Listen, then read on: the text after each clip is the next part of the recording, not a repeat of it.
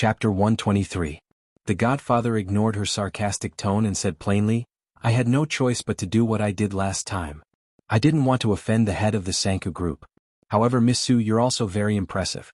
You offended Mikakito and yet you're still alive and well. He pretended not to know what she meant and pushed all the blame to Su Xingqian. There was a pot of tea on the small wooden table in front of the rattan chair. Su Yunxian leisurely poured herself a cup of tea and chuckled. I don't think our relationship is good enough for a casual chat. Why are you looking for me? The godfather smiled. Then I'll get straight to the point. What's the name of the drug you asked Suzaku to inject into Xiaodong? Su Yunxian raised her eyebrows. I can't tell you. The godfather said plainly, I want to know how to detoxify it. Su Yunxian chuckled. I can't tell you. The godfather's voice turned cold. Aren't you afraid that I'll record our conversation and send it to Bailey Han? I know that what you're most afraid of is not being exposed by Mikakito, but Bailey Han finding out your true colors. Su Yunxian's expression changed but quickly returned to normal. She smiled and said, I really can't tell you because it's not on the market yet and it doesn't have an official name.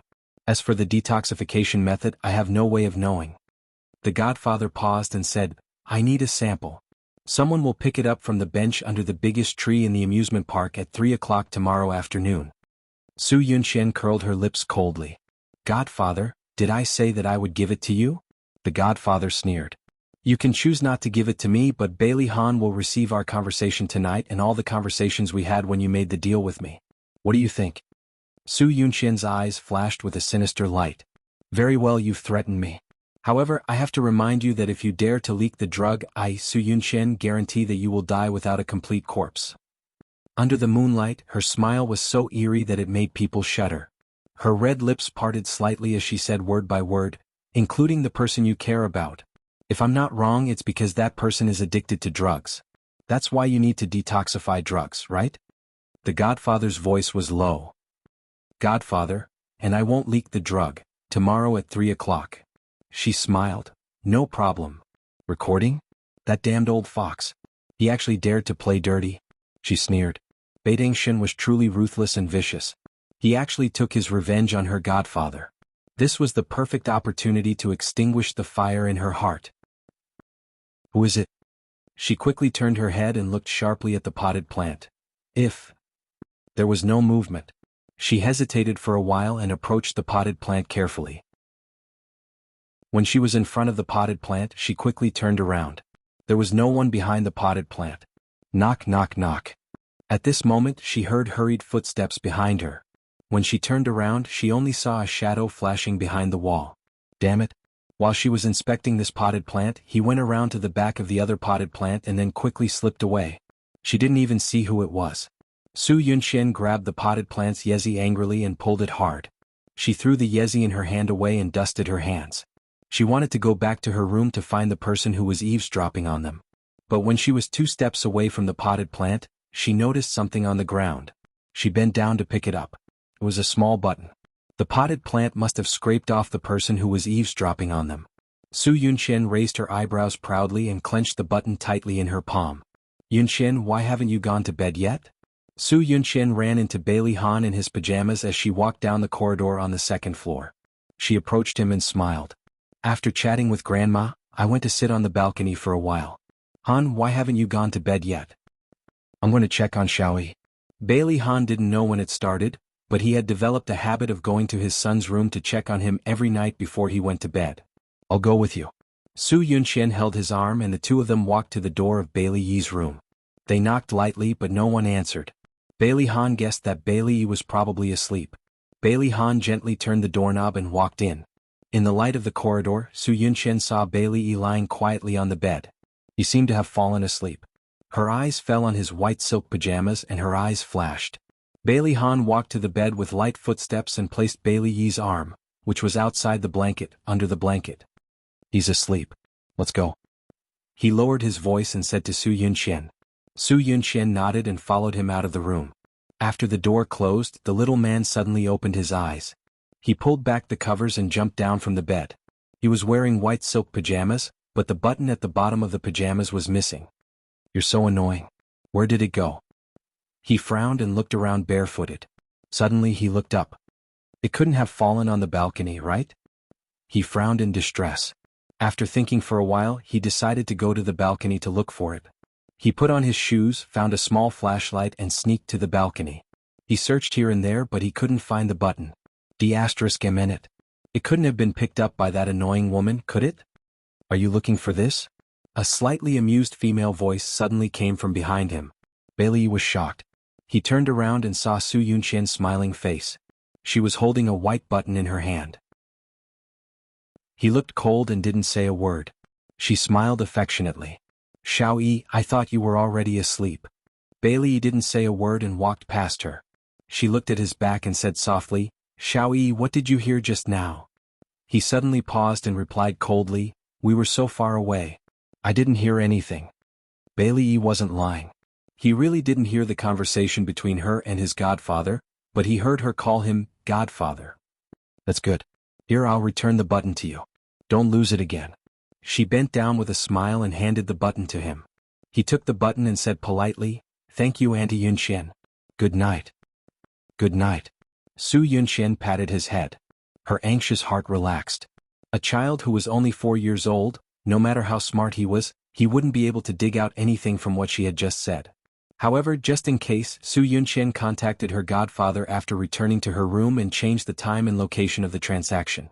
The next morning, her godfather obtained a drug sample from Su Yunqian. Using his powerful connections, he sent the drug to the research lab for analysis and research to develop a drug withdrawal drug. However, drug withdrawal wasn't something that could be completed in a day or two. Before the antidote was developed, Su Xingqian could only accept his parents' arrangement and was secretly sent to a drug rehabilitation center. Su Morong thought that by sending her daughter to a drug rehabilitation center in the middle of the night, she could avoid being found out. She didn't expect that the next day news of a rich girl taking drugs and having a daring 4P with a cowherd would spread like wildfire on the internet. Su Morong was both anxious and anxious. She was so busy that she couldn't stop the news from spreading like wildfire. Just as she expected, the Su Corporation's shares fell rapidly. In the end, she had no choice but to negotiate with Mika Kito. Mika Kito refused to meet and asked Jiang Dao to deal with it. When Jiang Dao spoke with Su Morong, he clearly expressed that Mika Kito had nothing to do with him and was purely Su Xingqian's guess. In the end, Jiang Dao sneered, If President Su can't produce evidence to prove that our president did it, then I hope that President Su will not act irrationally. Su Morong was furious but she couldn't do anything. Everything was just her daughter's guess and there was no concrete evidence. If she fell out with the other party, she would only embarrass herself. Therefore, she suppressed her anger and left. However, her hatred for Xia Dong and Mika Kito deepened. In the drug rehabilitation center, Su Xingqian's drug addiction kicked in. Her body was in so much pain that it didn't feel like it belonged to her.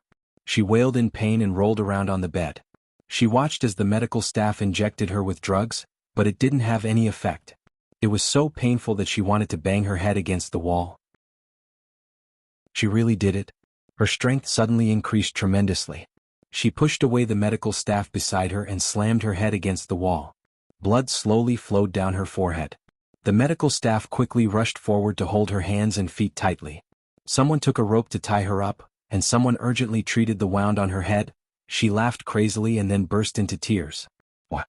She had used so much strength but she was still conscious. Her body felt like it was being cut into pieces. It was so painful that she wanted to die. Give me, give me, give me.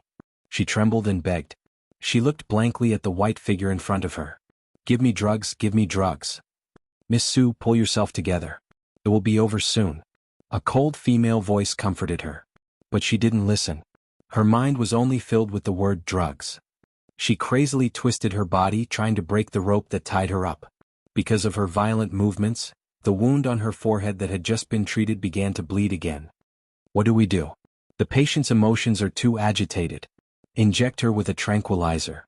Someone injected an injection into her arm. She gradually calmed down and fell into a deep sleep. When Su Xingqian woke up, it was already the morning of the next day. There were faint voices outside the window. Because of Su Morong's arrangement, she stayed in a special ward on the second floor. It was luxuriously decorated and had a complete set of appliances. Outside the window was a garden. She felt that the voices outside the window were particularly irritating. She unhappily frowned and moved her sore body. She was about to get out of bed and close the window when she inadvertently heard her name. She leaned against the window and carefully listened to the two people's conversation downstairs. The two people who were talking were women wearing hospital gowns. They should be the same as her, here to detox. Su Xingchen? You mean that rich girl who had a 4P with a male prostitute? Is she really in our detox center? Welfare Songshu 566. Chapter 124. Su Xingchen? Are you talking about the rich girl who had a 4P with a male prostitute? Is she really in our drug rehabilitation center? She'll lower your voice. She lives on the second floor. You haven't gone online today, right? Not only did she play with men, but she's also addicted to drugs. Otherwise, why would she be sent to the drug rehabilitation center? Wow, I didn't expect her to do such a thing when she looks so innocent and cute. The other woman laughed mockingly.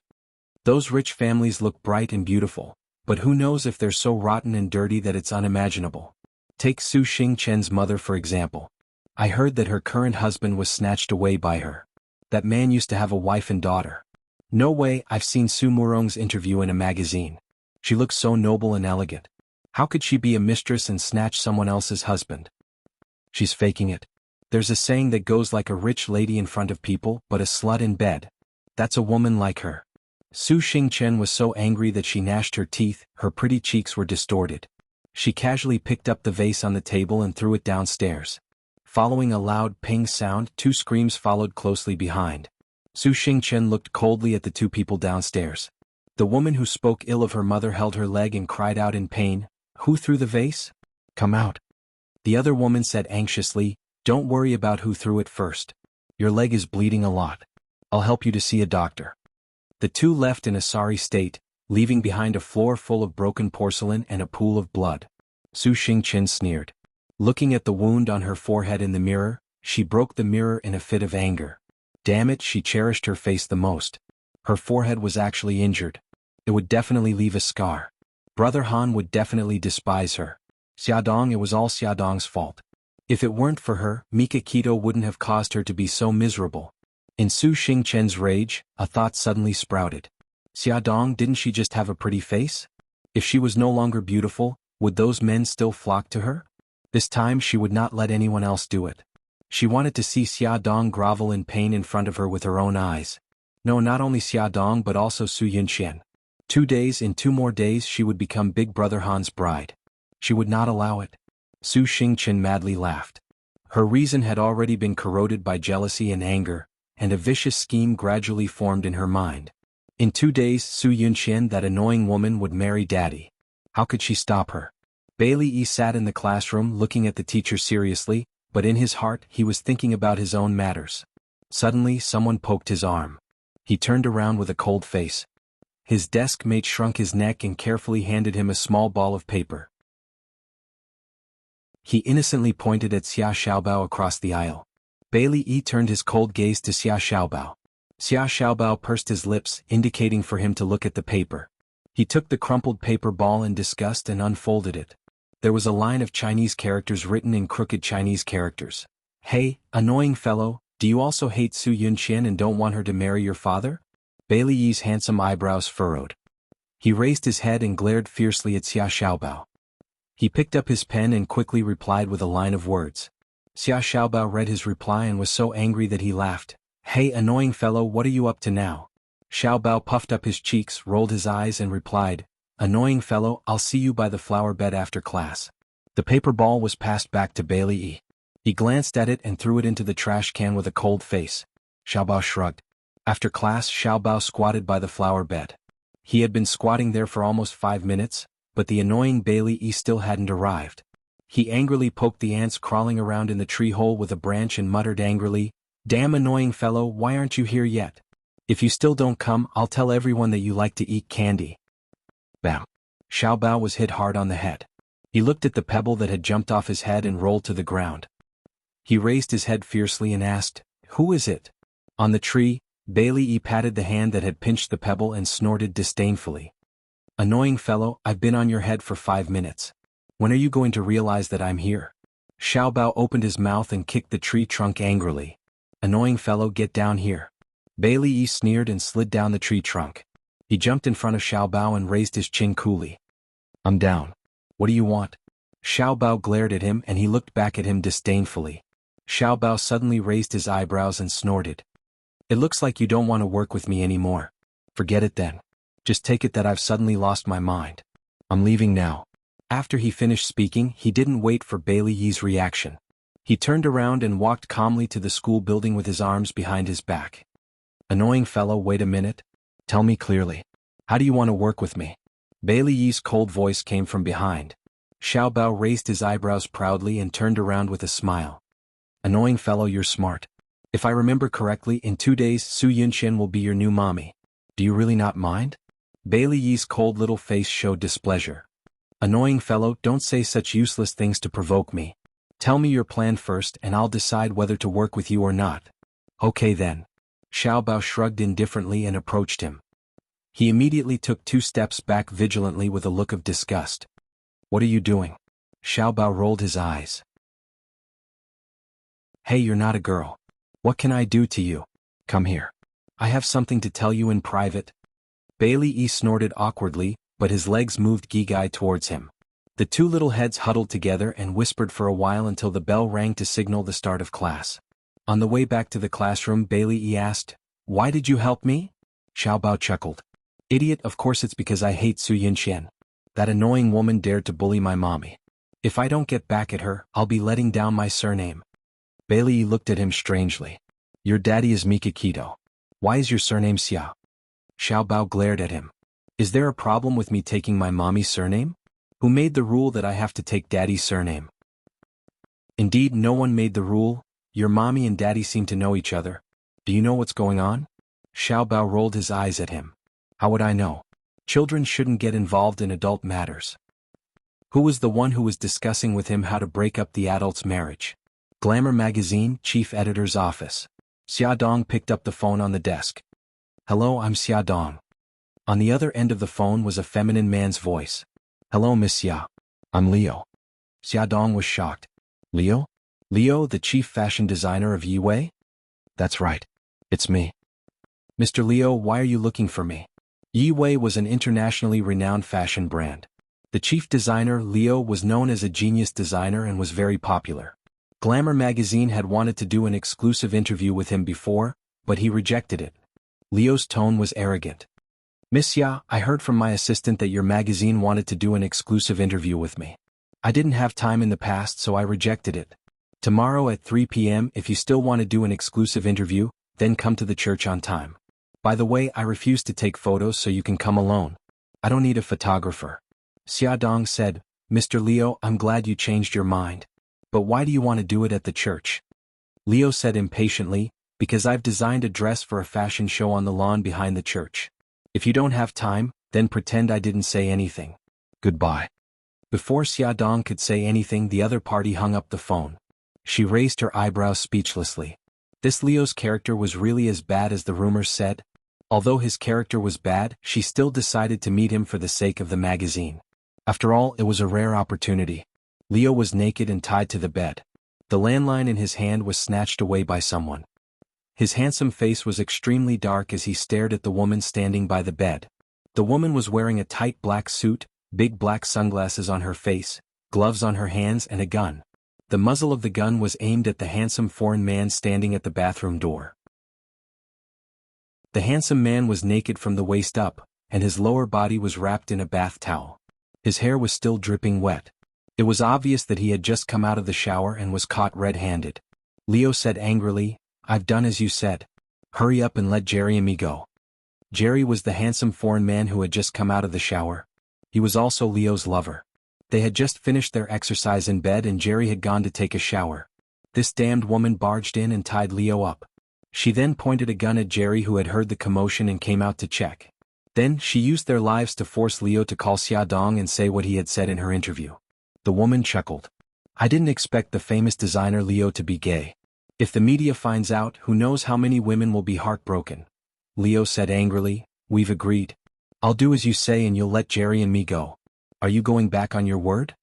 The woman waved the phone in her hand. Of course not. I'm just worried that you'll cause trouble for me, so I want to leave some evidence that can be used against me.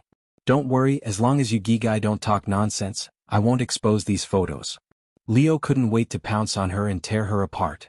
You better keep your word. If you go back on your words, I'll definitely not let you go.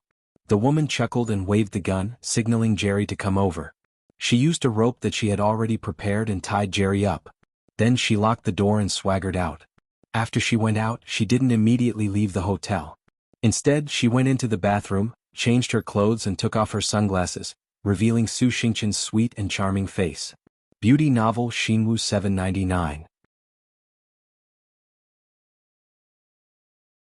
Chapter 125. At 3 o'clock in the afternoon, Xiaodong brought Ding Hao to the church that Liu had mentioned. They went to the lawn behind the church but did not see any fashion show.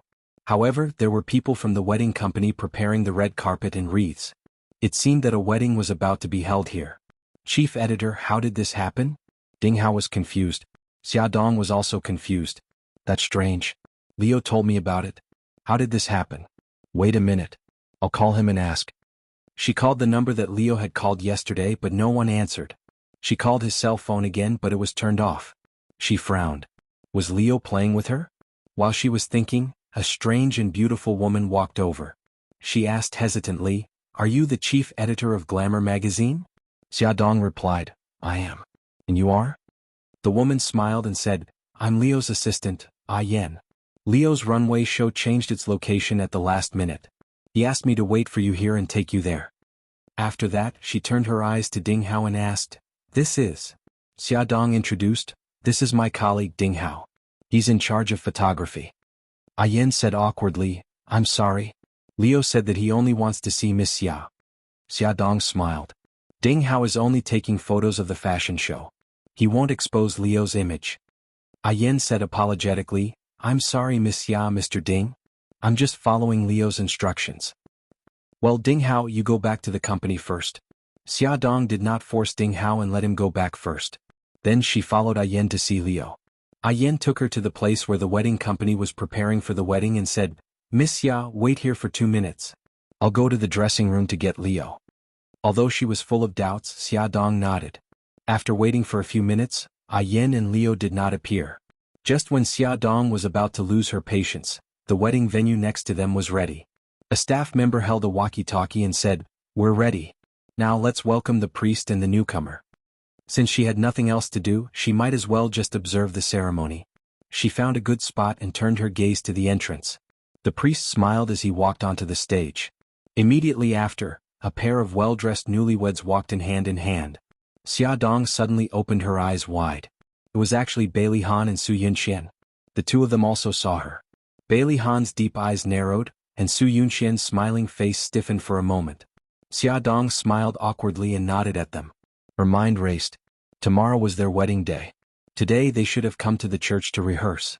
Except for the first glance, Bailey Han treated Xiaodong as heir after that. He held Su Yunxian's arm and walked to the priest. Xiaodong stood not far away and watched them say, "I do," in front of the priest. She watched them look at each other affectionately.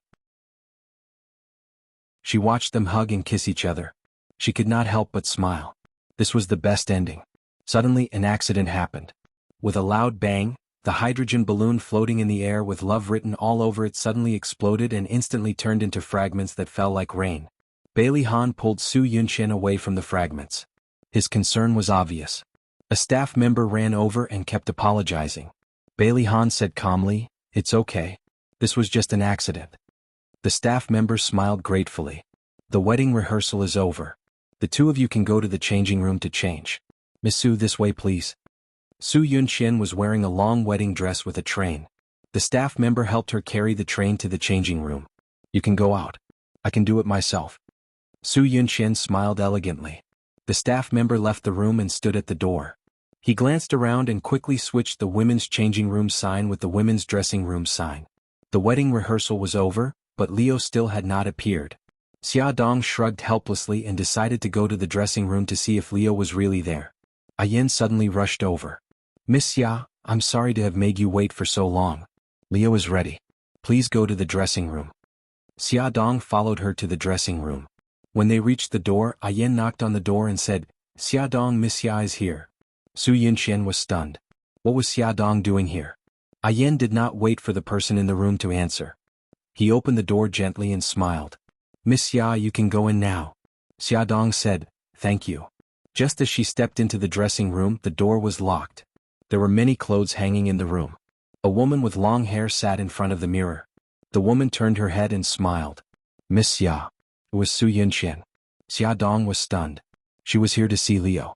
Why was Su Yunqian here? Where was Leo? I'm sorry. I might have come to the wrong place. Xiaodong had a bad feeling. She walked quickly to the door and tried to open the door. However, the door could not be turned. It seemed that someone had locked it from the outside. Su Yunqian's smile turned cold. Since there are only the two of us here, you can tell me the truth. Why are you here today? Xiaodong gave up on the door handle. She wondered if Lu Xing had found out that she was trapped here. She said calmly, Miss Su, you're thinking too much. I'm here for something else. The door has been locked from the outside. Let's think about how to get out first. Su Yunqian was not anxious at all. Anyway, Bailey Han would definitely look for her if he found out that she had not gone out for a long time. She raised her eyebrows and said, what a coincidence. I'm rehearsing here and you're here for something? Xiaodong's voice turned cold. It's just a coincidence. Of course, there's another possibility. I've been set up. This room didn't look like a dressing room at all. It should be a changing room. Why did that woman called Yen bring him here on purpose? Clap, clap. A clear clapping sound came from behind the row of hanging clothes. Xiaodong and Su Yunqian looked over at the same time. A petite figure peeled off the clothes and slowly walked out. She had a charming smile on her face. As expected of big sister Xiaodong. You're so smart.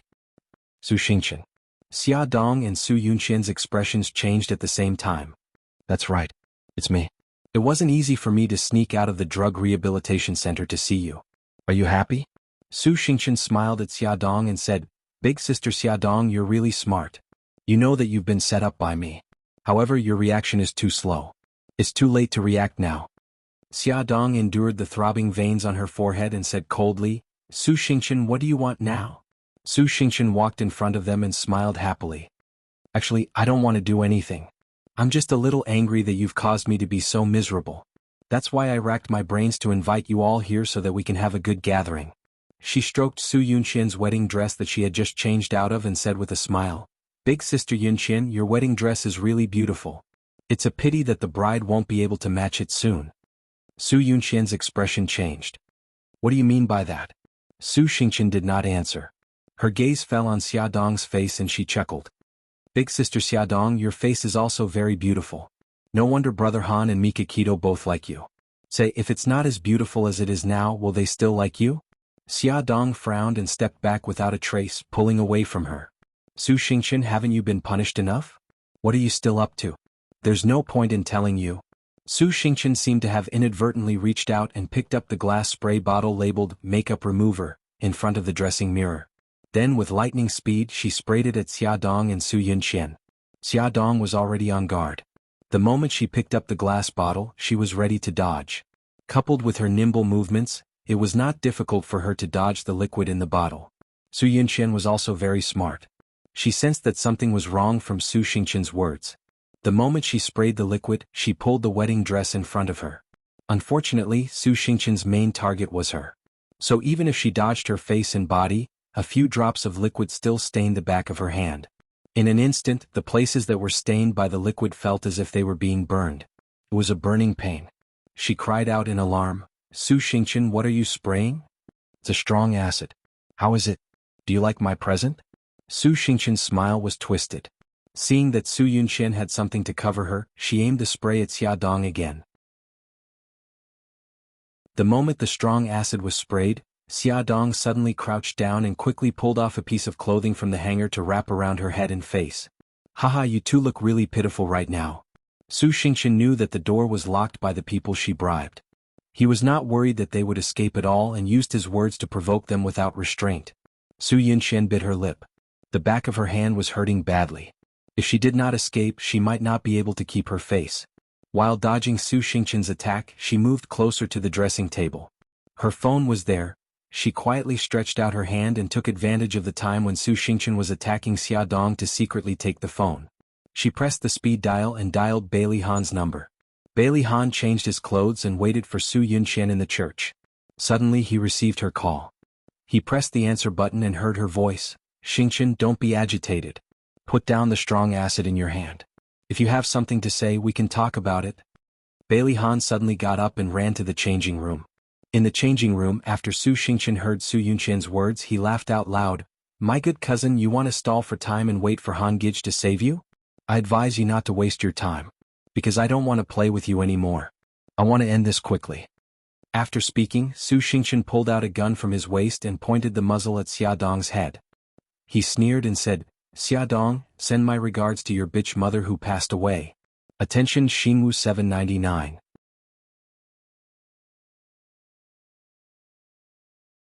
Chapter 126. With that, Su Xingqian pulled out a pistol from his waist and pointed the muzzle at Xiaodong's head. He sneered, Xiaodong, send my regards to your bitch of a mother who has already passed away. Xiaodong stared at the black muzzle of the gun. She was so nervous that her back was sweating.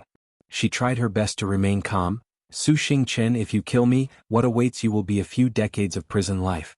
Do you want to spend the rest of your life in prison? Su Xingqian's eyes were wild. I've already thrown caution to the wind. If I can't have it, then no one else can. Xiaodong, don't worry, you won't be alone. Su Yunqian will soon accompany you. She gave a twisted and cruel smile and slowly pulled the trigger. Bang! A loud sound was heard. The door was kicked open and a black figure hugged Xiaodong like a bolt of lightning. Like a hunting leopard, he quickly brought her around and dodged Su Xingqian's muzzle. What came out of the muzzle was not a bullet but a liquid. The liquid stained the wall and the wall immediately began to bubble. Just as Xiaodong's heart was pounding, the black figure had already let go of her. His body was as fast as the wind as he pounced on Su Xingqian. His movements were fast and fierce. In the blink of an eye, the black figure had already grabbed her wrist. While the two were fighting for the pistol, the trigger was pulled. The black figure raised the muzzle and aimed it at Su Xingqian's face. The liquid from the gun accurately sprayed onto her face. She threw the gun away and covered her face with both hands as she screamed. Her skin was rapidly smoking and rotting at a speed visible to the naked eye. This frightening scene took place within a short span of 10 seconds. Xiaodong and Su Yunqian then realized that she was not using a real pistol, but a water gun filled with strong acid. Su Xingqian's hands trembled as he covered his cheeks. He wailed mournfully and staggered out of the changing room. The black figure did not chase after him. He turned around and faced Xiaodong. It was Lu Xing. His face was expressionless, but his eyes were filled with worry. Miss Xia, are you okay? Thank you, I'm fine. Xiaodong glanced at the place where Su Xingqian was just standing. There was still a strong acid on the floor. She could not help but feel a burst of fear. Su Yunqian's legs went soft. She held onto the dressing table to stand. She knew that if Su Xingqian succeeded and shot Xiaodong, she would be the second. Yunqian, are you okay? Bailey Han could tell that something was wrong from the phone call, so he hurried over. His hair was a little messy and he looked anxious. Han, I'm fine. Su Yunqian bit her lips. Her eyes were filled with tears. She seemed to be frightened. But the wedding dress is ruined. The wedding dress that she had used to block the strong acid had been corroded into tatters by the strong acid, and it was full of small holes. It's good that you're okay. Bailey Han's heart, which had been in his throat, returned to his chest. He hugged her tightly and looked around. Only then did he notice Xiaodong and Lu Xing's presence. Xiaodong was also in a sorry state. Even the small jacket she was wearing had a few small holes corroded, revealing the straps inside. Bailey Han's body stiffened. He wanted to let go of Su Yunqian, but she hugged him even tighter. Xiaodong smiled faintly. Mr. Bailey, Miss Su, I won't disturb you anymore. She and Lu Xing walked out of the changing room calmly. Miss Xia, Lu Xing suddenly called her. She turned around in surprise. A suit jacket was draped over her shoulders. Lu Xing's black-rimmed glasses covered his eyes. He said faintly, your clothes are torn. Xiaodong was embarrassed. She almost forgot that her jacket was corroded by the acid. Thank you. You're welcome. Xiaodong looked at his serious face and wanted to laugh. But when she thought of Su Xingqian who ran away, her heart sank. Lu Xing, Su Xingqian ran away. I'm worried that she won't give up. Lu Xing was expressionless. Miss Xia, don't worry. What awaits Su Xingqian is jail time. Xiaodong shook his head. The Su family is too powerful. Su Murong won't just watch her only daughter go to prison. Su Xingqian's crime is just intentional assault. Coupled with the attempted assault, there's no real evidence. Her crime seems too easy to exonerate. Lu Xing's lips curled up strangely. Miss Xia, you don't have to worry about this. I believe that boss will have a way. Just as Xia Dong and Lu Xing left, Bailey Han also walked out of the changing room with Su Yunqian in his arms. Su Yunqian leaned against his arm. The burned skin on the back of her hand had already been treated. Bailey Han sent her to the hospital. Although the burn area was not big, it would definitely leave a scar and it would take more than a week for the wound to heal. After leaving the hospital, Bailey Han drove Su Yunqian home. She bit her lip and said awkwardly, Han, we're going to have our wedding tomorrow. But the wedding dress is ruined and my hand is injured. What should we do? Bailey Han thought for a moment and said, the wedding dress is easy to solve. I'll ask Anson for help. As for the wound on your hand, he glanced at the back of her hand. After wearing white gloves, you can barely see the gauze on the back of your hand. We'll simplify the wedding and you won't have to work too hard. Su Yunqian tilted her head and looked into his eyes. She said firmly, the wedding will be held as usual. I'm fine, Han. I don't want our wedding to have any regrets. Okay, I'll listen to you. Bailey Han's lips curled up. When he was about to say something, his phone suddenly rang. He hung up the headset and heard Madame Gu's voice. Okay, Grandma. We'll go back tonight. Bailey Han said a few words to Madame Gu and hung up the phone. He said to Su Yunqian, Yunqian, Grandma said that she wants to see us tonight. She wants us to go home. Su Yunqian smiled, okay, but don't tell Grandma that I'm injured in case she's worried. Bailey Han changed the direction and the car drove to Bailey's old house. When they arrived at the old house, Madame Gu and Bailey Yi were playing chess in the living room. The old woman and the young man huddled together. Madame Gu cried, no, Baby Yi, I regret it. I shouldn't have done this. Bailey Yi puffed up his cheeks and said helplessly, Great-Grandma, you've already regretted 5 moves. Then let me regret it again. Baby Yi, I'm your great-grandma. Don't be so calculative. Bailey Yi's little face scrunched up. Was this old child who always regretted her moves and refused to grow up really the strict and decisive Madame Bailey? Bailey Han couldn't help but smile when he saw Madame Gu's shameless look and his son's distressed little face. He held Su Yunqian's arm and walked towards them. Grandma, we're back. Su Yunqian smiled, Grandma Xiao Yi, you're playing chess. Daddy, Auntie Yunqian. Bailey Yi stood up from the small chair and greeted them politely. Old Madame saw the bandaged back of Su Yunqian's hand at a glance. She looked concerned. Yunqian, what happened to your hand? Is it serious? Come here and let me take a look. It's nothing serious. I accidentally rubbed it. Su Yunqian let go of Bailey Han's arm and walked elegantly to Madame Gu's side and sat down. Madame Gu lifted her wrist and carefully examined it. Oh, the bandage is so thick. Are you sure it's okay? Will it affect tomorrow's wedding? It's really fine, Grandma. Don't worry. It won't affect tomorrow's wedding. Madame Gu was relieved when she heard that it wasn't serious. She smiled and asked, did the rehearsal go smoothly today? Tell Grandma about it. Su Yunqian and Bailey Han looked at each other and said with a smile, it went well. Grandma, why did you call us back? It's nothing serious. I just wanted to tell you guys to come back and tell you some things to pay attention to when you hold the wedding. Madame Gu asked them to sit beside her and told them a lot of details. They listened patiently and asked questions from time to time. Madame Gu was very satisfied with their serious attitude. After dinner, Bailey Han was called to the study by Madame Gu. Han, I actually called you back today for something else. Madame Gu sat in the rattan chair with a hint of sadness in her eyes. Xiaoyi called me today and said, Great-Grandma, Daddy and Auntie Yunqian are married. Can I not call Auntie Yunqian Mommy? Great-Grandma, when Daddy and Auntie Yunqian have Xiaobao, will they still love me? Bailey Han's body stiffened and his chest suddenly tightened. Madame Gu wiped the corners of her eyes. Han, I said this to tell you that no matter what happens in the future, Xiaoyi will always be Bailey's eldest grandson. Bailey Han couldn't describe his feelings at that moment. Bitterness, guilt, heartache all at the same time. He secretly clenched and unclenched his fists. After a long time he said, Grandma, I understand. Xiaoyi is my son. I won't let him suffer in the slightest. I'm relieved to hear that. Madame Gu nodded in satisfaction. Suddenly she thought of something and asked, what's with the injury on the back of Yunqian's hand? Did she really scratch it? Her eyes were burning and full of suspicion. Bailey Han knew that he couldn't hide it from her, so he briefly told her what happened in the afternoon. Madame Gu couldn't help but sigh. I didn't expect Xingqian to be so vicious. Yunqian is her cousin. She deliberately avoided Xia Dong. Bailey Han pursed his lips and didn't say a word. Madame Gu seemed to have been hit by this incident. She waved her hand tiredly. According to customs, Yunqian is getting married from her parents' home. It's getting late. You should send her back quickly. Let Xiaoyi stay in the mansion tonight. Bailey Han bid farewell to Madame Gu and walked out of the study. On the other side, Su Yunqian watched Bailey Han and Madame Gu go upstairs. She suggested that Bailey Yi go back to his room to rest. Bailey Yi dismissed the servants and sat down beside the unfinished game of Go. He didn't even raise his head as he answered, "Auntie Yunqian, please wait a moment." Su Yunqian could only sit beside him and watch him play Go with himself. His small face looked serious. Sometimes he frowned, sometimes he curled his lips, and sometimes he moved the Go pieces. After about 10 minutes, the sensor hidden under his sleeve suddenly vibrated. He nonchalantly pushed away the unfinished Go pieces and stood up. He smiled politely like a gentleman. "Auntie Yunqian, we can go now." Su Yunqian glanced at the Go board. "Why aren't you playing?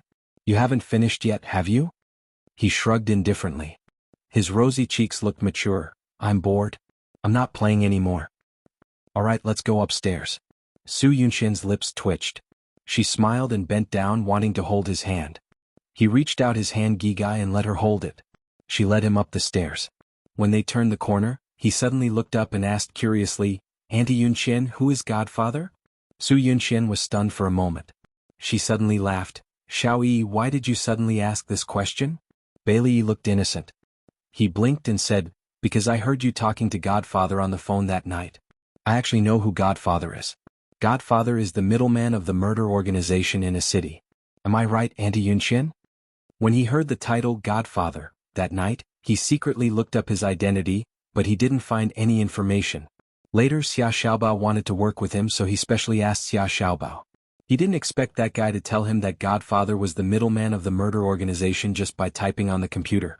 He was jealous of that guy's database for a long time. Su Yunqian's expression changed. She lowered her voice. "Xiaoyi, don't talk nonsense. The person on the phone with me that night was the priest of the church. We were discussing the wedding, not Godfather.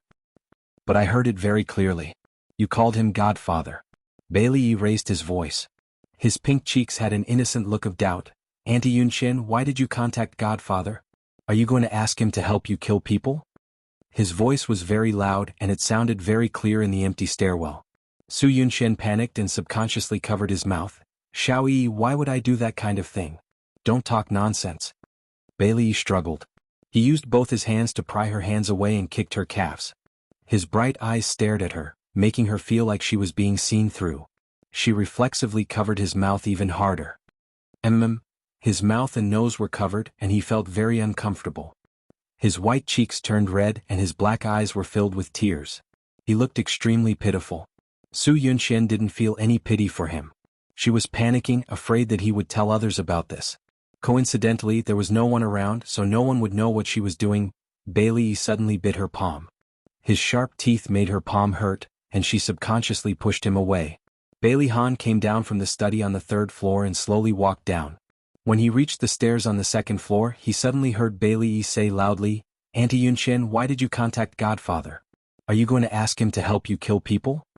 He suddenly stopped in his tracks. There was suddenly no sound downstairs. His heart tightened and he quickened his pace to run downstairs. Then he saw a shocking scene. His son rolled down the stairs and Su Yunqian stood on the stairs like a statue. She seemed to be scared out of her wits. "Come and see." Song Shu 566.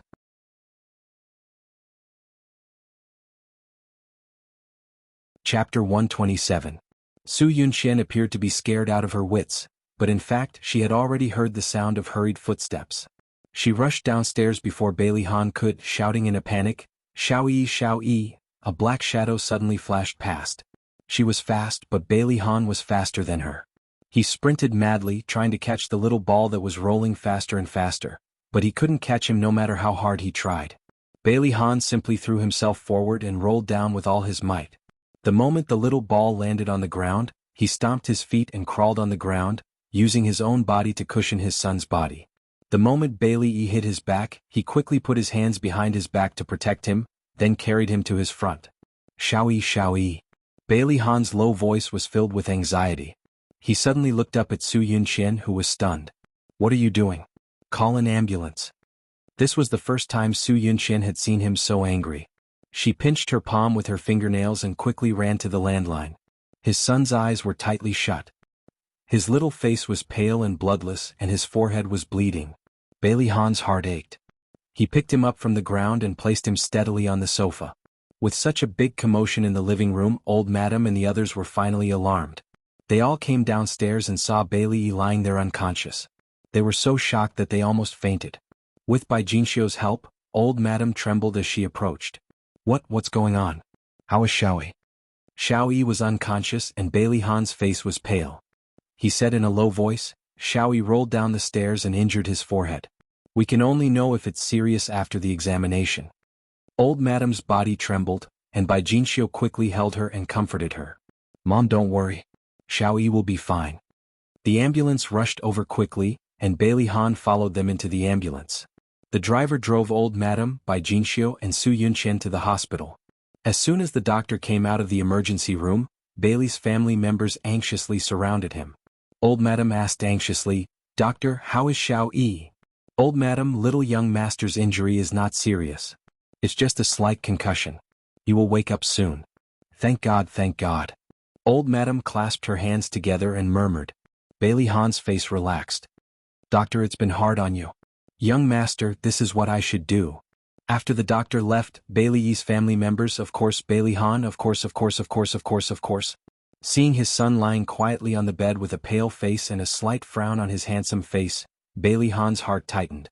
Old Madam burst into tears and held his little hand. No matter how her family members persuaded her, she insisted on staying by Xiaoyi's side and waiting for him to wake up. Su Yunqian stood by Bailey's bed and comforted him softly at the right time. Bai Jinxiu said warmly, Han, you and Yunqian should go back and rest first. You will have to work hard tomorrow. Old Madam and I will stay in the hospital tonight. Bailey Han looked at his son and said calmly, Cancel the wedding first. What? Bai Jinxiu's eyes widened in shock. Han, do you know what you're talking about? Su Yunqian couldn't believe her ears. She widened her beautiful eyes and looked at Bailey Han, waiting for his explanation. Bailey Han's gaze swept across everyone present calmly and he said indifferently, Mom, you didn't hear wrong. I want to cancel the wedding. Yunqian, I'll take you home first. With that he turned to leave. Su Yunqian grabbed his arm and said in a trembling voice, Han, why? Why do you want to cancel the wedding? Is it because Xiaoyi is injured? Bailey Han suddenly turned around and stared at her with his deep and sharp eyes. His thin lips were tightly pursed as if he was restraining himself. After a long while he said in a cold voice, Yes, Xiaoyi is injured. As his father, I can't abandon him at this time. Su Yunqian's grip on his arm gradually tightened. Her beautiful eyes were covered with a layer of mist. She bit her lip and said pitifully, Han, let's postpone the wedding. Don't cancel it, okay? When Xiaoyi recovers we'll hold the wedding, okay? She was so compromising that even Bai Jinxiu couldn't stand it anymore. Han, Yunqian is right. If we suddenly cancel the wedding, what will everyone think of the Bailey family? Why don't we postpone it?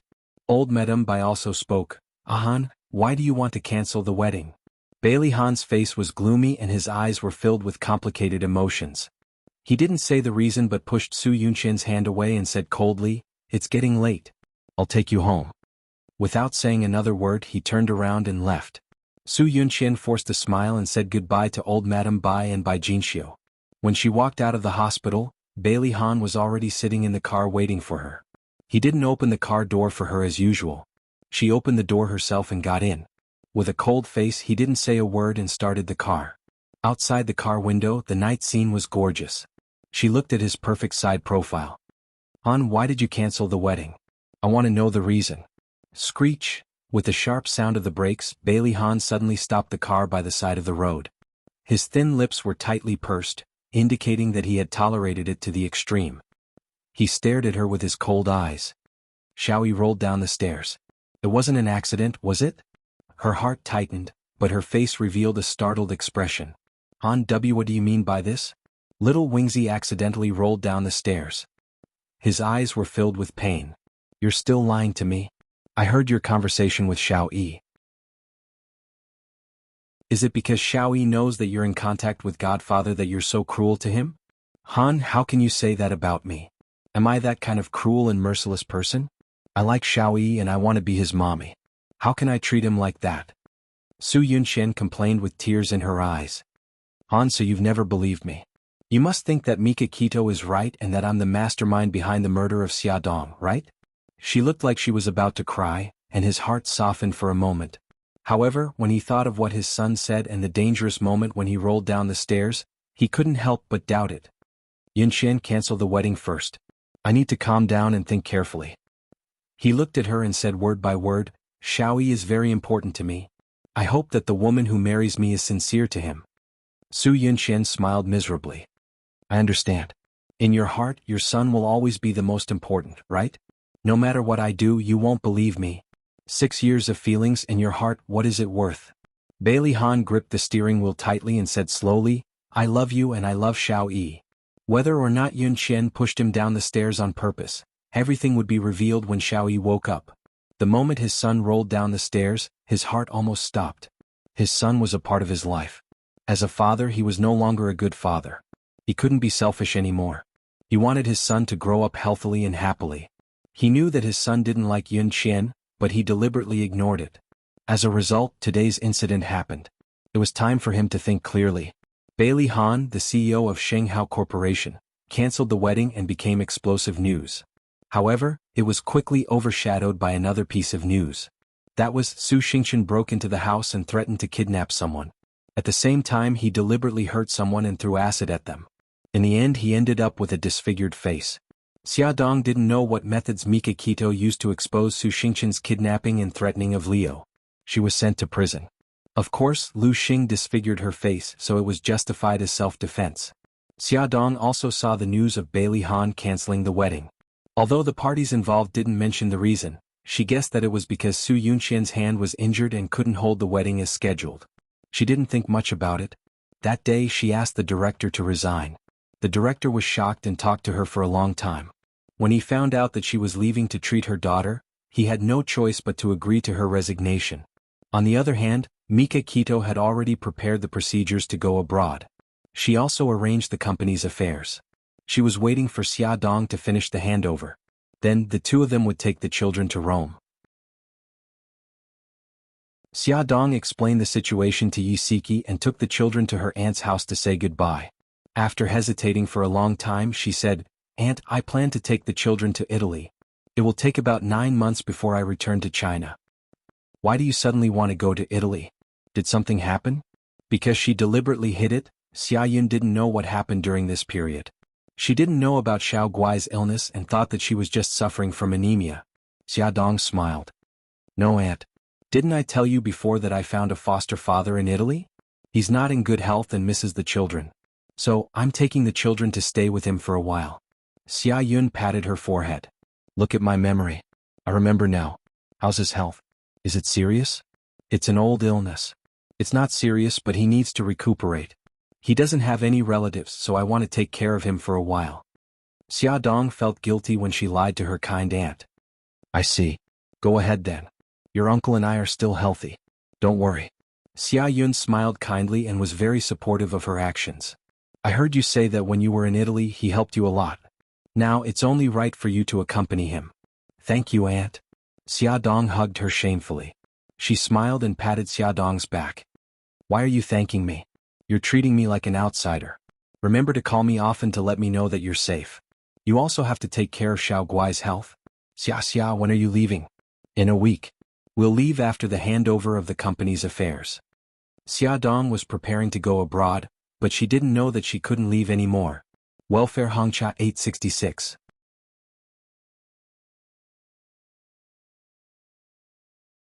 Chapter 128. Shanghao Group. Bailey Han was gathering his subordinates to deal with the cooperation with the United States when his phone rang. He picked up the phone almost at lightning speed. His voice was low and a little hoarse. Grandma, how is Xiao Yi? Old Madame Han sighed. Xiao Yi is awake, but you should come to the hospital. Bailey Han had been worried about his son when he was working. When he heard old Madame Han's words, his heart jumped again. He hung up the phone and said to his subordinates, We'll talk about the cooperation in the afternoon. Then he took his car keys and left quickly. He drove all the way to the VIP ward. Old Madame Han was sitting by Xiao Yi's bed with red eyes. Xiao Yi had already woken up. He was lying on the bed expressionlessly with his small lips slightly pursed. "Grandma." Bailey Han greeted old Madame Han and bent down to touch his son's head. Xiao Yi tilted his head and dodged. Bailey Han sat down and softened his voice. "Xiao Yi, do you feel any discomfort?" Xiao Yi did not speak. His dark eyes stared quietly at the ceiling as if he did not hear his question. "Xiao Yi?" Bailey Han frowned. Was his son throwing a tantrum? "Don't shout. He can't hear you." Old Madame Han choked. Bailey Han's expression changed drastically. He reached out his hand, ignoring little Wingzi's attempts to dodge, and touched his head. Little Wingzi immediately shrieked like a frightened little beast, his hands and feet kicking around wildly. "Oh!" He screamed in horror. His eyes were full of fear, but he did not say anything. Bailey Han's heart sank. He quickly withdrew his hand. His screams gradually faded, and the fear in his eyes slowly dissipated. His bright black eyes became blank and dull. Bailey Han looked at his smart and obedient son suddenly become like this. His heart suddenly ached. "Grandma, what's going on? How did Xiao Yi become like this?" The old madam looked miserable. "Xiao Yi became like this when he woke up. No matter how we called him, he didn't seem to hear us. If we tried to touch him, he would scream and become very emotional. The doctor said that this is a symptom of autism." Bailey Han did not believe that his son would be autistic. He went to the attending doctor's office with an ugly expression. "Doctor, my son has always been normal. How did he suddenly become autistic?" "Mr. Bailey, young master's autism is not caused by hereditary factors. Instead, he suffered a great shock in an accident, which caused the malfunction of his brain cells and affected the function of the brain's nerves to transmit information, which led to autism." Bailey Han's pupils suddenly shrank. "Can it be cured?" Based on the young master's condition, he is mainly affected by psychological factors. The possibility of recovery is still relatively high. But I suggest that parents don't be too impatient. Relax, relax, get rid of the child's negative emotions and communicate with him step by step. The doctor talked about a lot of precautions before treatment for autism. Bailey Han listened patiently and asked questions from time to time. In the process of talking with the doctor, his attitude became more positive. He believed that there would be a way to cure his son's autism. But the reality was that Bailey Yi's condition was getting worse and worse. He completely isolated himself in his own world and ignored the people and things around him. He silently did his own things. Sometimes he would draw, sometimes he would play chess with himself, sometimes he would sit in front of the window and stare blankly. Sometimes he would sit there for the whole day. As long as someone wanted to touch him, he would scream like a frightened little beast, baring his fangs and brandishing his claws. With his current condition, there was no way he could go back to school. He didn't even take the final exams. Although Bailey Han cancelled the wedding, which had a certain impact on the Bailey family and the Su family, the Bailey family was busy trying to find a way to cure Xiao Yi's illness. They didn't have the time to pay attention to the outside world. The Su family was different. First, there was the scandal of Su Xingqian. Then, the proud daughter of heaven, Su Yunqian and Bailey Han cancelled the wedding. Although it wasn't as sad as being abandoned, the inside story was enough for the media to speculate for a long time. The Su family's reputation fell to the bottom. Facing the swarm of media, Su Yunqian was indifferent and elegant. Her goddess-like temperament was vividly displayed. Although everyone was still speculating, their attitude towards her was a lot friendlier. She avoided the media and stepped into the hospital. This was the hospital where Su Xingqian was staying. Because Su Xingqian was splashed with strong acid, 20% of his face was severely burned. It was a third-degree burn. After being detained, he applied for medical parole through his connections. Now he was still staying in the hospital. When Su Yunqian went to visit him, Xia Jinxing was by his bedside. He looked a lot older and the hair on his temples was white. As for Su Xingqian, her entire head was wrapped in gauze, only revealing 2 eyes. Because of the burns on her respiratory tract, she couldn't open her mouth to speak. When she saw Su Yunqian appear at the door of the ward, her eyes were like copper bells. Her gaze was like a sharp blade, fiercely glaring at Su Yunqian. She made a gurgling sound from her throat and raised her hands in agitation, as if she wanted to strangle her. Xia Jinxing quickly grabbed her arm. "Xingqian, don't be agitated. Be careful of your wound." Su Yunqian's eyes flashed with a trace of ridicule. She had a gentle smile on her face. "Uncle, I'm here to see Xingqian. How is she now?" Xia Jinxing sighed. "Her situation isn't very good. The burns on her skin are very deep. I heard from the doctor that we can only use conservative treatment now. Only when her wound scabs over can we perform skin grafting surgery. Su Yunqian turned her gaze back to Su Xingchen and said gently, Xingchen, you have to listen to the doctor's words and take care of yourself. You'll get better. Xia Jinxing said guiltily, Yunqian, Xingchen treated you so badly but you still came to see her. I apologize on behalf of Xingchen. Su Yunqian smiled. Uncle, you're treating me like an outsider. We're family. No matter what Xingchen did, she's still my cousin. Su Xingchen's eyes widened. She wanted to dig a few holes in her body with her gaze. The gurgling sound from her throat also became louder. Su Yunqian held her hand that was grasping in the air and said gently, Xingchen, I know what you want to say. Don't worry, I've already forgiven you. Don't let your thoughts run wild. Take care of yourself and get better soon. Su Xingchen couldn't care less about the piercing pain on her face. She shook her bandaged head. Xingchen, don't be so agitated. I'll visit you again in the future. Su Yunqian thoughtfully patted the back of her hand. She stood up and said to Xia Jinxing, Uncle, I'll leave first. I won't disturb Xingchen's rest. Yunqian, thank you for visiting Xingchen. Be careful on your way back. Xia Jinxing walked her to the door. Okay, uncle. You should go back and take care of Xingchen. Walking out of the hospital, Su Yunqian smiled. Han was suspicious of her. He didn't care about her reputation and cancelled the wedding. Now, he didn't even take the initiative to contact her. She was extremely depressed. Now that she had visited Su Xingchen, she felt much better. Su Yunqian didn't go back to the company. Now that Han was ignoring her, it was better to start with the old madam. She drove to the old mansion and chatted with the old madam for a while.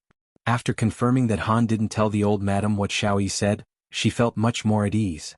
Next, she wanted to check on Xiaoyi. She wanted to see how sick he was and whether he would tell anyone about her.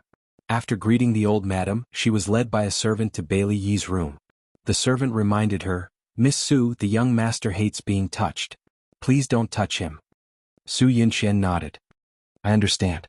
You can leave first.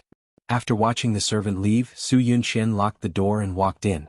Bailey Yi sat in the empty art room. His small body was standing in front of the easel.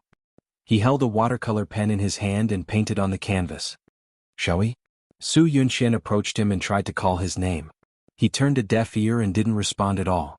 His hands continued to paint. His bright black eyes quietly stared at the canvas. He was completely immersed in his own world.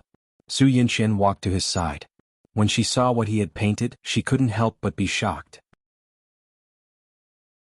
On the large canvas there were only two colors, black and red. There was not a trace of light in the dark sky, and the ground was covered in the bright red color. A lonely little figure stood between the black and red colors, and the whole picture was shrouded in a strange and frightening atmosphere. Su Yunqian stretched out her hand and pointed at the little figure in the painting. Xiaoyi, is this you? Xiaoyi still didn't say a word. He picked a white watercolor pen and painted on the outline of the little figure. Soon, the white figure became conspicuous at the intersection of the black and red. However, with the overall color combination, it became even more strange. Xiaoyi. Su Yunqian stretched out her hand tentatively. He didn't move and looked at the canvas seriously. Her slender and fair fingers slowly landed on his thin and weak shoulders. Xiaoyi seemed to have gone crazy. He kicked and hit her violently and scratched her arm with his fingernails. This scream came from Su Yunqian. There were 3 red scratches on her arm. She quickly withdrew her hand and retreated away from him. What's wrong? What's wrong? Miss Su, hurry and open the door. Hearing the scream, everyone in the villa was alarmed. The servants who rushed over first kept knocking on the door. It's nothing. Wait a moment. I'll open the door right away. Su Yunqian glanced at Bailey Yi, who was still screaming. She tidied her hair and quickly walked forward to open the door. Little young master, the servant wanted to go forward, but he was afraid of disturbing Bailey Yi. He didn't know what to do. At this moment, the old madam rushed over with her walking stick. Trembling, she walked to Xiao Yi's side. She didn't dare to reach out to hug him. She only comforted him gently. Darling, don't be afraid. Great-grandma is here. Ad Hongcha 866.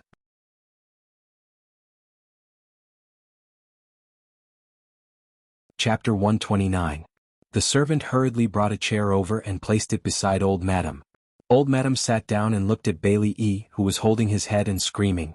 She coaxed him gently over and over again. After an unknown amount of time, little Wingzy finally calmed down. He picked up the paintbrush again and painted on the canvas as if nothing had happened. Old Madam endured the intense heartache and praised him with a smile. Baby is so amazing. The painting is so beautiful. Xiao Yi's small body stood upright like a statue without any reaction. Let's go. Let's not disturb Baby Yi. Old Madam sighed in her heart and stood up with the help of the servant.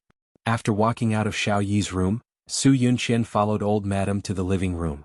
Old Madam asked someone to do a simple treatment for her wound. Su Yunqian looked apologetic. Grandma, it's all my fault. If I hadn't caught Xiao Yi that night, he wouldn't have fallen down the stairs and this wouldn't have happened. Old Madam sighed. It's not your fault. Yunqian, why did Xiao Yi suddenly fall ill? Su Yunqian felt even more apologetic. I wanted to communicate with Xiao Yi and see if I could get his attention. I didn't expect him to suddenly scream when I pointed at the painting and praised him, Old Madam said doubtfully. Xiao Yi only gets emotional when others touch him. Are you sure you didn't touch him? I really didn't. I only touched his painting. I didn't expect it to turn out like this. Grandma, I'm sorry, Old Madam frowned. Could it be that Xiao Yi's condition has worsened? What should we do? Su Yunqian said, Grandma, I've asked some doctor friends. They said that it's best to send Xiao Yi to a rehabilitation center. They have professional rehabilitation training that will help Xiao Yi. The Old Madam also understood that this was a good idea, but Xiao Yi's identity was special. She was worried that it would cause unnecessary trouble. After thinking for a while, she said, why don't we hire a psychotherapist to treat Xiao Yi at home? In the evening, when Bailey Han came back from the company, the old lady told him about her idea. Of course, Bailey Han did not object, but he refused the psychotherapist introduced by Su Yunqian. Before the truth was made clear, he was already on guard against her. After pondering for a moment, he said, Grandma, don't let Yunqian get close to Xiao Yi in the future. Why do you say that? Old Madam's eyes flashed sharply. She was suspicious. He said faintly, Xiao Yi was too emotional when she saw her. I'm just thinking for Xiao Yi's sake. I don't mean anything else. When he heard Xiao Yi's words on the stairs, he did not tell anyone because he did not want to wrongly accuse a good person. Deep in his heart, he hoped that Xiao Yi's words were false. He also hoped that Su Yunqian had nothing to do with Xiao Yi's accident. In fact, Bailey Han had also consulted many experts and contacted a top psychotherapist. The psychotherapist was called Lin Yi. He was around 30 years old. He was polite and gentle. Every day he would go to Bailey's old house and treat Bailey Yi for an hour. Lin Yi advised the parents to maintain a fixed time every day to communicate with the child alone. Even if the child did not respond, they should insist on talking to him or doing something to cultivate his understanding of the outside world. Lin Yi said, the lack of social skills is the biggest obstacle for an autistic child. Parents should create opportunities for the child to interact with people around him. Young master has many friends in kindergarten. You can invite them to the house as guests. You can also raise some small animals at home so that young master can reduce his fear of social interactions and improve his social skills in the process of raising animals. Looking at his son sitting alone in the corner, Bailey Han's heart ached. He suddenly realized that his son was very lonely. He lacked maternal love since he was young and did not have any playmates of the same age. Although he was young, he had already developed a restrained and calm personality. He would not even show his emotions on his face. After thinking for a long time, Bailey Han called Xia Dong. At this time, Xia Dong had already finished the handover work. Mika Kito had also booked the plane tickets for the four of them to fly to Italy. She was packing at home when she suddenly received a call from Bailey Han. She glanced at the children playing in the living room and returned to her room. She pressed the answer button. Hello, Mr. Bailey. Bailey Han paused and said, Xia Dong, I want to ask you for a favor. His voice was very sincere. Xia Dong could even imagine his serious expression. Tell me. If I can help, I will definitely do it. His voice lowered with an imperceptible heaviness. My son, a few days ago he fell down the stairs. Xia Dong stood up abruptly and asked agitatedly, Is he all right? Bailey Han rubbed his eyebrows. He was not seriously injured. However, after he woke up he was diagnosed with autism. The doctor said that it was because of the stimulation that caused his brain cells to malfunction. Autism? Xia Dong sat down on the sofa dejectedly. There was still a trace of panic on her face. Can it be cured? There is a possibility of a cure. Bailey Han spoke conservatively of the doctor's opinion. According to the psychotherapist, it is best to let Xiao Yi interact more with the people around him. Therefore, I want to invite Xiao Bao and Xiao Guai to accompany him at home. Xia Dong held her forehead and was extremely conflicted. Xiao Yi was diagnosed with autism. She was very worried and wanted to accompany him and help him out of his own world. However, she had always protected Xiao Bao and Xiao Guai from the Bailey family. If she really brought them to the Bailey family, would it arouse suspicion? Moreover, with Xiao Guai's current situation, he could be in danger at any time. She did not dare to send her daughter to the Bailey family. Both the palm and the back of the hand were flesh and blood. How should he choose? She did not know what to do. After hesitating for a long time, she asked in a hoarse voice, "Can I find other children?" There was no emotion in his voice. Xiao Yi doesn't have any friends. If you don't want to, I won't force you. The phone call ended. Xia Dong held the phone and her heart ached. The words "doesn't have any friends" kept echoing in her mind. She could almost imagine how lonely Xiao Yi must be. He had no siblings, no playmates, no mother's love. Even though he was injured, he still armed himself with a cold expression. He was only 4 years old. She bit her fist hard as tears of heartache flowed down her cheeks. Knock knock. There was a knock on the door. She quickly wiped her tears and forced a smile in the mirror. When she opened the door, she was stunned. "Brother Shen, why are you here?" Mika Kito could tell at a glance that her eyes were red. He frowned. "What happened?" She invited him in. "I'm fine.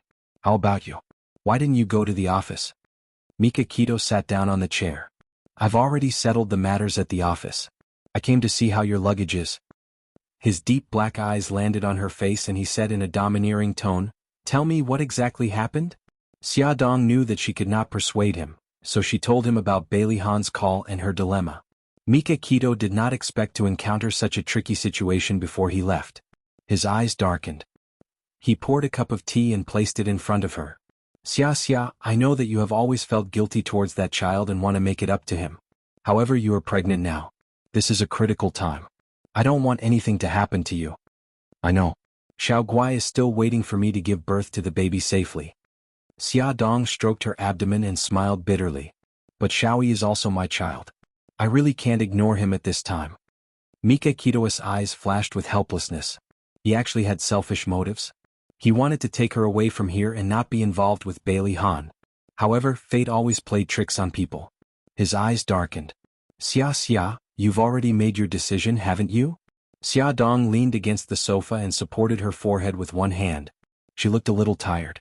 "Brother Shin, I want to stay and help Xiao Yi cure her autism." She smiled at him. "Su Xingchen is already in prison. I don't think anyone will harm me anymore." Mika Kito shook his head. This girl was still too naive. She did not know that Su Xingchen had a backer. Otherwise, how could she have planned such a big conspiracy by herself? However, he knew that it was useless for him to say anything. Since she had already made her decision, he could only support her. He frowned and said, "Xiao Guai's health is not good. It's better not to let her go to Bailey's house. I'll talk to Xiao Bao." Xiao Bao and Bailey Yi were sworn enemies. It would be difficult to persuade him to visit Xiao Yi like a close friend. Sure enough, as soon as Mika Kito mentioned this matter, the little girl was like a firecracker. She jumped on the bed unhappily. No. Why should I help him? I want to go to Rome. I want to see God-grandfather. I don't want to stay here. Mom can't stay here either. His mother was always in danger here. He did not want his mother to take risks for that annoying Bailey E. Mika Kito rubbed his head. "Xiao Bao, stop messing around. I know you're worried about your mommy. I'll protect her." Xiao Bao pouted. "Then what about Sweetie?" "What about Sweetie? Gigai will also stay in China. When Xiao Yi recovers, we'll go to Italy." Xiao Bao disagreed. It was autism. How could it be cured in 2 or 3 days? It seemed that they would not be able to leave in a short period of time. However, how did Bailey E., that annoying fellow, contract this disease? Autistic? More like arrogant. "Xiao Bao, Gigai, be good. Don't make things difficult for your mommy." "All right then. I want to make it clear that I'm not staying for that annoying guy. I'm staying for mommy." "I know. You love your mommy the most." Mika Kito rubbed his hair in amusement. In the living room, Xia Dong called Bailey Han back. She tried to speak in a calm voice. "Mr. Bailey, when do you think it's convenient? I'll send Xiao Bao to Bailey's house. Welfare Hongcha 866.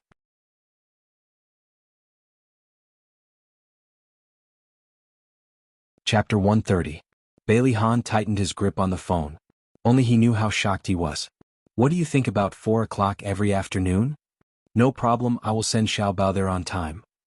Xia Dong paused and asked nervously, can I see Xiao Yi? Bailey Han was silent for a few seconds. Okay, I will arrange it. Actually, Bailey Han was also in trouble. He had just mentioned his idea to the old madam, but the old madam had vetoed it. No matter what, she would not allow Xia Dong's son to accompany Xiao Yi. Is it Xia Dong calling? Tell her that we don't need her fake kindness, and we definitely won't allow Xia Xiaobao to walk through the Bailey family's door. When Bailey Han picked up the phone, the old madam was in the living room shouting angrily. Bailey Han was helpless. Grandma, I am doing this for Xiao Yi's sake. The old madam raised her voice. Xiao Yi has so many classmates. Why did she choose Xia Xiaobao? I hate Xia Dong. I will not allow anyone with the surname Qi to come close to our house. The old madam's stubborn temper was acting up again. Bailey Han was speechless. Grandma, although Xiao Yi has many classmates, she has never dated them. Xiao Bao and Xiao Yi have similar personalities. Who knows, she might be able to stimulate him. I don't understand. Why do you hate Xia Dong so much? The old madam choked and said angrily, there is no reason. I just hate her. Grandma, can you not be so unreasonable? Because of his son, he was already in a terrible fix. It was really hard for him to coax the old madam. He rubbed his eyebrows and said, I have already talked to Xia Dong. She will bring Xiao Bao over at 4 o'clock tomorrow afternoon. I will try my best to rush back tomorrow. Why are you coming back? Are you worried that I will give her a hard time? Bailey Han's mouth twitched as he hit the nail on the head. Old madam exclaimed, no, I haven't agreed to let her come over. Grandma, he was at his wit's end with this stubborn old child, so he brought up his precious son. Grandma, do you want to see Xiao Yi continue to be like this? Trust me, doing this will be good for Xiao Yi's condition. The old madam turned her gaze and saw her precious great-grandson standing by the window in a daze. The resentment and anger in her heart gradually dissipated. She had heard of Xia Xiaobao and knew that he was very smart. Every time her little great-grandson mentioned him, he would gnash his teeth in anger. She wasn't that old and senile. She could tell that although they were rivals, there was a faint sense of empathy between them. Perhaps Xiaobao could really stimulate Xiao Yi and improve his condition. She pondered and struggled for a long time, unable to make up her mind. Suddenly Xiao Yi, who was standing by the window with her back facing them, turned around and silently sat by the chessboard to play chess with herself.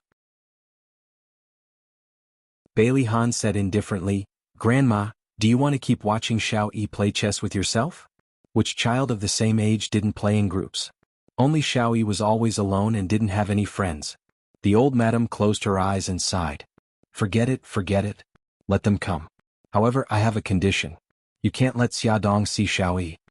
If the mother and son met, what if Xia Dong had any ideas? Bailey Han frowned. I've already promised her. A strange smile appeared on the old madam's lips. So what if you've agreed? Anyway, the decision is in my hands. Don't worry, I won't embarrass her tomorrow. At 4 o'clock in the afternoon, Xia Dong drove the BMW with Xiao Bao to the old Bailey residence. A servant led them in.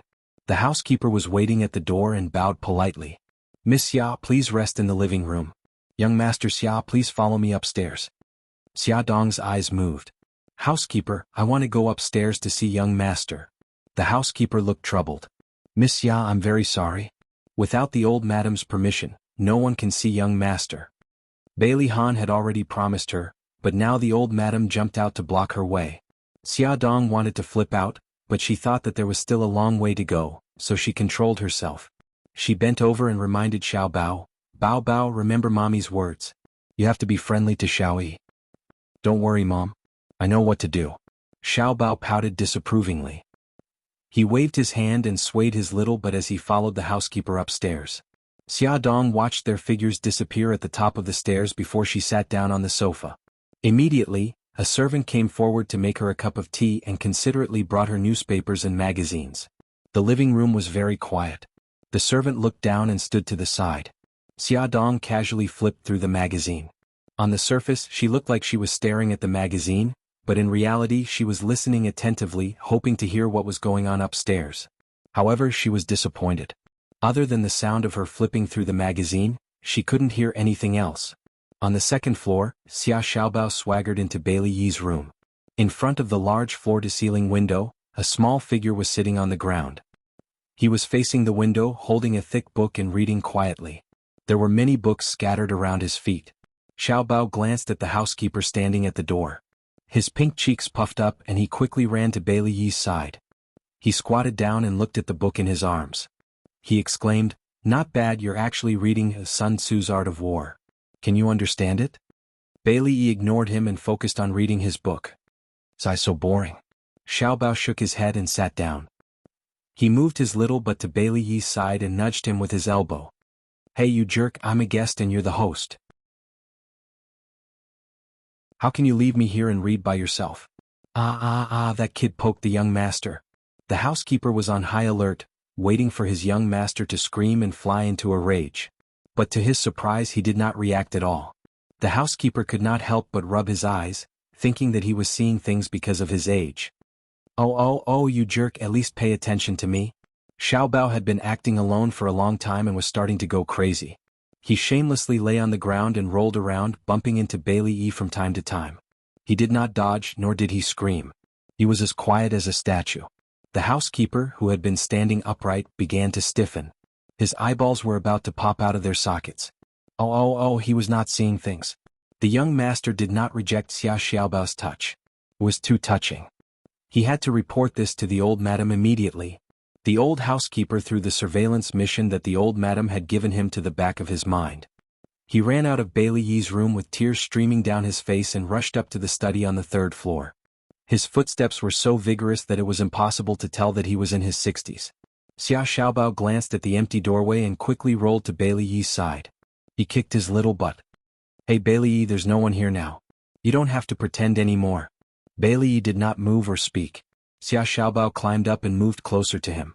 He blinked his big eyes and looked at him. "Bai Liyi, I asked you to pretend that you were hurt by an annoying woman. Your father, who dotes on you, will definitely hate that woman. I didn't expect you to be such a genius and come up with something like autism. I can't even go to Italy because of you. You're so annoying." Bai Liyi still didn't speak. He quietly flipped through the pages of the book. *CK, are you addicted to pretending?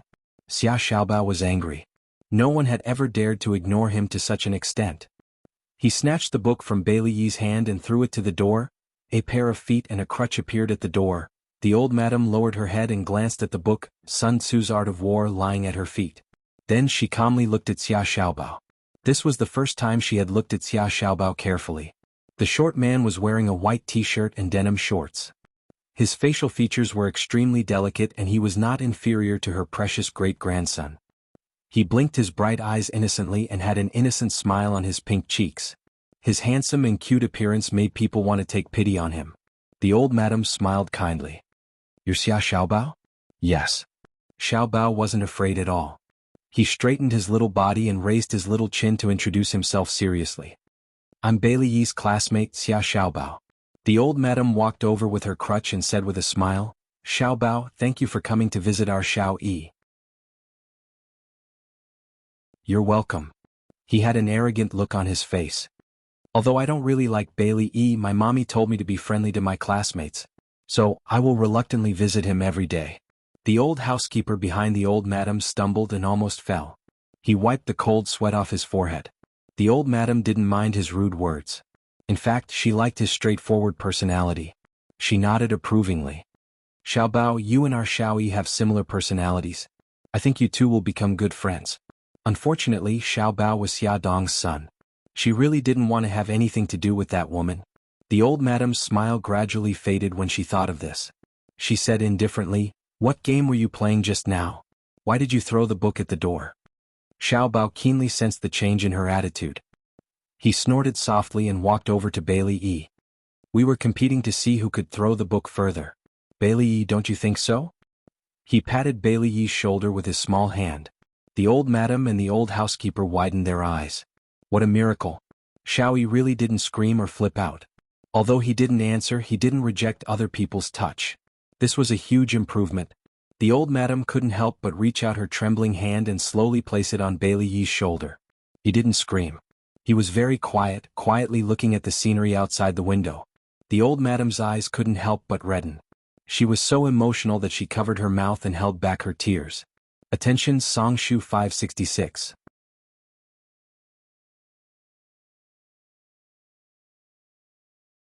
Chapter 131. Old Madame Dowager wanted to hug his soft little body tightly, but she didn't dare and forced herself to hold back. He was looking out of the window with all his attention. She followed his gaze and saw a few pots of flowers blooming on the balcony. There was nothing special about them, but he was looking at them very seriously. Old Madame Dowager had mixed feelings. She was happy and sad at the same time. When she looked at Xia Xiaobao again, her eyes were sincere. Xiaobao, Xiaoyi seems to like you a lot. Come and accompany him every day in the future. If you need anything, just tell Great-Grandma. Great-Grandma will definitely satisfy you. Xia Xiaobao was a little angry. This old grandma wasn't cute at all. She was warm to him one moment and cold to him the next. When she saw that he could be used, she immediately seduced him with benefits.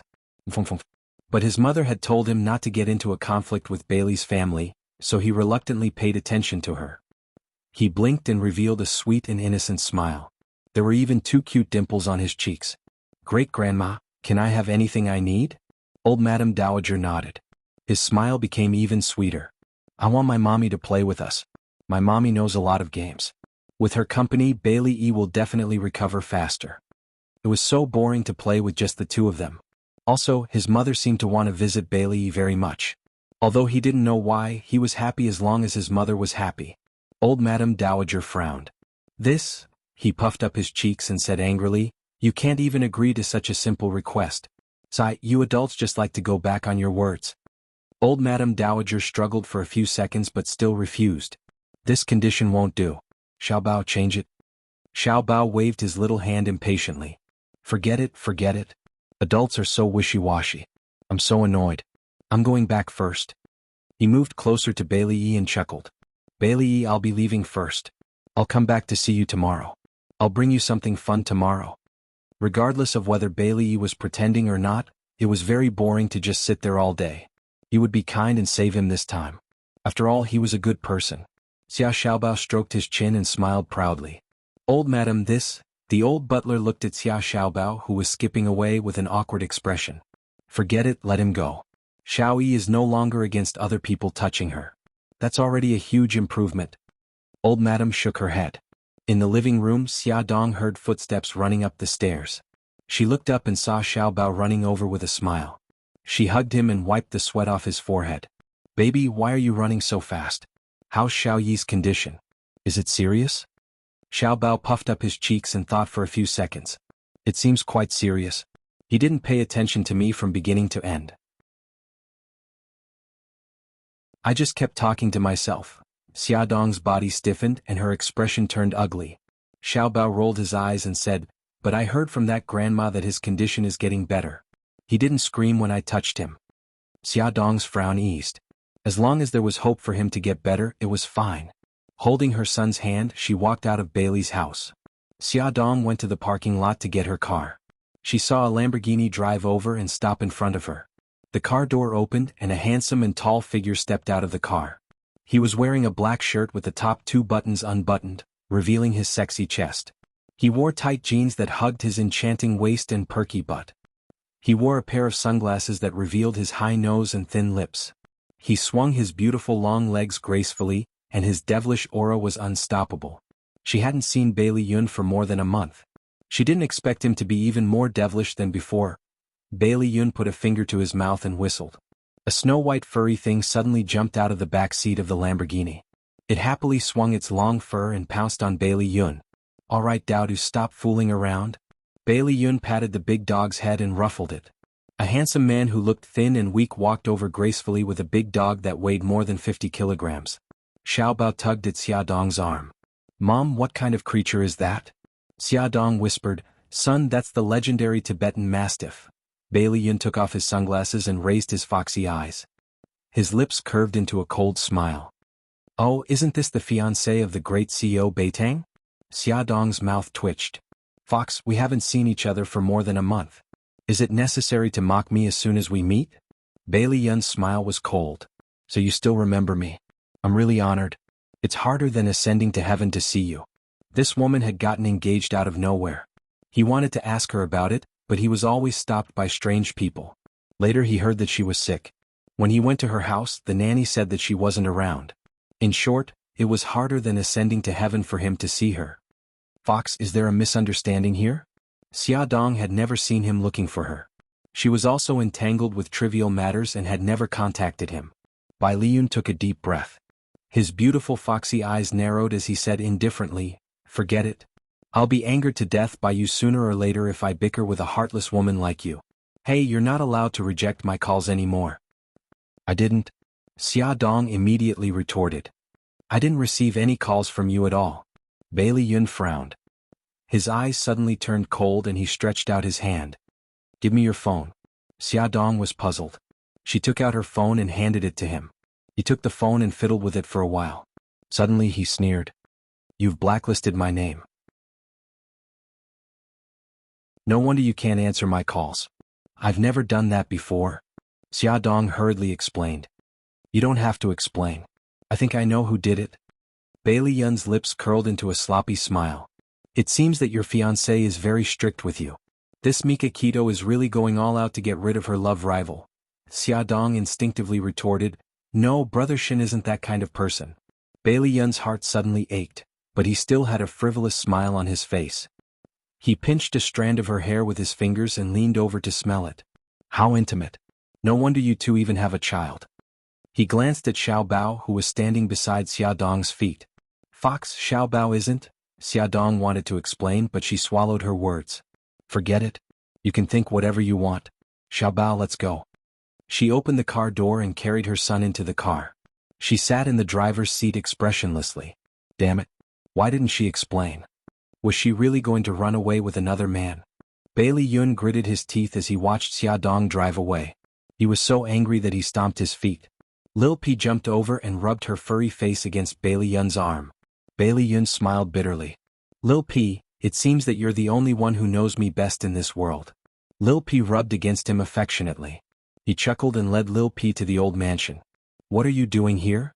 Old Madame Dowager got angry when she saw Bai Liyun's sloppy attitude. Of course she did not treat him well. Bai Liyun lowered his eyes to hide the coldness that flashed across his eyes. He stroked Lil Pi's furry head and said, "Didn't the psychotherapist say that raising animals is good for treating autism? That's why I brought Lil Pi over to accompany Xiao Yi." Lil Pi stuck out her long tongue and stared at old Madame Dowager eagerly.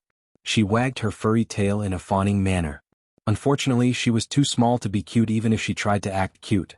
Old Madame Dowager frowned in disdain and pointed at the huge creature in the living room. "Are you sure this fellow won't scare Xiao Yi?" Bai Liyun's mouth twitched. "Xiao Yi has liked Lil Pi since she was young. Lil Pi also likes her very much. Grandma, do you remember when Xiao Yi shaved all of Lil Pi's fur when she was 3 years old?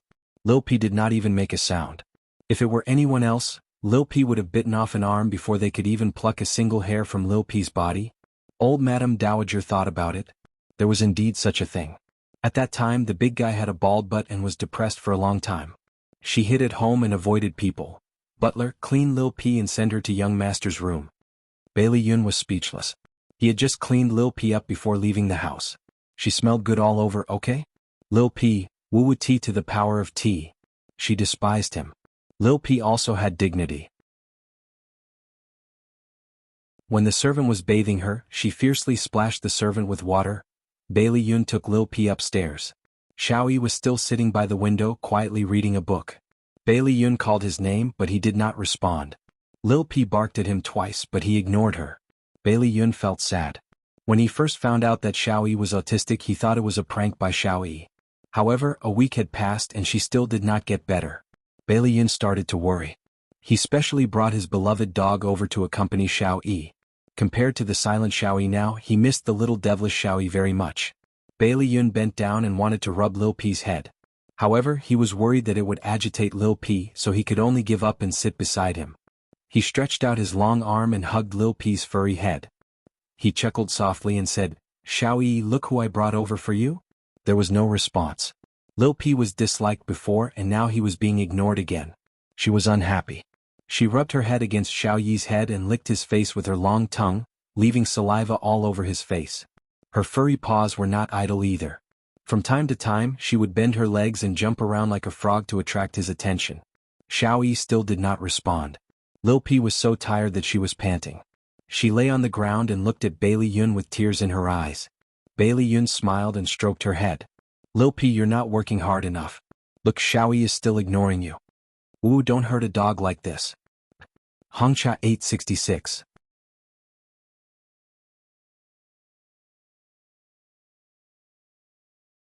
Chapter 132. Lil P rolled around on the floor with tears streaming down his face. Although his body was huge, he was extremely nimble. He was very careful not to bump into Xiao Yi. Otherwise, with his size, it was very likely that Xiao Yi would have been sent flying. Bang! He knocked over a chair and knocked over a pile of books. Lil P rolled around agitatedly among the books all over the floor, his fur flying everywhere. In the past, Xiao Yi loved to make him roll around on the floor. Bailey Yun carefully observed Xiao Yi's reaction. His eyes seemed to move a little. Bailey Yun hurriedly gestured to Lil P. Lil P rolled in front of Xiao Yi and rubbed his face with tears brimming in his eyes, trying to please him. Xiao Yi's eyes moved again. He slowly reached out his small hand and gently stroked Lil P's furry face. Ow ow, Lil P howled excitedly. He sang loudly and happily rubbed against the back of his hand. Bailey Yun was as excited as Lil P. He hugged Lil P's head and kissed him fiercely. His eyes were shining with joy. Lil P, good job. We'll leave Xiao Yi to you. You have to be responsible for curing him. The butler, who was guarding the door, ran away in tears. Old madam, young master's condition has improved again. On the way home, Xia Dong had already made a big decision. She was going to attend an autistic rehabilitation therapy class to learn related knowledge and help Xiao Yi recover as soon as possible. Now that she had resigned, she had a lot of time to do what she wanted to do. When Mika Kito got home, she told him her thoughts. He was silent for a while and expressed his support for her decision. After coaxing the children to sleep, Mika Kito still hadn't left. Xia Dong hesitated for a moment and said, Brother Shin, I met Bailey Yun today. He said that he had looked for me before and even called me, but I didn't know even once. She didn't say anything else, but her eyes were full of questions. Mika Kito's expression was calm. I was the one who got someone to stop him. I was also the one who blacklisted his number on your phone. Why? Xia Dong did not understand. Bailey Yun was not a bad person. There was no need to guard against him. Because I'm worried that he'll kidnap you. He's a famous playboy. He didn't look like he was joking. Xia Dong's face darkened. Brother Shin, I'm already an adult. I have the ability to distinguish and reason. What you're worried about will never happen. She began to wonder if the sudden disappearance of her admirers back in Japan was also because of him. He stroked her head and smiled. Silly girl, you can also think of it as me being jealous, Brother Shin? Xia Dong felt helpless. Don't do such childish things anymore, okay? He laughed. Okay, but you have to promise me that you won't go out alone with Bailey Yun. She was speechless. Bailey Yun is a good person. He won't do anything to me. The smile on his face widened. You can still think of it as me being jealous? Xia Dong wanted to scratch the wall. When did Brother Shin become so unreasonable? Without thinking, she blurted out, Then why aren't you guarding against Bailey Han? Mika Kito's eyes narrowed. Bailey Han, and she even had a child. How could he not know that Bailey Han was the most threatening one? However, when she was kidnapped, he needed Bailey Han's help.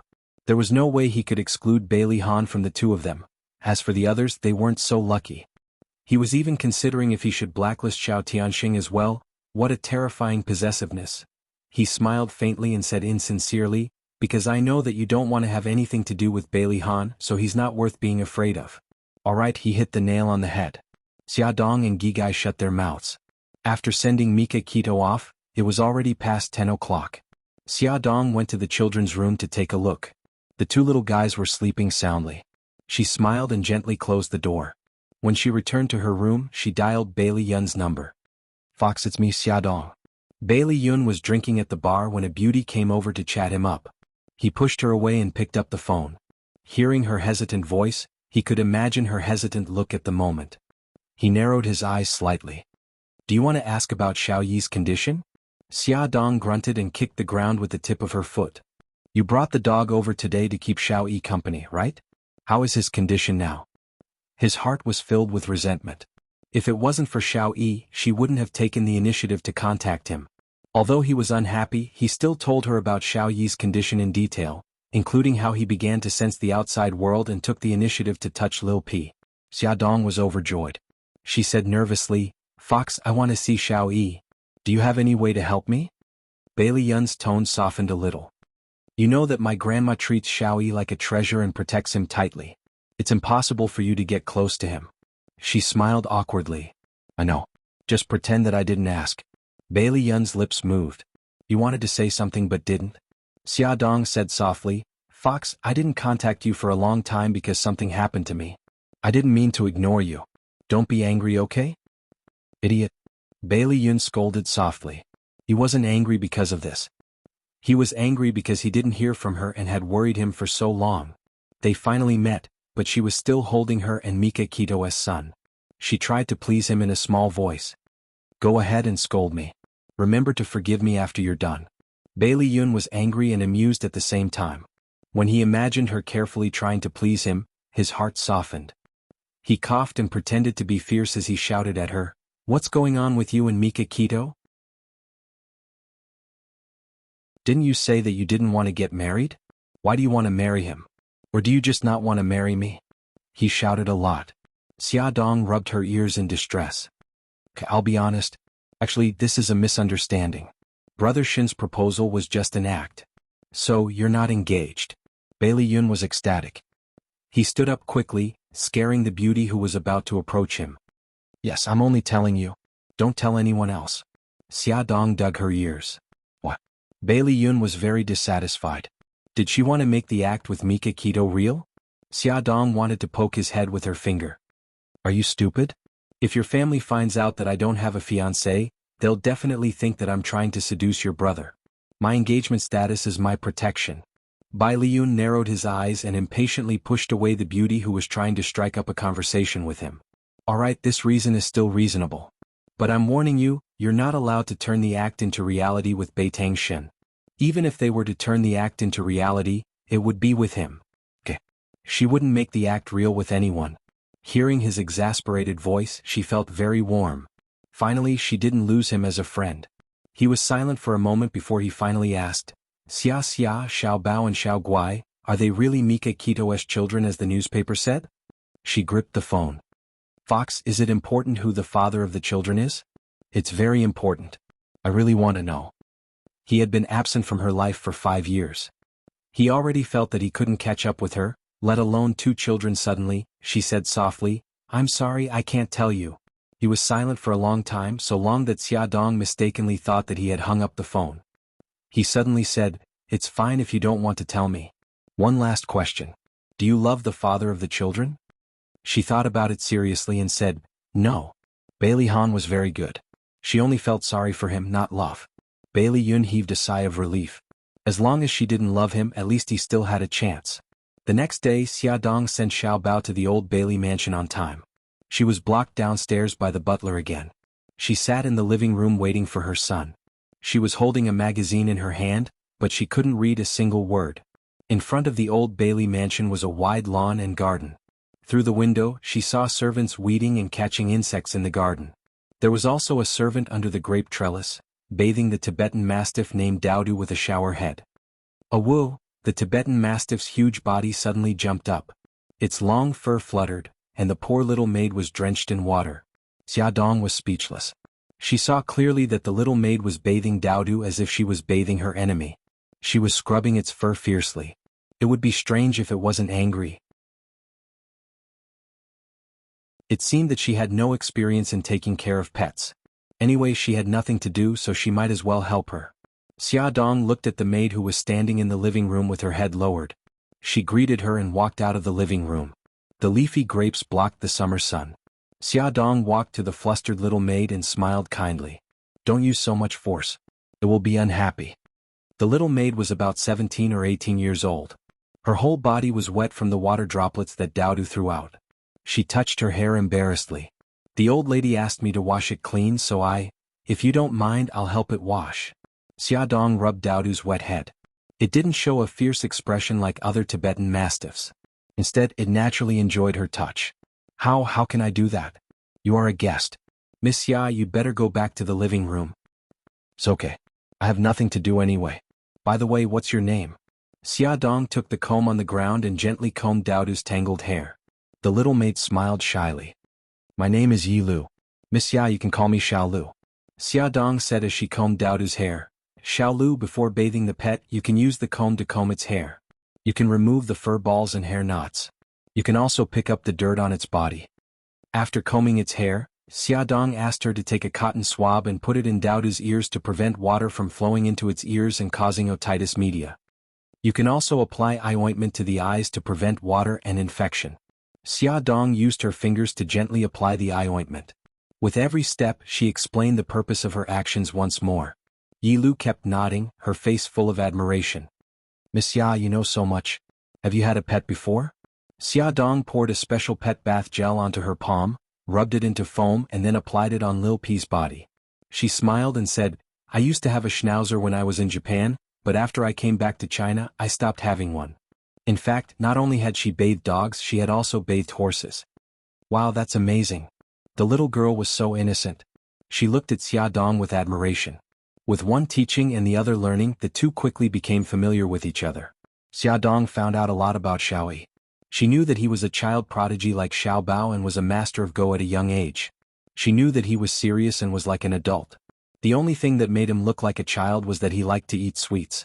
She also knew that he didn't like Su Yunqian and didn't want her to be his mommy. Xiao Lu smiled embarrassedly. "Miss Ya, that's all I know. I just came here not long ago and I've been helping out in the kitchen." Xiaodong smiled. "I know, I'm just curious. Don't worry, I won't tell anyone about this." "Okay." Xiao Lu smiled and nodded. Xiaodong patted the clean Daodu. "Daodu, get out of the bathtub and shake the water off your body." Daodu seemed to understand her words and stepped out of the bathtub gracefully. Xiaodong quickly pulled Xiao Lu back to prevent them from being affected by the water that Daodu threw out. In the end, Daodu seemed to be doing it on purpose. It ran to their side and shook the water off. Xiaodong quickly dodged and stepped on the steps. Xiao Lu was also dodging and bumped into her from the front. She lost her balance and fell backwards. "Miss Ya," Xiao Lu hurriedly pulled her. But her hand was still a little short. Seeing that she was about to fall, Xiaodong was already prepared to use her hands to support her abdomen. But the expected fall did not happen. After a series of rapid footsteps, she was supported by a pair of strong arms around her waist. Although it was only 2 steps, suddenly slipping and falling still made her heart beat faster. Xiaodong rested for 2 seconds in the arms of the person who came and quickly stood up straight. "Thank you." She turned to thank him and saw Bailey Han's dark and handsome face. He looked at her coldly. His cold lips were pursed tightly as if he was angry. She was stunned and at a loss. "Thank you, can you let go of me first?" His hands were still on her waist. As she turned around, their posture was extremely ambiguous. His deep eyes were filled with coldness. "Aren't you pregnant? Why are you so careless?" "I'm sorry," she instinctively apologized but quickly realized that something was wrong. He had saved her in a critical moment. It was normal for her to thank him. Why did she have to apologize to him? "Young master, it's all my fault. I accidentally bumped into Miss Ya. Please don't blame Miss Ya." Xiao Lu apologized in a panic. Bailey Han did not even look at her. He stared at Xiaodong without blinking. "Have you always made Mikakito worry like this?" Ad Xingwu 799.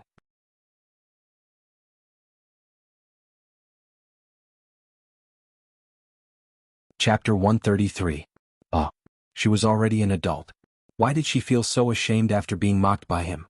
Was she really too worrisome? She lowered her head and refused to look at him. "Please let go of me before you teach me a lesson," Bailey Han snorted coldly. He wanted to strangle this woman who made his heart beat faster. However, he didn't let go. Instead, he forcefully held her waist and brought her to the flat ground before slowly retracting his hand. Xiaodong slowly exhaled. She touched the tip of her nose and smiled. "Why are you back so early today? As a workaholic, shouldn't he work until 7 or 8 o'clock before coming home?" It was only 4 o'clock now. Why was he here? Bailey Han was in a bad mood. Even his tone wasn't good. "This is my home. Do I need to report to you when I come back?" "No need, no need. Young master, you can do whatever you want." Xiaodong wiped her sweat. She must be crazy to ask him such an idiotic question. He was a big boss and could skip work at any time. "What are you waiting for? Why aren't you leaving?" Bailey Han took 2 steps and found that Xiaodong wasn't following him. He frowned impatiently. Xiaodong scratched her head. "Where are we going?" He snorted. "Don't you want to see Xiaoyi?" Oh yes. You agree to let me see him?" A look of surprise quickly appeared in her eyes. He grunted. Although his face was still sour, his mood was much better.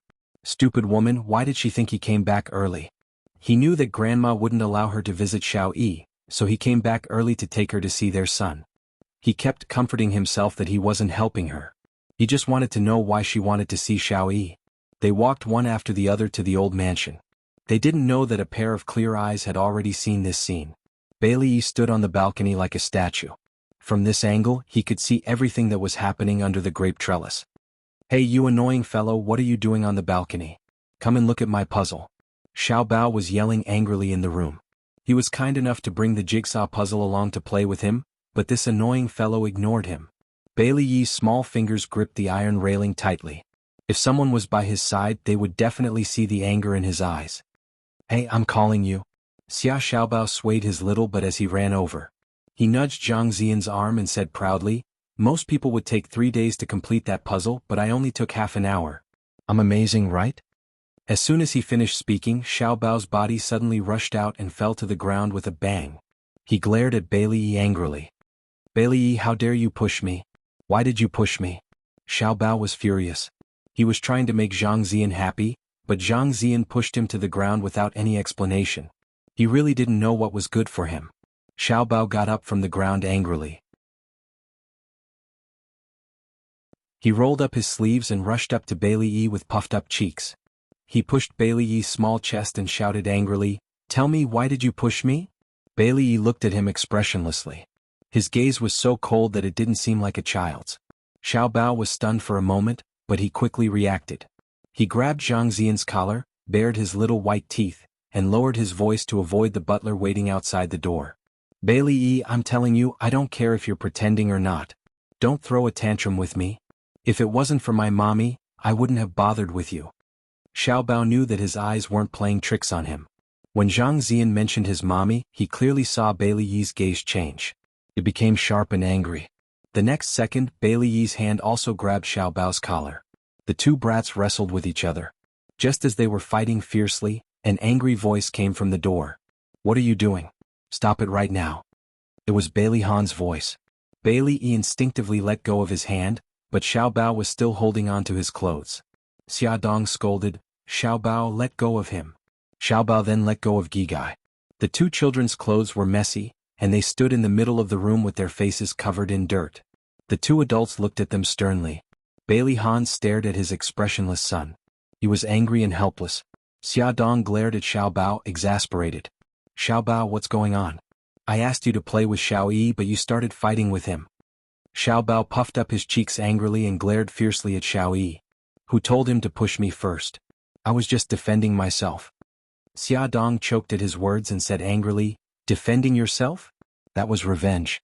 Xiao Yi pushed you, so you had to push him back? Xiaobao, have you forgotten what mommy told you? He raised his chin indignantly. I didn't forget. Mom, who's your son? Why are you siding with someone else's child? Xia Dong's body froze and the blood drained from her face. Her face turned pale and she clenched her fists involuntarily. Bailey Han didn't know why Xiaobao's words made Xia Dong react so strongly. A complicated look flashed across his eyes and he said in a low voice, Xiaobao, don't be so rude to your mommy. Uncle, how I talk to my mommy is our family matter. Don't be a hypocrite and poke your nose into other people's business. Xiaobao saw his mother's pale face and immediately regretted it. However, he was too prideful to admit his mistake in front of outsiders, so he turned his anger to Bailey Han. Xiaobao. Xia Dong called her son's name sternly. Don't be rude to Uncle Bailey. Apologize now. No, I didn't do anything wrong. There was no way he would apologize to his irresponsible father who abandoned him. Xiaobao kicked the jigsaw angrily, grabbed the small backpack on the ground, and ran out like a wisp of smoke. Xia Dong looked at Bailey Han apologetically. Mr. Bailey, I'm sorry. Xiaobao's temper is too stubborn. She looked at Xiao Yi reluctantly. I'll leave first. Hurry and see if the young master is hurt anywhere. Bailey Han looked at Xia Dong's back as she chased after Xiaobao. He raised his eyebrows and thought about her attitude. In front of him, her biological father, she didn't hide her concern for Xiao Yi. Was her motherly love too flowing? Xiao Yi was indifferent to all of this. He quietly tidied up the flower pots that had been kicked over during the fight. Bailey Han walked to his side and squatted down so that he was at eye level with him. He tried his best to soften his voice. Xiao Yi, let daddy see if you're hurt. He carefully checked his head and body. After confirming that he wasn't hurt, Bailey Han stroked his hair and said, Xiao Yi, it's wrong to fight with others. Don't do it again, okay? Bailey Yi looked down and didn't say anything. Bailey Han moved his lips helplessly. He held his son's thin shoulders and made him look at him. Xiao Yi, Chief Editor Xia and Xiao Bao are here to help you. Don't be hostile to them. Xiao Yi still didn't respond. Even his eyes were dull. Bailey Han didn't dare to force him. He was worried that it would agitate him, so he took the puzzle pieces that Xiao Bao brought over. He pulled his son to sit on the thick carpet and chuckled. It's been a long time since I played with puzzles. Shall we play with daddy, okay? He took apart the castles that he had pieced together and messed them up. Then he held his son's little hand and led him to find every piece of the puzzle.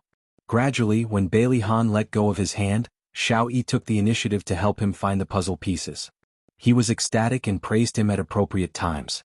Slowly he let Xiao Yi solve the puzzle by himself. This time he didn't get the expected result. The disappointment only lasted for a moment and was replaced by joy.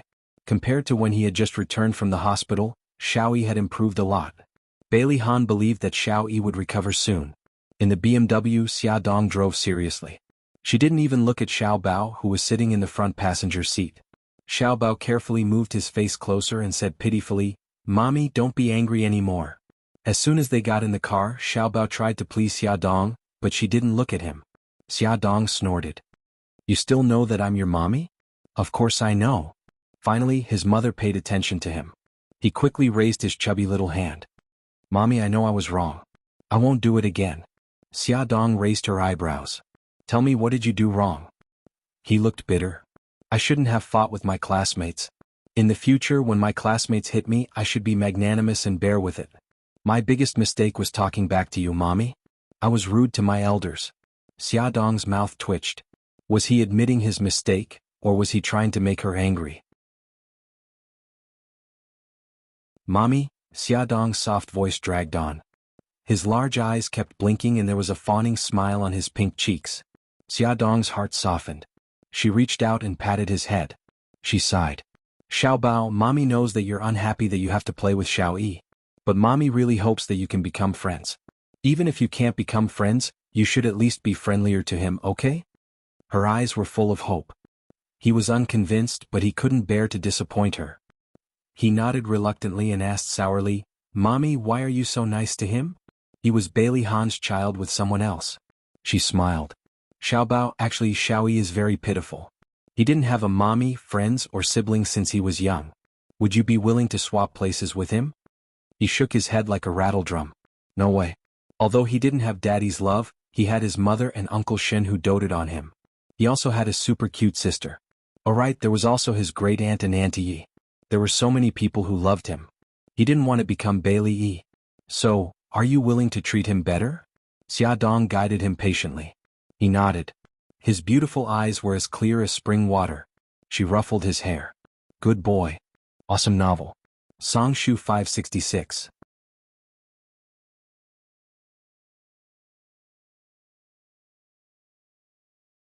Chapter 134.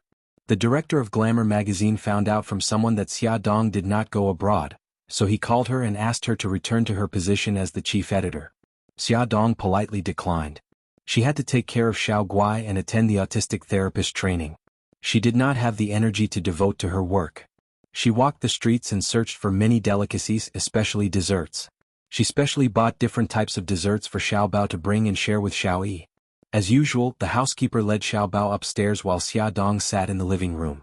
The housekeeper helped Xiao Bao carry an exquisite food container and a bag of toys upstairs. After sending him to his room, the housekeeper closed the door and waited outside. When Xiao Bao entered, Xiao Yi was playing a jigsaw puzzle alone. Xiao Bao chuckled and ran to his side. "I'm not playing jigsaw puzzles today. I brought something new for you." He did not care if Xiao Yi ignored him and dragged the bag of toys over. In the Mickey Mouse pattern pocket, there was a small hemp dartboard. He took the dartboard out of the pocket and said, "Let me tell you, I'm a dartboard expert. Looking at you, you must have never played before. But don't worry, I'll teach you." Xiao Bao patted his chest proudly and ran around the room like a gust of wind. He quickly found a place to set the dartboard and stood on a stool. After setting the dartboard, he casually took out a dart and glanced at Xiao Yi, who was focused on the jigsaw puzzle. Hey, watch carefully. I'm going to shoot the dartboard. After shouting for a long time, Xiao Yi still ignored him. Wah, this annoying guy is not cooperating at all. Xiao Bao glared at him angrily and vented his anger on the dartboard. He mustered all his strength and threw the dart in his hand. Swoosh! It hit the bullseye. Xiao Yi looked up at lightning speed and then quickly looked down. Xiao Bao clapped happily. He had not practiced for a long time, but his skills had not deteriorated. He turned around proudly and wanted to show off. Unfortunately, the other party did not even look at him. He shot a few darts and hit the bullseye. Unfortunately, no one appreciated it. Little Treasure scooted over to Little Wingsy's side and sat down. He supported his forehead with one hand and sighed sadly. Why did he have to accompany this taciturn person during the summer vacation? He used his elbow to poke Xiao Yi, who was working hard. Bailey, I'm curious. Are you pretending? If he was pretending, how could he endure it for so long? If he was in Xiao Bao's shoes, he would not be able to endure it. Bailey, Little Treasure changed his position and lay on the ground looking at him. He propped up his chin with both hands and said with a gossipy expression, Tell me quickly. Is it an act? By the way, your daddy canceled the wedding. Is that annoying woman very sad and angry? Unfortunately, I did not get to see her reaction. His pink lips chattered non-stop. Bailey tightened his grip on the platter as if he was trying to restrain himself. Although it was a subtle movement, Xiao Bao still noticed it. Little Treasure suddenly grabbed his finger and laughed mischievously. Do you think I'm long-winded and irritating? Let me tell you, irritating is the right thing to do. As long as you ignore me, I'll kiss you endlessly and annoy you to death.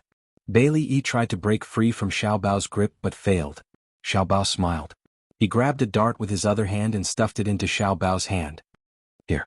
As long as you can hit the dart plate here, I'll shut up and never bother you again. Xiao Bao was a handsome guy who was loved by everyone. He did not want to nag endlessly like a naggy old woman. He had put in so much effort to implement his mother's treatment plan. Bailey's eyes moved as if he was hesitating. Xiao Bao waited quietly. He was not in a hurry. After nearly a minute, Bailey reached out and took the dart.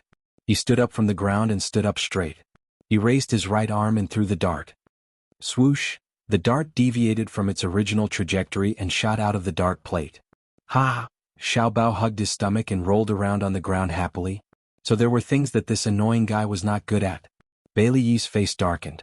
He pursed his lips and clenched his small fists. He looked like he wanted to pounce on the guy who laughed at him and beat him up. Xiao Bao rubbed his stomach that was hurting from laughing too much, then rubbed his cheeks that were stiff from laughing too much. Alright, don't look so glum. I'll teach you. Watch carefully, this is how it should be. He casually picked up a dart and did a standard demonstration. Bailey turned his head away awkwardly and ignored him. Don't be so stingy. It's not like you'll lose anything if you get laughed at. Xiao Bao sighed and frowned. Kids are so troublesome. Bailey's cheek twitched uncontrollably as the side of his face was facing him. In the end, Xiao Bao still could not coax Bailey to learn darts with him. Xiao Bao scratched his head in frustration. He suddenly remembered something and his eyes lit up. He quickly ran to the table and took the food box from it. As soon as he opened the lid of the food box, the aroma of food wafted out. Layer by layer. Like peeling bamboo shoots, Xiao Bao took out the small boxes one by one and placed them on the floor. The fragrant pastries immediately attracted Bailey's attention. Xiao Bao quickly handed him a pair of sanitary chopsticks. Don't be shy. Hurry up and eat. Bailey did not take the chopsticks. Instead, he averted his gaze. Xiao Bao's bright black eyes rolled around. 2 little dimples appeared on his rosy cheeks.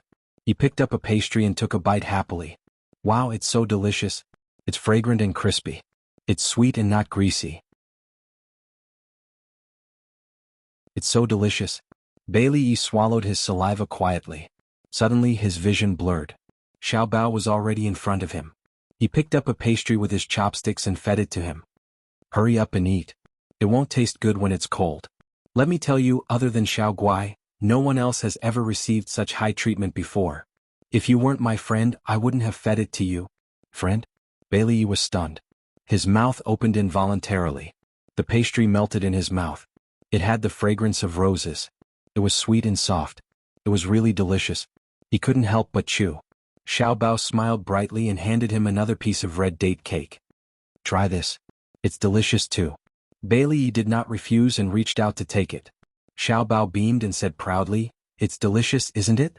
My mommy heard that you like sweets and specially went to many places to buy it. Before he could finish his sentence, Bailey E threw away the red date cake in his hand and ran to the trash can to spit out the food in his mouth. Finally, he angrily kicked the pastries on the ground and kicked them all over the floor. Are you crazy? My mommy spent a lot of effort to buy those. Xiao Bao ran over to stop him. However, he seemed to be even crazier. Not only did he kick the pastries, but he also screamed in agitation. Xiao Bao did not dare to go near him. The butler guarding the door heard the commotion and immediately pushed the door open. He said nervously, "Young master, don't be agitated. Take a deep breath." Xiao Bao stared blankly at Bailey Yi. Something flashed through his mind, but he couldn't grasp it. "Young Master Qi, you should come out first." The butler wiped the sweat from his forehead. Xiao Bao glanced at Bailey Yi and walked towards the door. After a few steps, he suddenly turned around. "Bailey Yi, do you hate my mommy?" He finally grasped that little bit of information.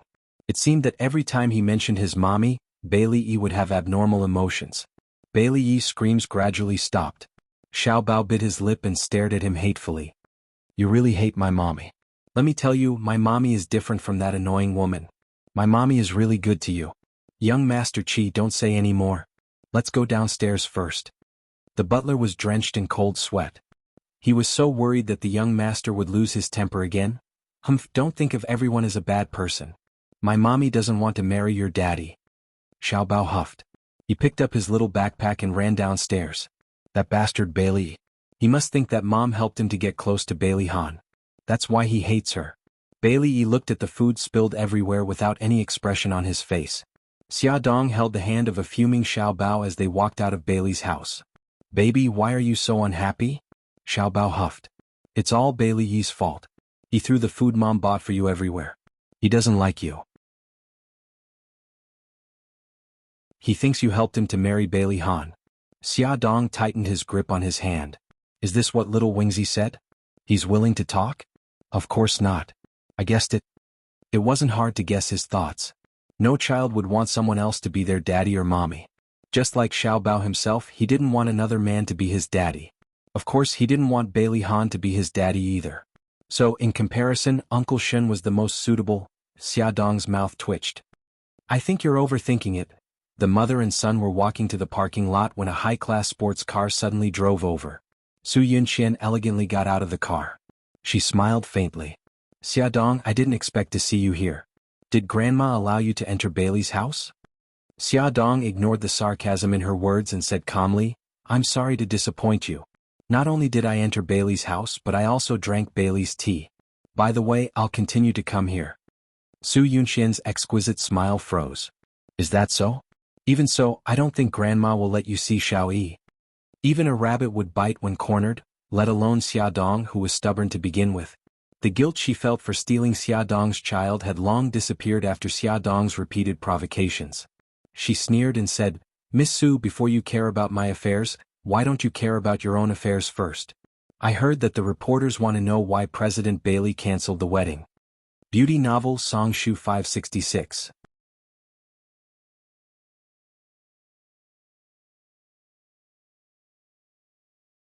Chapter 135. Xia Dong's counterattack had undoubtedly poked at Su Yunqian's sore spot. Her beautiful eyes stared fixedly at Xia Dong, filled with hatred. If it weren't for Xia Dong's existence, she would have long become the mistress of the Bailey family. Damn it, it's all that B***TCH's fault. She gritted her teeth and squeezed out a smile. "Even if Han and I call off the wedding, don't even think about marrying him. Based on what you did back then, you have no right to stand by his side." Xia Dong smiled faintly. "Miss Su, I suggest you see a psychiatrist. Your paranoia is really getting worse." Su Yunqian's expression turned ugly. She took a step forward and seemed to want to say something. Xiao Bao shrank his neck in horror and hid behind Xia Dong. "Mommy, paranoia is really scary. Let's stay away from this auntie." Xia Dong stroked her son's hair seriously. "That's right. Paranoia is really scary. Baby, remember to stay 10 meters away from this auntie when you see her in the future. No, you should stay as far away from her as possible." Yes. Mommy, I'll remember." The mother and son got into the car as if there was no one else around. Su Yunqian was left alone on the spot, gritting her teeth in hatred. Xia Dong was about to start the car when she saw her son take something out of his small bag. He rolled down the car window and aimed at Su Yunqian's car tires and shot it. As his actions were extremely fast and there was no sound during the shooting process, Su Yunqian, who had already turned and walked towards the Old Bailey mansion, naturally didn't see it. However, Xiaodong saw it clearly. She raised her eyebrows. "Baby, what are you doing?" Xiao Bao waved the thing in her right hand and smiled like a little fox. "My secret weapon, pearflower storm needles. Once I see blood, I'll destroy that damn auntie's tires." The corner of Xiaodong's mouth twitched. Brother Shin must have given him another inexplicable hidden weapon. She rubbed his head and said, "Well done, worthy of praise. However, this thing is very dangerous. You have to be careful when using it." Worried that he wouldn't know what to do, she thought for a moment and said, "When you use it, you have to be clear about the situation. For example, if you have a conflict with a child, you can't use it against them.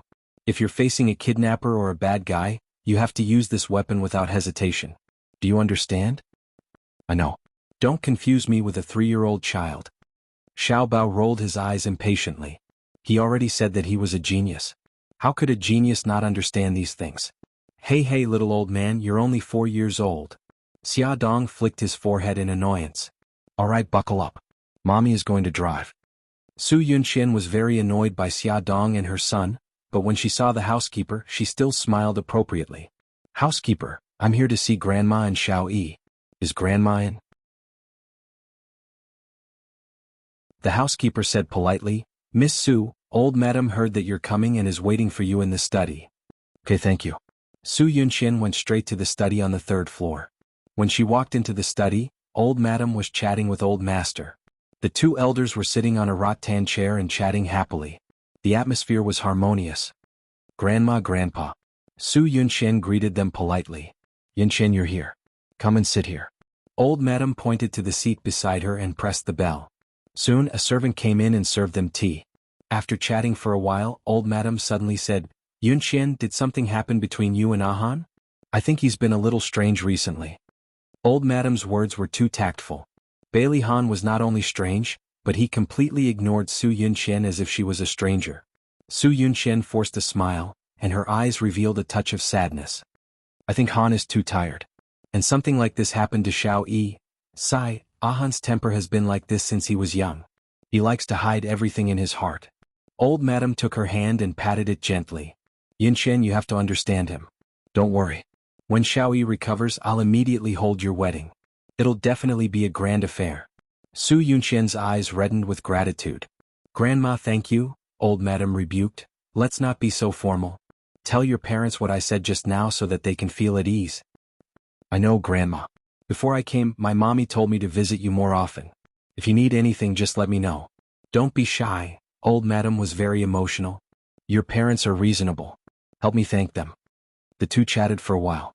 Su Yunqian proposed to visit Xiao Yi. Old madam was very comforted. She went downstairs with her and walked into Bailey Yi's room. The room had been cleaned and tidied up. Bailey Yi leaned against the cushion, holding a small laptop and surfing the internet. Baby, look. Annie Yunqian is here to see you." Although he did not respond every time she spoke to him, the old lady did not give up. "Xiao Yi, what are you busy with?" Su Yunqian bent down and stroked Bailey Yi's hair intimately. Xiao Yi. Su Yunqian anxiously walked forward, wanting to comfort her. Old madam suddenly said sternly, "Yunqian, don't go over there." "Grandma?" Su Yunqian looked aggrieved. The old madam paused and softened her tone. "If we go over now, it'll only make him lose control of his emotions. The best thing to do now is to ignore him and let him calm down." This was the method that Lin Yi, the psychotherapist, had taught her. "I see. I understand." Su Yunqian bit her lips and seemed to have made a very important decision. "Grandma, I don't know why, but Xiaoyi gets agitated every time he sees me. In order not to agitate him, it's better for me to visit him less in the future." Old madam also thought about this problem, but she was too embarrassed to bring it up. She did not expect Yunqian to bring it up herself. She immediately let out a sigh of relief. "That's good too. Yunqian, it's been hard on you." Su Yunqian smiled. "Of course not. We are all doing this for Xiao Yi's good. Grandma, I'll leave first. I still have something to do. I'll come to see you in 2 days." After saying goodbye to old madam, Su Yunqian walked out of the old house. She was already depressed to begin with. Why was Bailey E so agitated every time he saw her? Was he pretending to be sick? Or was he really sick, but subconsciously remembered what she had done to him? Su Yunxian drove for more than 10 meters and realized that something was wrong. She got out of the car to check and found 2 very thin needles stuck in her tires. She was so angry that she stomped her 10-centimeter high heels. Fortunately, she did not drive too far. When she returned to the old house, she asked the servant to change her tires. After she started the car again, she thought for a while and felt that it was Xia Dong's doing. After all, that was Bailey's territory. Outsiders could not enter. The servant knew her and it was impossible for them to puncture her tires. Only Xia Dong had the motive to do this. Xia Dong, how dare you do such a childish thing? If Su Yunxian was not driving, she would have stomped on the ground to vent her anger. No, she could not be in a passive position anymore. She had to find a way to turn the situation around. It had been a month and a half since Su Xingqian was injured. Today was the day she removed the gauze on her face. Su Morong and Xia Jinxing were both in the hospital with her. The doctor carefully removed the gauze from her face. Su Morong saw her daughter's face clearly and her face turned pale. She almost fainted. Xia Jinxing was not any better. He trembled as he held his wife's arm. After removing the gauze, Su Xingqian could not wait to see her injury. Give me a mirror, quickly give me a mirror. Her vocal cords had almost recovered, but her voice was still a little hoarse. Su Morong snatched the mirror. Xingqian, promise mommy first. Don't get agitated. Okay mommy, I promise you. Quickly give me the mirror. After Su Xingqian took the mirror, she became timid. She had already guessed the result from her parents' worried and heartbroken eyes. But in her heart, she still had a faint hope that a miracle would happen. She closed her eyes and took 2 deep breaths. She slowly opened her eyes. With just one look, she screamed in horror and threw away the mirror in her hand.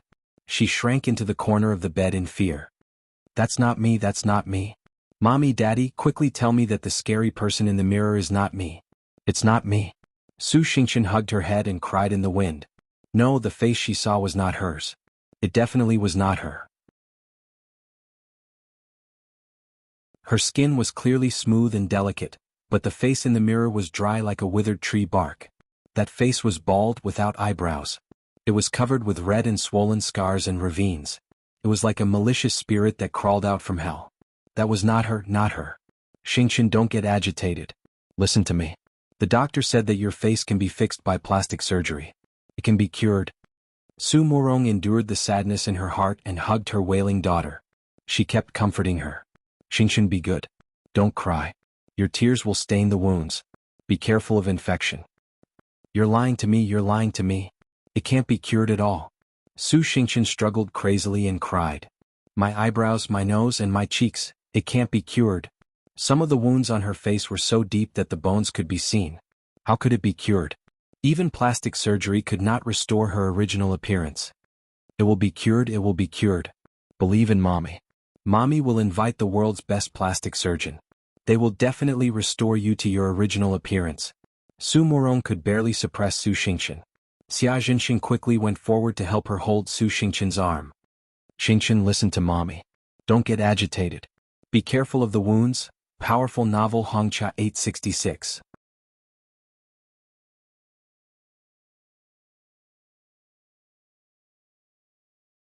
Chapter 136. Su Morong could barely hold Su Xingqian down. Xia Jinxing hurriedly stepped forward and grabbed Su Xingqian's arm. Xingqian, listen to mommy. Don't be agitated. Be careful of your wounds. Let go of me. Su Xingqian was completely defeated by that nightmarish face. She lost all reason and kept crying. I want my face, I want my face. Xia Dong, Su Yunxian, you 2 bitches, give me back my face. Su Yunxian just happened to walk in at this time. Su Morong was the first to see her. She smiled apologetically. Yunxian, you're here. Xingqian was agitated and her mind is a little muddled. Don't take it to heart. Su Yunxian put down the fruit basket in her hand. I know. I won't be angry. Su Yunxian, I don't want your fake kindness. Get out now. Su Xingqian's hands were held by Xia Jinxing and couldn't move. He kicked at Su Yunxian with his legs. Unfortunately, the distance was too far and he couldn't kick her. Xingqian, that's enough. Su Morong couldn't take it anymore and scolded Su Xingqian harshly. Look at yourself. Yunxian is magnanimous and didn't take it to heart that you hurt her. Not only do you not feel guilty at all, you even speak ill of her. Is this what I've been teaching you? Su Xingchen let out a wah sound as he began to cry. Su Yunxian comforted her gently. Don't be angry. I don't think Xingchen did it on purpose.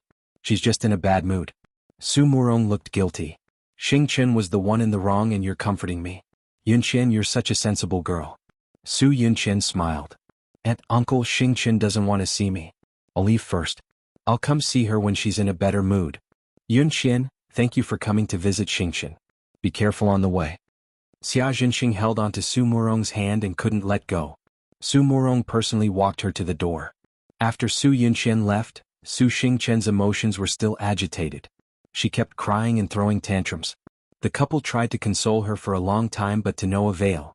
In the end, they could only call for the doctor to inject her with a sedative. After the injection, she fell into a deep sleep. Su Murong sat by the bed exhausted. Looking at her miserable face, her eyes couldn't help but redden. Xia Jinxing put his arm around her shoulder. Wife, don't be sad. Let's think of a way to cure our daughter's face. Su Murong pushed his arm away. Xia Jinxing, how can you be so heartless? The one lying on the bed right now is our only daughter. Why aren't you sad at all? Xia Jinxing said helplessly, of course I'm sad, but it's useless to be sad. It's better to think of a way to cure Xingchen's face as soon as possible. Su Murong looked at him coldly and said sarcastically, I think you're just trying to distract me because you're afraid that I'll blame you and your ex-wife's daughter. Xia Jinxing frowned. This wasn't Xia Dong's fault in the first place. If Xingchen hadn't tried to harm Yunxian and Xia with acid, she wouldn't have ended up in this state. So you're saying that Xingchen asked for it and reaped what she sowed? Su Murong raised her eyebrows and glared at Xia Jinxing. In your eyes, is Xia Dong the only daughter you have? Let me tell you, Xia Jinxing, Xingchen ended up in this state because of Xia Dong. She wouldn't let this go so easily. Xia Jinxing saw a flash of viciousness in her eyes and hurriedly explained, Honey, what are you talking about? Ever since we got married, I only have you and Xingchen in my heart. I'm also very sad that Xingchen got hurt. Let's not talk about other things for now. Saving our daughter is more important. He knew that the more he explained, the more Su Murong would hate Xia. Su Murong slowly let out a sigh of relief and calmed down a lot. Alright, I'll believe you for now. Xia Jinxing, don't do anything behind my back. Otherwise, if I find out, I won't let you off. Su Xingchen's face had third-degree burns. Because the acid had flowed down from her forehead to the bridge of her forehead, nose, and chin had the deepest injuries. Even the bridge of her nose was faintly visible and her lips were deformed. Even plastic surgery could only make her face look more normal. Su Murong knew this very well. However, like all mothers, she loved her daughter deeply and hoped for a miracle to happen. She used her connections to ask around for the best plastic surgery hospitals and doctors. Unknowingly, Su Murong woke up on the hospital bed. When she saw her mother by her bedside, she was disheartened and tears welled up in her eyes. Su Murong hurriedly used a cotton swab to carefully dry her tears and comforted her gently. Xingchen, don't cry. Otherwise, your tears will stain the wound and it'll be easy to get infected. Su Xingchen's voice was hoarse and her eyes were filled with grief. Mommy, I know that even with plastic surgery my face won't recover. If I have to face this face, I'd rather die. Su Murong gritted her teeth and scolded, Su Xingchen, you're not my daughter. I, Su Murong, will never have a daughter as weak as you. Since you're not even afraid of death, why are you afraid of living? Tears welled up in Su Xingchen's eyes again. What's there to be afraid of in death? Living means facing so many strange gazes and going to jail. It's much more painful than death. Su Murong expected better from Su Xingchen. Have you forgotten how I taught you? If others respect me, I'll respect them 10 times. If others hurt me, I'll hurt them 10 times. Right now you're suffering here, but the person who hurt you is free and unfettered. Are you willing to accept this? Her words indeed stirred up Su Xingchen's motivation to live. Her lifeless eyes slowly regained their luster. Her terrifying face was even scarier because of her hatred. She looked like a demon that had climbed up from hell. With a low and hoarse voice she said, No, I'm not willing. Su Murong stroked her hair and her voice was terrifyingly calm. Since you're not willing, then live well. As long as you're alive, there's hope. Whatever you want, you can still fight for it. If you die, then there's really nothing left. Right? How could she let Su Yunxian and Xia Dong wish for Gigai to die? She had to live on resolutely. Only then would there be a day when she could beat them. Su Yunxian walked out of Su Xingchen's ward. She wasn't in a hurry to leave the hospital. Instead, she went to the door of the gynecology department. Sitting on a bench in the corridor, she quietly observed. Su Yunxian saw many pregnant women accompanied by their husbands. The husbands carefully supported their wives while the wives had sweet smiles on their faces. There were also a few girls who came alone sitting in the waiting area. Their young faces were filled with uneasiness. It was easy to guess their purpose for coming here. A young girl walked out of the gynecology department. Her face was pale as she sat beside Su Yunxian in a daze. She was still holding a checkup report in her hand. Su Yunxian looked up slightly. When she saw the words 7 weeks pregnant written on the report, the corner of her lips curled up imperceptibly. She said softly, "Little girl, let's make a deal." The girl looked up in astonishment. Her clear eyes were filled with confusion. "What deal?" Su Yunxian smiled. "You don't want the child in your stomach, right? I'll help you get rid of it. I promise that no one will know. The price you'll pay is just the checkup report in your hand." The girl was stunned for a while before she reacted. She muttered, "What do you want the checkup report for?" Su Yunxian said lightly, "That's my problem. You just have to tell me, are you willing or not?" The girl bit her lip. "Are you sure you won't let anyone know?" "I'm sure. I don't have money. I'll pay for the surgery. I'll also give you 10,000 yuan for nutrition. I only have one condition." Su Yunxian stared into her eyes. "You have to swear on your life that you won't reveal this matter." "I promise I won't tell anyone." The girl raised her palm and swore seriously. In her eyes, it was this beautiful woman who had saved her. She had already regarded her as her benefactor. Su Yunxian smiled. "Very good. Give me your phone number. I'll arrange the surgery for you as soon as possible. If you don't believe me, you can give me the checkup report after the surgery." "Thank you." The girl told her phone number and thanked her solemnly. Jianghu Group. The president had been in a bad mood recently. It was a well-known fact among the employees of Jianghu Group. Even when they passed by the door of the president's office, they would deliberately walk lightly, afraid that they would accidentally disturb the black-faced god inside. After the meeting, Bailey Han strode back to his office. He looked at the clock. It was 4 o'clock in the afternoon. It was time for Xia Dong to take Xiao Bao to visit Xiao Yi again. He leaned back in his chair. He couldn't help but think of the day when he came back early and saw her bathing Daodu under the grape trellis. She gently rubbed Daodu's hair and chatted with the maid with a smile. Her eyes were burning with a long-lost passion. He couldn't help but stop and stand in the distance, watching her laugh. Suddenly, a melodious ringing of the phone interrupted his reverie. He saw the caller ID and felt a little complicated.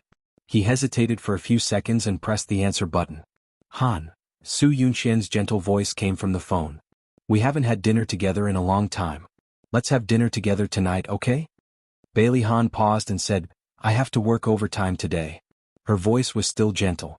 "Then I'll cook something delicious and send it to you." "No, I'll order takeout." "Han?" Her voice sounded very aggrieved. "I just want to have dinner with you. Is it making things difficult for you?" He rubbed his eyebrows. "Yunxian, before Xiao Yi recovers, I hope we can maintain the status quo. In the end, you still suspect me. You think I'm the one who hurt Xiao Yi." She sobbed softly. He frowned even more. "I just want both of us to calm down. I won't make any guesses before the matter is investigated clearly. Attention, Song Shu 566.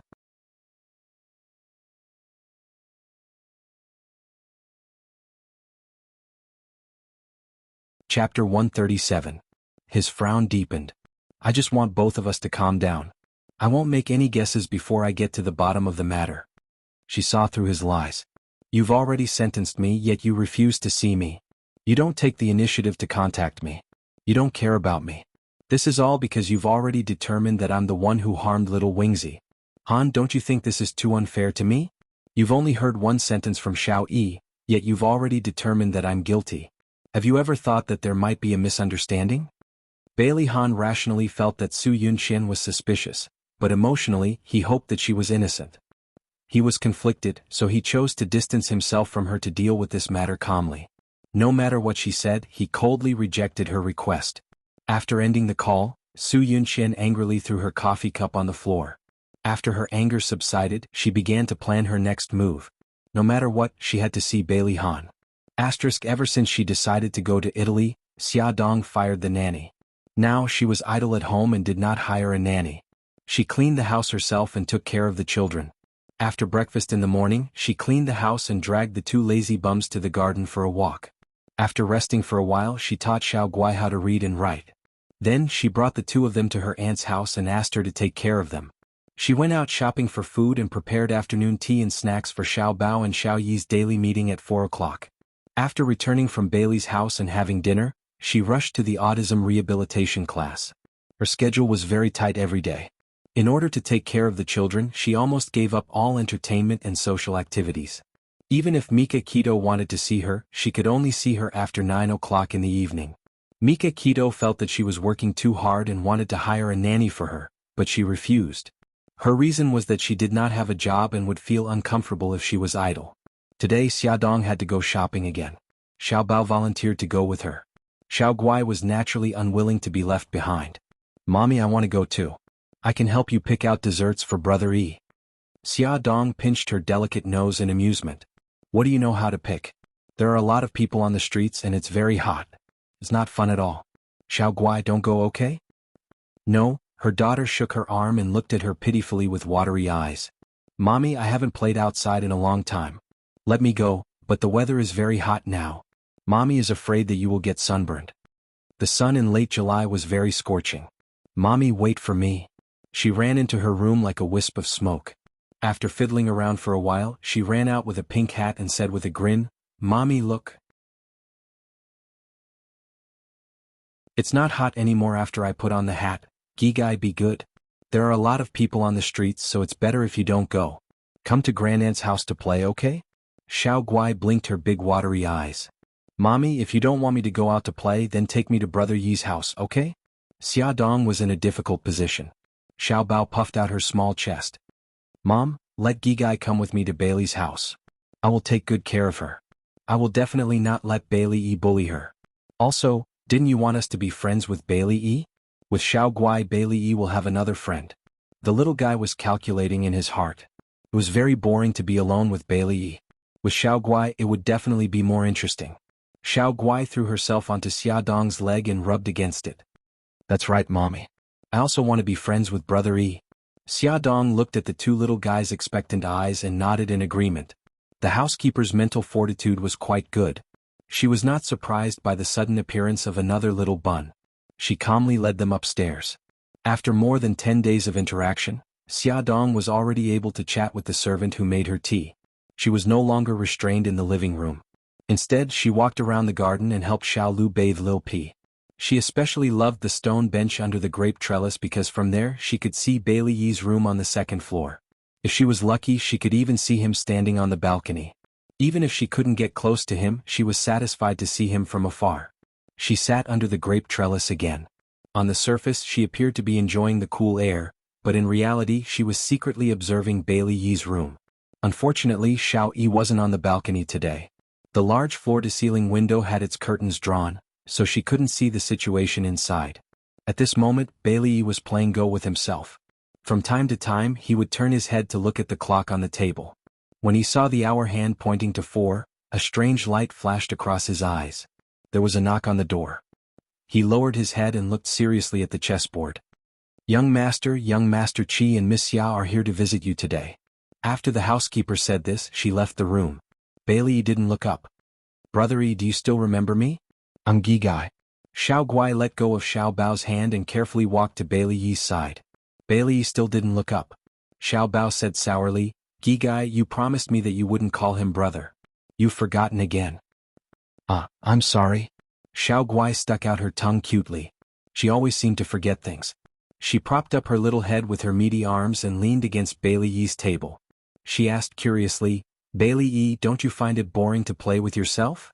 Bailey Yi's hand that was holding a Go piece paused. Xiao Bao sharply caught it. Her lips curled into a mischievous smile and she deliberately said loudly, "He won't be bored. Anyway, he's bored every day and doesn't play with anyone else. He can only play with himself." "But that's so pitiful." Xiao Guai reached out her little hand and gently stroked Bailey Yi's hair as if she was petting her own pet. "Bailey Yi, from today onwards, brother and I are your friends. Don't play by yourself. Play with us." Bailey Yi acted as if he didn't hear her. He lowered his eyes and continued with his actions, placing a Go piece on a certain spot. "Oh right, Bailey, are you hungry? My mommy bought a lot of delicious pastries for you." Xiao Guai grabbed his hand and dragged him to the coffee table. "Come with me. I'll get them for you. They're delicious." Bailey was like a puppet, allowing her to drag him to the sofa beside the coffee table.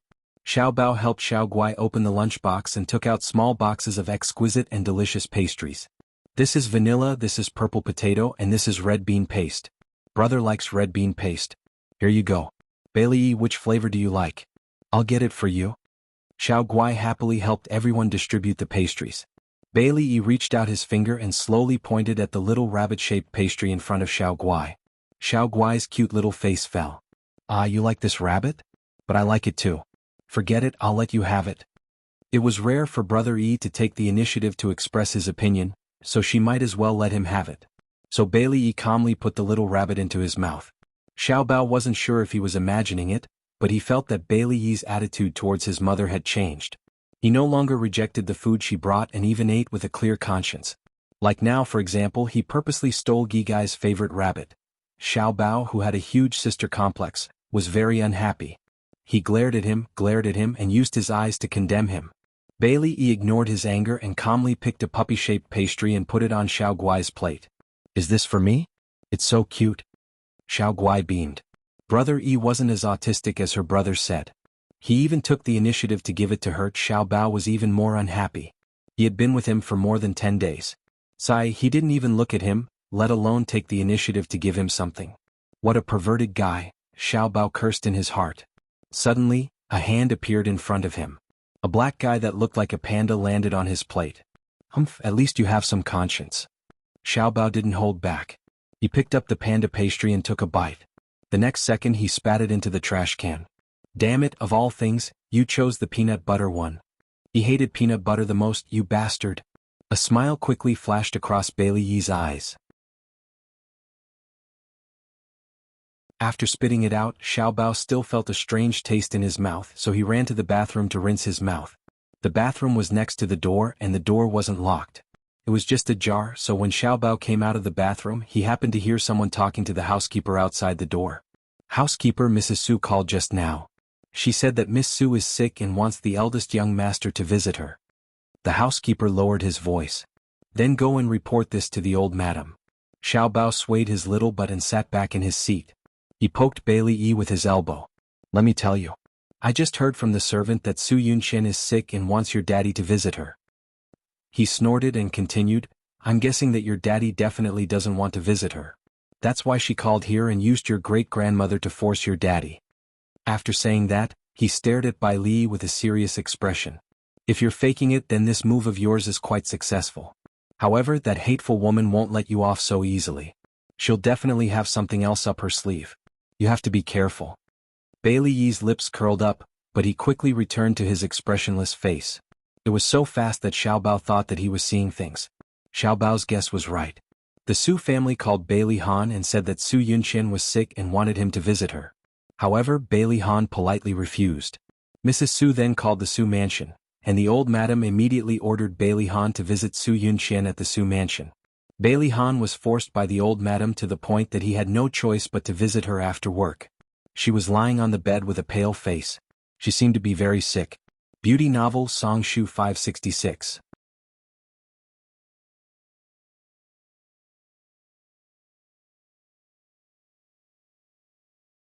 Chapter 138. Bailey Han glanced at the bowl of porridge beside the bed. The porridge inside had not been touched at all. He frowned slightly. "How can you not eat? What do you want to eat? I'll get someone to make it for you." Su Yunxian leaned against the headboard with a pillow behind her back. She shook her head delicately. "No, I don't have an appetite." Mrs. Su came in with Bailey Han. After hearing her daughter's words, she immediately became anxious. "How can you do that? Yunxian, you haven't eaten anything for a whole day." "Mommy, I really don't have an appetite." Su Yunxian forced a smile and comforted her. "Mommy, I'm fine. You've taken care of me for a whole day. Have a good rest." "Okay, then I won't disturb you. If there's anything, just get the servants to call me." Mrs. Su reminded her repeatedly. "If there's anything you want to eat, just get the servants to make it for you. Don't starve." Su Yunxian smiled helplessly. "Mommy, I know. Go and rest." Only she and Bailey Han were left in the room. She shifted her body and Bailey Han leaned over to help her sit up. You were fine yesterday. How did you get sick? Where do you feel uncomfortable? Have you seen a doctor? I'm fine. I'm just a little dizzy. The smell of oil makes me feel a little nauseous. Maybe my stomach isn't too good. She gently held his hand, lowered her eyes and said softly, Han, are you only willing to come and see me when I'm sick? Then I'd rather be sick every day. Bailey Han's body stiffened. He said lightly, don't be silly. I'll accompany you to the hospital tomorrow and have a good checkup. There was a smile in her eyes. Although her face was pale, she was still stunningly beautiful. No need. I know my own body. There won't be any big problems. I'll be fine after a day of rest. You're so busy. How can I let you waste your time with me? He frowned. I'll only be relieved if you have a checkup. I'll pick you up tomorrow. She tilted her body and leaned on his shoulder naturally. I feel much better now that you're willing to come and see me. If you're still worried, you can send me to the hospital and then go to the company. Well, it's decided then. He didn't push her away and let her lean on his shoulder. I'm a little sleepy. Can you sing for me? Her hand naturally rested on his chest as she leaned into his ear and whispered softly. When she spoke, her hot breath sprayed onto his ear. When she said the last word, her lips even brushed against his earlobe. His body suddenly tensed up. Almost instinctively, he pushed her away and stood up abruptly. Rest early. I'm leaving. He did not wait for her reply and quickly left. Su Yunxian looked at his tightly shut door. The frailness on her face had long faded away, and her fingers clutched the bedsheets tightly. It was already past 9 o'clock at night when Xia Dong walked out of the Autism Rehabilitation Training Center. She saw Lu Xing and Bailey Yun facing each other, so she quickly squeezed between them to separate them. Fox, what are you doing here? Bailey Yun put one hand in his trouser pocket and narrowed his fox-like eyes. He glanced at the expressionless Lu Xing and smirked. Didn't you say you were busy during the day? I had no choice but to look for you at night. Why didn't your fiancé come to pick you up? Xia Dong knew that he was upset because Lu Xing had stopped him. She smiled. Brother Xin has a social engagement tonight. Don't be angry. I'll treat you to supper. She waved her hand and motioned for Lu Xing to take 2 steps back and not follow him so closely. Bailey Yun saw her little gesture and felt much better. He snorted at Lu Xing proudly and said lazily, well, since you're so sincere, I'll do you the honor of having supper with you. However, I'll have to choose the location. No problem, I'll listen to you. However, I only have an hour and a half, so I can't choose a place that's too far away. There was no housekeeper at home now, so she did not feel safe leaving the 2 children alone at home. Don't worry, it's very close. I'll drive. You can rest first. Bailey Yun snatched the car keys from her hand and drove the car over. Xia Dong sat in the passenger's seat, while Lu Xing squatted in the back seat as if she did not exist. Bailey Yun took her to a private restaurant. The environment was elegant and quiet. He had already reserved a private room and let her in with familiarity. The 2 of them ordered and Xia Dong asked, Fox, why are you looking for me? Bailey Yun blinked his fox-like eyes. I want to introduce you to a friend. Who is it? He looked at his watch. Wait for another 10 minutes. They'll be here soon. Before their dishes were served, the friend that Bailey Yun was talking about arrived. Although he was not as handsome as Bailey Yun, he had a gentle and elegant temperament, giving people a sense of trust at first sight. He smiled gently. Miss Xia, nice to meet you. My name is Linny, I'm Yun's friend. Xia Dong smiled and reached out her hand. Nice to meet you, Mr. Lin. I'm Fox's friend too. Fox. Linny looked at Bailey Yun with a smile. Yun, this nickname suits you very well. As cunning as a fox. Bailey Yun brushed the hair in front of his forehead and chuckled. I'll take it as a compliment. Xia, don't be fooled by this guy's appearance. He's the blackest on the inside. Also, his personality is a little, twisted. Xia Dong. Linny smiled. Miss Xia, don't be scared by him. It's because I study psychology that this guy thinks I have a psychological problem. Of course, this is just his wishful thinking. Xia Dong looked at Bailey Yun meaningfully. Mr. Lin, I can only say that I sympathize with you. With Bailey Yun's glib tongue, how could a gentle person like Linny win against him? Linny smiled, his voice as gentle as jade. Bailey Yun smiled. Xia, that's where you're wrong. I'm the one who deserves your sympathy. You don't know that when we were in America, this guy liked to use me as a test subject every time he learned something new. For example, hypnotism, Linny countered calmly. Why don't you say that I treated you like a patient and persuaded you for hours just to pull you back to the right path? Xiaodong was curious. Mr. Lin, did Fox do something that led him astray? Lin Yi cleared his throat. Bailey Yun jumped up from his chair and covered his mouth impatiently. Don't say it. Lin Yi blinked and signaled for him to let go. He threatened again, don't say it or I'll kill you. All right, let's change the topic so that there won't be a murder. Xiaodong held back her laughter and helped Lin Yi out of the situation. Bailey Yun winked at Lin Yi after the crisis was resolved. The meaning was obvious. Don't say anything or I'll kill you. Lin Yi raised his eyebrows and replied with a look. That depends on my mood. Bailey Yun's face darkened and was about to explode when Xiaodong, who had been watching them flirt with each other, quickly said, I'm sorry to interrupt your flirting. I want to know, have you known each other for a long time? Who's flirting with that guy? Bailey Yun distanced himself from Lin Yi in disgust. Lin Yi raised his eyebrows in amusement. Don't call me that. I'm your senior. He looked at Xiaodong and explained, when I was in America, I went to the same university as Yun. In fact, we haven't seen each other for more than 5 years. If I didn't meet Yun at Bailey's house, I wouldn't have known that he was in a city. Bai Liyun seemed to have recalled something and smiled until his eyes narrowed into slits. Xia, do you still remember the first time we met? You threw yourself into my arms. That day was the first day I returned to the country. Hey, I want to correct you. That was not throwing myself into your arms. I was just avoiding someone's pursuit. Xiaodong was speechless. At that time, Bailey Han was chasing her with bodyguards. She had no choice but to ask for his help. Bailey Yun crossed his arms and leaned against the chair leisurely. He shrugged nonchalantly. It's okay. I know you're shy. Xiaodong was speechless. Thank you for your understanding. Bailey Yun raised his eyebrows. Xia Lin Yi is now a psychotherapist. Aren't you curious about who his latest patient is? Xiaodong's brain spun quickly and she was shocked. Mr. Lin, are you treating Bailey Yi? He mentioned that he went to Bailey's house. Lin Yi smiled, his eyes gentle and wise. Yes. I heard from Yun that you've taken part in an autistic rehabilitation course, and you've learned quite a bit about it. It just so happens that my assistant took a wedding leave yesterday. If you're willing to replace her and work for me for half a month, I'd be very grateful. Xiaodong stared at him in disbelief for a few seconds. She suddenly looked at Bailey Yun.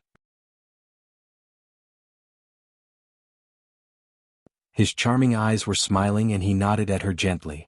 She immediately felt a surge of warmth in her heart. She pursed her lips and turned back to Lin Yi with a bright smile. Mr. Lin, thank you. You don't have to thank me. If you want to thank someone, thank that kid Yun. He said a lot of good things to me, Lin Yi said humorously. I think he said all the good things he's going to say to me in advance. Xiaodong knew that Bailey Yun must have put in a lot of effort to make her a temporary assistant. On the way home, she thanked him sincerely. Fox, thank you. If it wasn't for you, I wouldn't have the chance to meet Xiao Yi. Bai Liyun's lips curved up. Don't listen to Lin Yi's nonsense. His assistant is on leave and you have the knowledge in this area. If I introduce you to him, he'll be more than happy. Xiaodong knew that he said this because he didn't want her to feel burdened. She was even more grateful. He reminded her. Xia, from tomorrow onwards you'll be Lin Yi's assistant. I'm worried that Grandma and the others will recognize you and misunderstand you. It's best if you disguise yourself. Yes, I've thought about that. I'll be careful. She had thought about how to disguise herself when they were eating. She had to make it so that no one could recognize her. She couldn't bring trouble to Lin Yi. Attention Hongcha 866.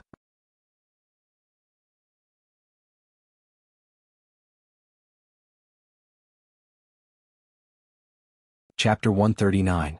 Early the next morning, Bailey Han drove to the Su family home. After sending Su Yunqian to the hospital, he gave her a few more instructions before leaving.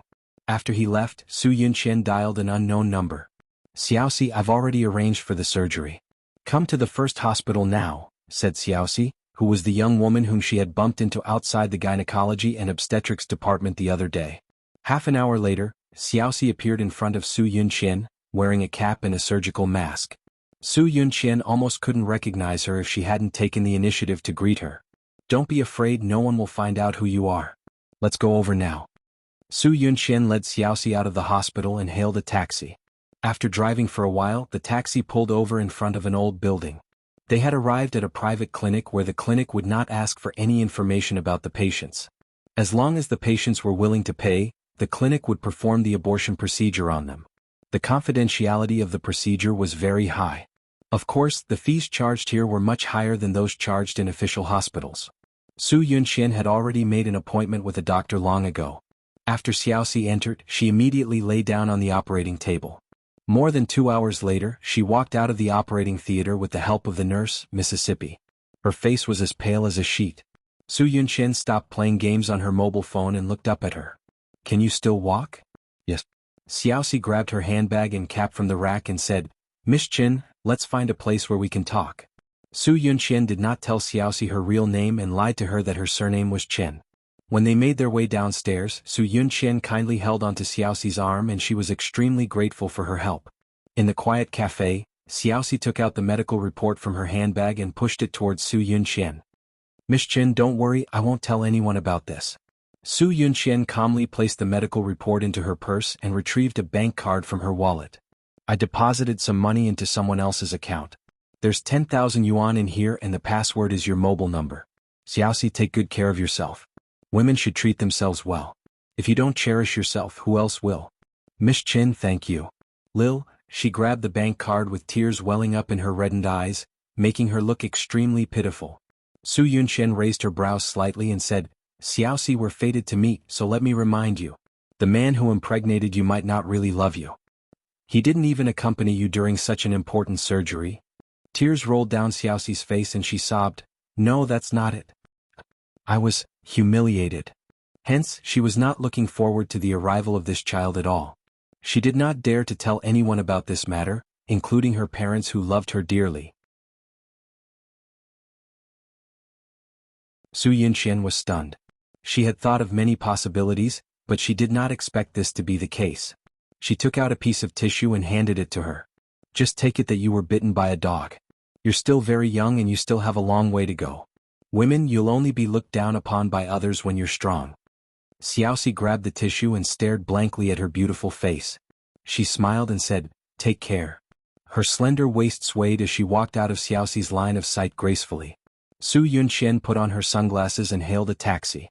Her slender fingers touched her handbag, and her lips curled into a smug smile. With this inspection report, she could ask someone to make it her own. In the old mansion in Bailey, the butler greeted Lin Yi and the others warmly. "Dr. Lin, you're here. Please come in." "This is?" The butler turned to look at Xia Dong. Xia Dong was wearing a white shirt and a black work attire that hid her slender figure. Her shiny black hair was tied up in a bun and her neat fringe covered her smooth forehead. She wore a pair of black-framed glasses and her beautiful eyes were hidden behind the thick lenses. She looked very serious, just like a high school teacher who was patrolling around with a pointer. Lin Yi smiled and introduced her. "This is my new assistant, Miss Yi. Xia Dong pushed her black-framed glasses up her nose bridge and said, "Hello, I'm Yi. Nice to meet you." Yi was also C. When she spoke, her voice was slightly hoarse. This was the effect of the pill that Xia Dong had gotten from Mika Keto. "You flatter me. Dr. Lin, Miss Yi, this way please." The butler didn't pay too much attention to Xia Dong and led them to the second floor. Xia Dong was getting more and more nervous as they approached Bailey Yi's room. "We're here. Please come in." The butler walked them to the door and waited for them to enter before closing the door and standing guard outside. Lin Yi glanced at Xia Dong. Her neat fringe and black-framed glasses covered half of her face, but he could see that she was nervous. Her eyes were fixed on Bailey Yi, who was sitting in front of the desk. Her hands were clenched into fists as if she was trying to hold something back. Lin Yi was surprised. She seemed to have some special feelings for Bailey Yi. When Bailey Yun asked him for help and offered this job to Xia Dong, he only said that Xia Dong was interested in autistic children and needed a job. Now, it seemed like there was more to it than meets the eye. He smiled and said gently, "See, let's get to work." Xia Dong took a deep breath and exhaled slowly, "Okay." During the therapy, Xia Dong realized that Lin Yi was really an amazing therapist. He had a complete treatment plan for Xiao Yi. In the first 3 months of therapy, he mainly trained Xiao Yi to be able to sense the outside world. He wanted him to be able to receive information from the outside world, such as language, movement, color, shape, and even emotions. When she saw Xiao Yi smile in the interactive game, her heart almost melted. Lin Yi patted his head gently and praised with a smile, "Xiao Yi is really a genius. You only took 2 minutes to solve this riddle." Xiaoyi didn't say anything, but the light in his eyes shone even brighter. 1.5 hours passed quickly. It meant that the therapy for the day was about to end. Linny looked up at Xiaodong. Throughout the therapy her eyes were on Xiaoyi. That kind of loving gaze made even him think that she was Xiaoyi's mother. Xiaodong felt Lin Yi's probing gaze and quickly looked away. Her expression was slightly flustered. Lin Yi smiled. "See, please take out the Jiuquan rings for me." "Okay." Xiaodong took out the Jiuquan rings from the box Lin Yi brought with him and handed it to him. "See, give this to Xiaoyi." "Okay." Nervousness gripped her heart. She squatted down and looked at Xiaoyi at eye level. She held the Jiuquan rings in front of him. "Xiaoyi, this is the Jiuquan rings." Bailey Yi ignored her, raising his head to look at Lin Yi as if to ask him why he had given him the 9 rings. Lin Yi smiled. "If you can solve the Jiuquan rings in 2.5 minutes, I'll take you out to play for a day." Bailey Yi's eyes flashed. "Are you willing to accept the challenge?" This was faster than the Guinness World Record. It was impossible for a normal child to achieve this goal in such a short time, but Xiaoyi was different. His IQ was many times higher than other children his age. Bailey Yi lowered his eyes as if thinking. 2 seconds later, he reached out his small hand and took the Jiuquan rings from Xiaodong. Lin Yi smiled gently. "Xiaoyi, I hope that one day I can hear you say, 'Okay, I accept the challenge,'" in a proud voice. Bailey Yi didn't respond to Lin Yi's words. All his attention was on the Jiuquan rings. The rings were small and delicate, very suitable for children. His soft fingers moved quickly, and the rings made a crisp knocking sound. "Xiaoyi, I'll see you in 2 days. I'm looking forward to your performance." Lin Yi patted his head. Xiaodong looked at him reluctantly and followed Lin Yi out of the Bailey house. Lin Yi smiled gently in the car. "Where do you live?" "I'll send you back." Xiaodong paused. "Don't you have work in the afternoon?" Lin Yi tilted his head to look at her, a teasing smile on his face. "Yun has already told me that you'll only be my assistant when I go to House Bailey for outpatient treatment. He also specifically told me not to do anything to you." Xiaodong was embarrassed. Mr. Lin Yun was joking. "Please don't take it to heart. I'm your temporary assistant now. If I'm absent, I'll cause trouble for you." "Don't worry. I'm only at the Bailey house. When I'm at the clinic, I can handle it myself." He smiled. "So, don't worry and go do your work. I'll see you in 2 days." Lin Yi would only treat Bailey Yi every 2 days. "Thank you so much."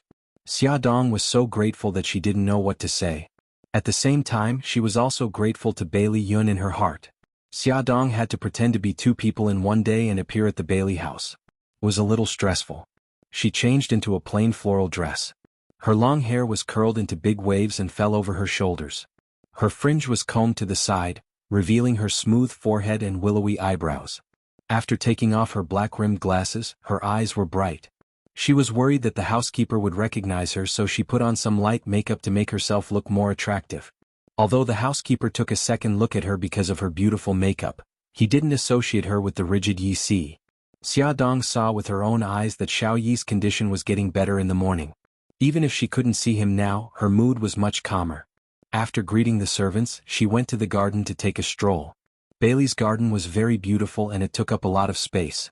She found a lounge chair under the shade of a tree and lay down leisurely. The cool breeze blew and it was very comfortable. She couldn't help but close her eyes and put her hands on her stomach habitually. She was already more than 2 months pregnant and was a little sleepy. Lying here comfortably made her sleepy. Just as she was about to fall asleep, she heard footsteps. She opened her eyes and saw Bailey Han holding Su Yunqian's arm walking towards her. Attention Xinwu 799.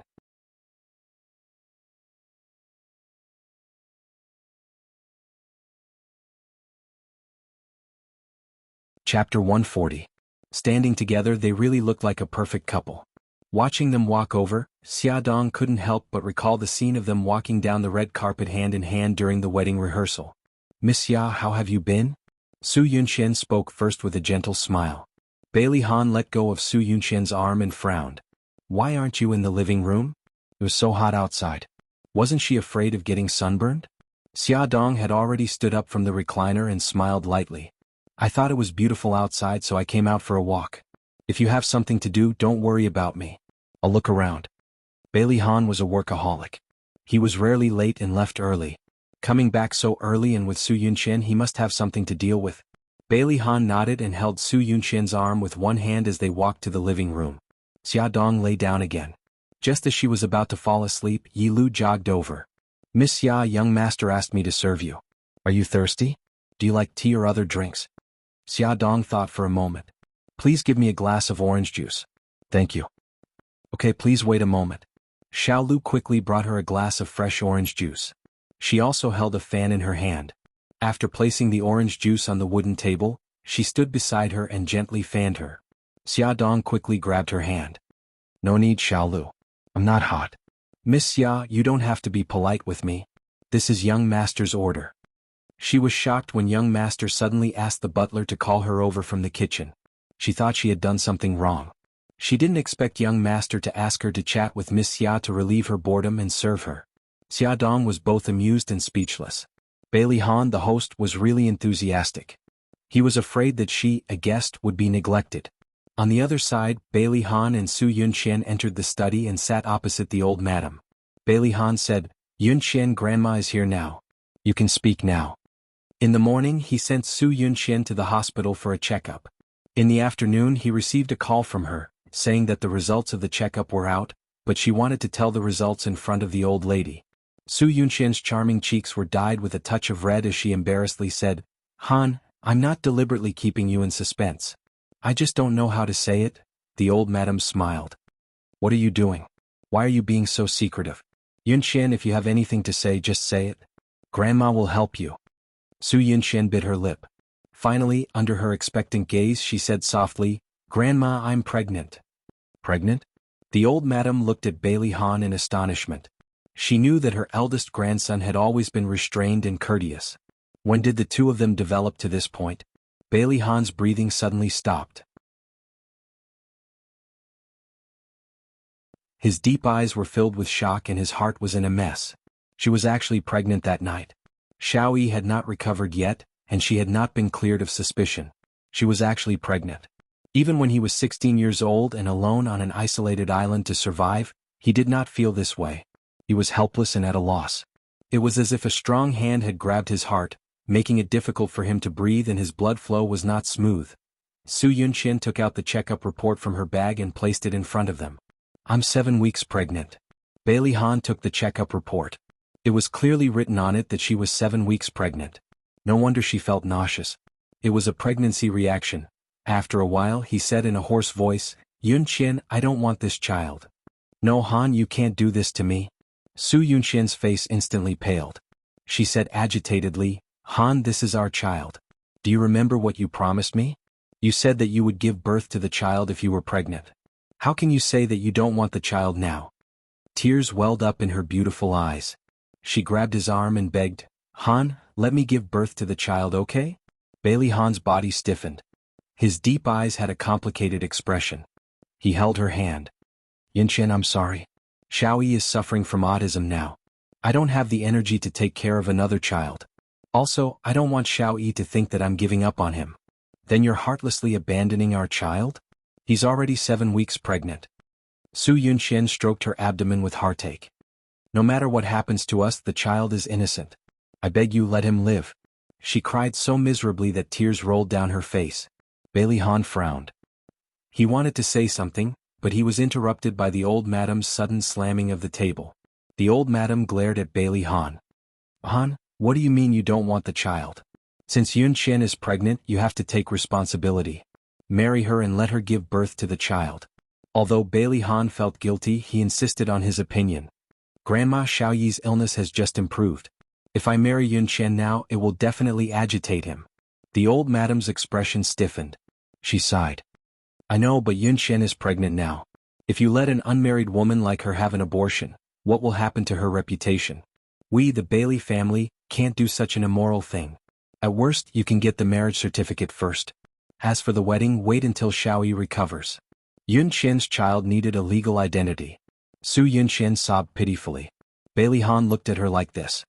He felt heartache and guilt, and his heart almost softened. However, when he thought of the thrilling scene when Xiao Yi fell down the stairs, he hardened his heart. "Grandma, I don't agree. I won't get married for the time being. The child can't be kept."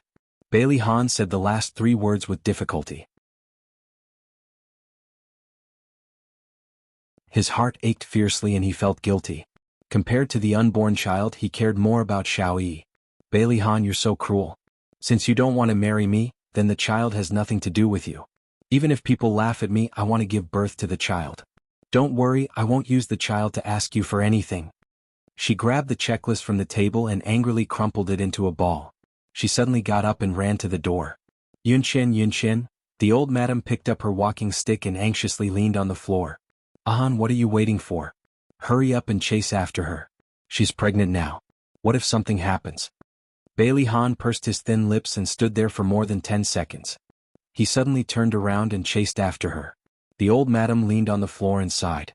Sigh, how did things turn out like this? Xia Dong was leisurely chatting with little Lu when Su Yunqian suddenly ran past them. She covered half of her face and looked very sad. Just as she ran past, Bailey Han quickly chased after her. Thus, Xia Dong and little Lu witnessed a dramatic scene. Bailey Han grabbed Su Yunqian's wrist from behind. Su Yunqian wanted to shake him off, but she didn't succeed. Instead, she was pulled into his arms. Xia Dong coughed awkwardly. Well, little Lu, it's about time. I'll go to the living room and wait for Xiao Bao. I should go back to the kitchen to work. Little Lu cooperated and helped her up. The two of them quickly left the place. Su Yunqian struggled and pushed Bailey Han's chest. Let go of me. I don't want you to care about me. Yunqian, stop it. Bailey Han didn't know what to say. He could only hug her tighter. You're pregnant. Don't be too emotional.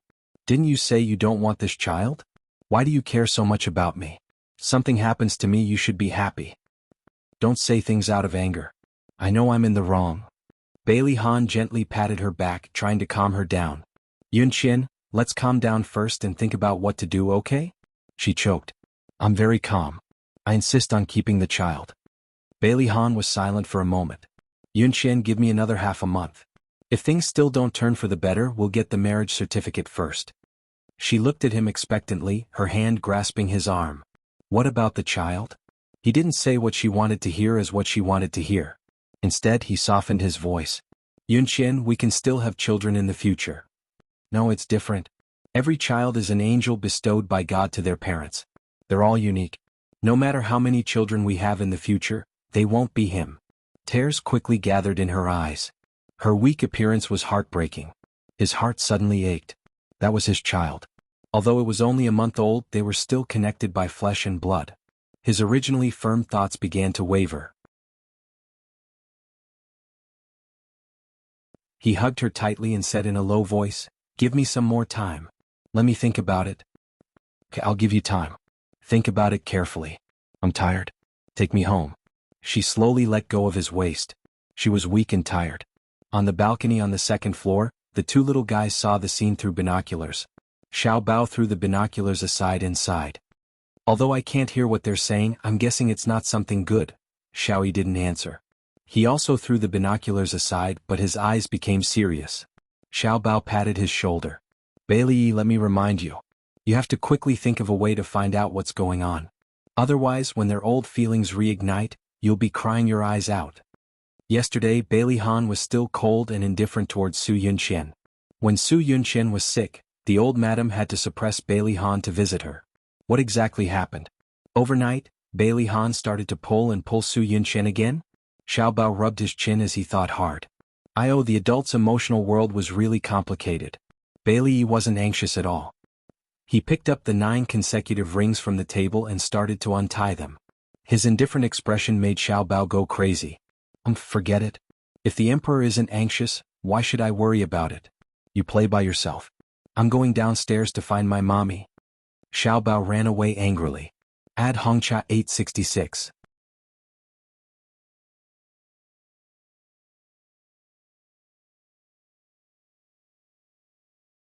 Chapter 141. Xiao Bao ran off in a huff. Xiao Yi used 5 minutes to undo the 9 consecutive rings and threw them aside. He straightened his little body and went upstairs to look for his grandmother. Old Madam was still worried sick at heart when a soft little body fell into her arms. She looked down and was immediately surprised and happy. Her eyes stung. My little sweetheart, why did you think of going upstairs to look for great-grandmother? Ever since she developed autism, this was the first time Xiao Yi took the initiative to get close to her. How could she not be surprised? She picked him up from the ground and placed him on her lap. She stroked his hair with her aged hand and guided him patiently. Baby Yi, tell great-grandma. Do you miss great-grandma? Xiao Yi's little head nodded gently. Baby Yi was willing to communicate with her. The old madam's eyes immediately moistened. She hugged him tightly and choked with sobs. Good boy, good boy. If Ahan knew that Xiao Yi could understand what they were saying and was even willing to respond, he would definitely be very happy. This thought flashed across the old madam's mind. However, immediately after, she recalled Su Yunxian's pregnancy. Worry surged into her heart again and she couldn't help but sigh. However, her sleeve was tugged. Xiao Yi stared at her with sparkling eyes. His little head was tilted and he looked confused and worried. The old madam smiled kindly and stroked his head. Great-grandma is fine. If Baby Yi is willing to talk to great-grandma will be even happier. Xiao Yi's big clear eyes blinked. Suddenly she reached out and pointed at the photo on the desk. In the photo, Bailey Han was carrying Xiao Yi. The father and son's expressions were exactly the same, solemn and serious. The old madam chuckled and said, What's wrong? Do you miss your daddy? He just came back but left again. When he comes back tonight he will accompany you well. Xiao Yi nodded sensibly. Her precious little great-grandson had finally taken a turn for the better. The old madam was filled with emotions. The grandmother and grandson sat side by side on the sofa, each holding a book in their hands. The old lady turned her head to look at the little one beside her from time to time. His expression seemed to be a little sad. She leaned forward in surprise and found that he was reading Oliver Twist. The plot was about how Oliver lost his mother when he was just born and was sent to an orphanage. She reached out and stroked his hair, saying gently, although Oliver was an orphan, he met his maternal grandfather in the end. His maternal grandfather loved him very much, just like how great-grandmother loved Baby Yi. Xiao Yi looked up at her, her clear eyes sparkling. She smiled and hugged him, taking the book from his hands. Great-grandma knows this story. Great-grandma will tell you, okay? He nodded Gigai. His pink cheeks puffed up slightly, and 2 cute little dimples were embedded in them. The old madam's gentle voice rang in the study. After she finished telling the story, she couldn't help but be filled with emotions. She stroked Xiao Yi's hair, testing his thoughts. Baby Yi, do you want another person to love you? Xiao Yi pursed his lips and tilted his head to look at her seriously, as if he didn't understand what she was trying to say. She smiled. If Auntie Yunxian lived with us and loved you like great-grandmother, would you like that? He fell silent. Just when the old madam thought that he wouldn't respond, he suddenly jumped out of her arms and ran to the front of the desk. He wiggled his butt and climbed onto the chair, taking the photo of him and Bailey Han from the desk into his arms. His cheeks were puffed up, and his eyes were round, revealing a guarded and angry expression. His actions and expression said everything. He didn't want Su Yunxian to steal his daddy away. The old madam's smile froze. She hesitated for a moment and carefully probed. Then if Xiao Yi had a younger brother like Xiao Bao or a cute younger sister like Xiao Guai, would Xiao Yi be happy? Xiao Yi was stunned and seemed to be at a loss. Then tears quickly gathered in his eyes and fell down like beads. He didn't cry or howl. He just cried quietly. His heartbroken look made the old madam's heart ache. She quickly pulled him into her arms. Baby Yi, don't cry. Don't cry. Let's not have a younger brother or sister. Baby Yi is the only one in the family, okay? Baby, don't cry. You're breaking great-grandmother's heart. When Bailey Han came back at night, he heard from the old madam that Xiao Yi was crying. He didn't feel good either. He walked into his son's room with complicated emotions. Xiao Yi, who had just gotten better, seemed to be sealed in his own world again. He refused to let the servants near him and refused to let light in the room. All the windows were tightly covered by curtains. Bailey Han walked into the room and suddenly entered a dark world. He could only see a trace of light in the middle of the room. A small shadow sat in front of the light. He had just turned on the light when he heard his son's shrill scream. He had no choice but to turn it off quickly. He walked behind his son and saw that he was holding a small laptop and watching a video. Bailey Han's eyes swept across the video. His eyebrows twitched. The room in the video was too familiar. It was his own room. In the video, he and Yunxian were watching a movie on the sofa. Then Yunxian went into the bathroom to take a shower while he went downstairs to take a shower. A few seconds later, Yunxian suddenly walked out of the bathroom. She took something out of her handbag, opened the red wine bottle, and put the thing in. Bailey Han's heart suddenly tightened. A thought suddenly entered his mind. A small figure suddenly appeared in the video. He was holding a bottle of red wine and climbed onto the chair with difficulty. He replaced the bottle of red wine with something. Bailey Han suddenly turned his head and stared at his son sitting next to him with dark eyes. He tried hard to control his emotions and didn't want to scare him, but, damn it! His son actually installed a surveillance camera in his room. He frantically and angrily searched his brain to see if he had done anything that was inappropriate for children. Although there were some scenes that made his face blush and his heart beat faster, at least it was under control. Even so, Bailey Han's cheeks were still a little hot. Fortunately, it was dark and his son couldn't see it. Concerns flashed through his mind and several thoughts leaped into his mind. He was both shocked and in disbelief. Through this video he could deduce that Yun Qian wanted to drug him that night, but his son replaced it with sleeping pills. Otherwise, he wouldn't have suddenly fallen asleep in the middle of the night. In the dark, the father and son sat in front of the computer in silence. After some time, Bailey Han placed his hands on Xiao Yi's shoulders and said with an unprecedented sternness, "Xiao Yi, stop your peeping immediately. I'll let bygones be bygones. If I find out about it again in the future, I'll punish you without mercy." Xiao Yi ignored him and didn't respond at all.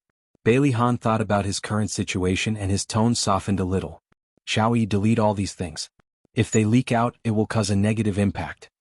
Xiao Yi's fingers moved a few times and the video was completely deleted. Bailey Han rubbed his hair to show his affirmation. "Xiao Yi, did you put sleeping pills in the red wine?" He nodded. His guess was confirmed. Bailey Han frowned. He had fallen asleep, so nothing must have happened between him and Yun Qian. Did she really lie to him? Too many things had happened today. Bailey Han needed to calm down. Bailey Han sat alone on the recliner on the balcony. Facing the bright starry sky, he slowly closed his eyes and put aside all his personal feelings. He began to calmly and rationally sort out the series of events. A moment later, his eyes suddenly opened. His deep eyes were filled with coldness. He took out his phone and dialed the number of his family doctor, Suzha. "Suzha, do you know any Chinese medicine practitioners? I would like to ask you for a favor." In the middle of the night, Xia Dong suddenly woke up. Her forehead was full of sweat. She was still in shock and turned on the bedside lamp. She glanced at the clock. It was only 1 o'clock in the morning. She dreamed that she had given birth. Lying on the hospital bed, she was in so much pain that she was about to faint. After giving birth with great difficulty, the doctor brought the child to her. It turned out to be a deformed child with atrophied limbs. She stroked her abdomen with both hands in fear.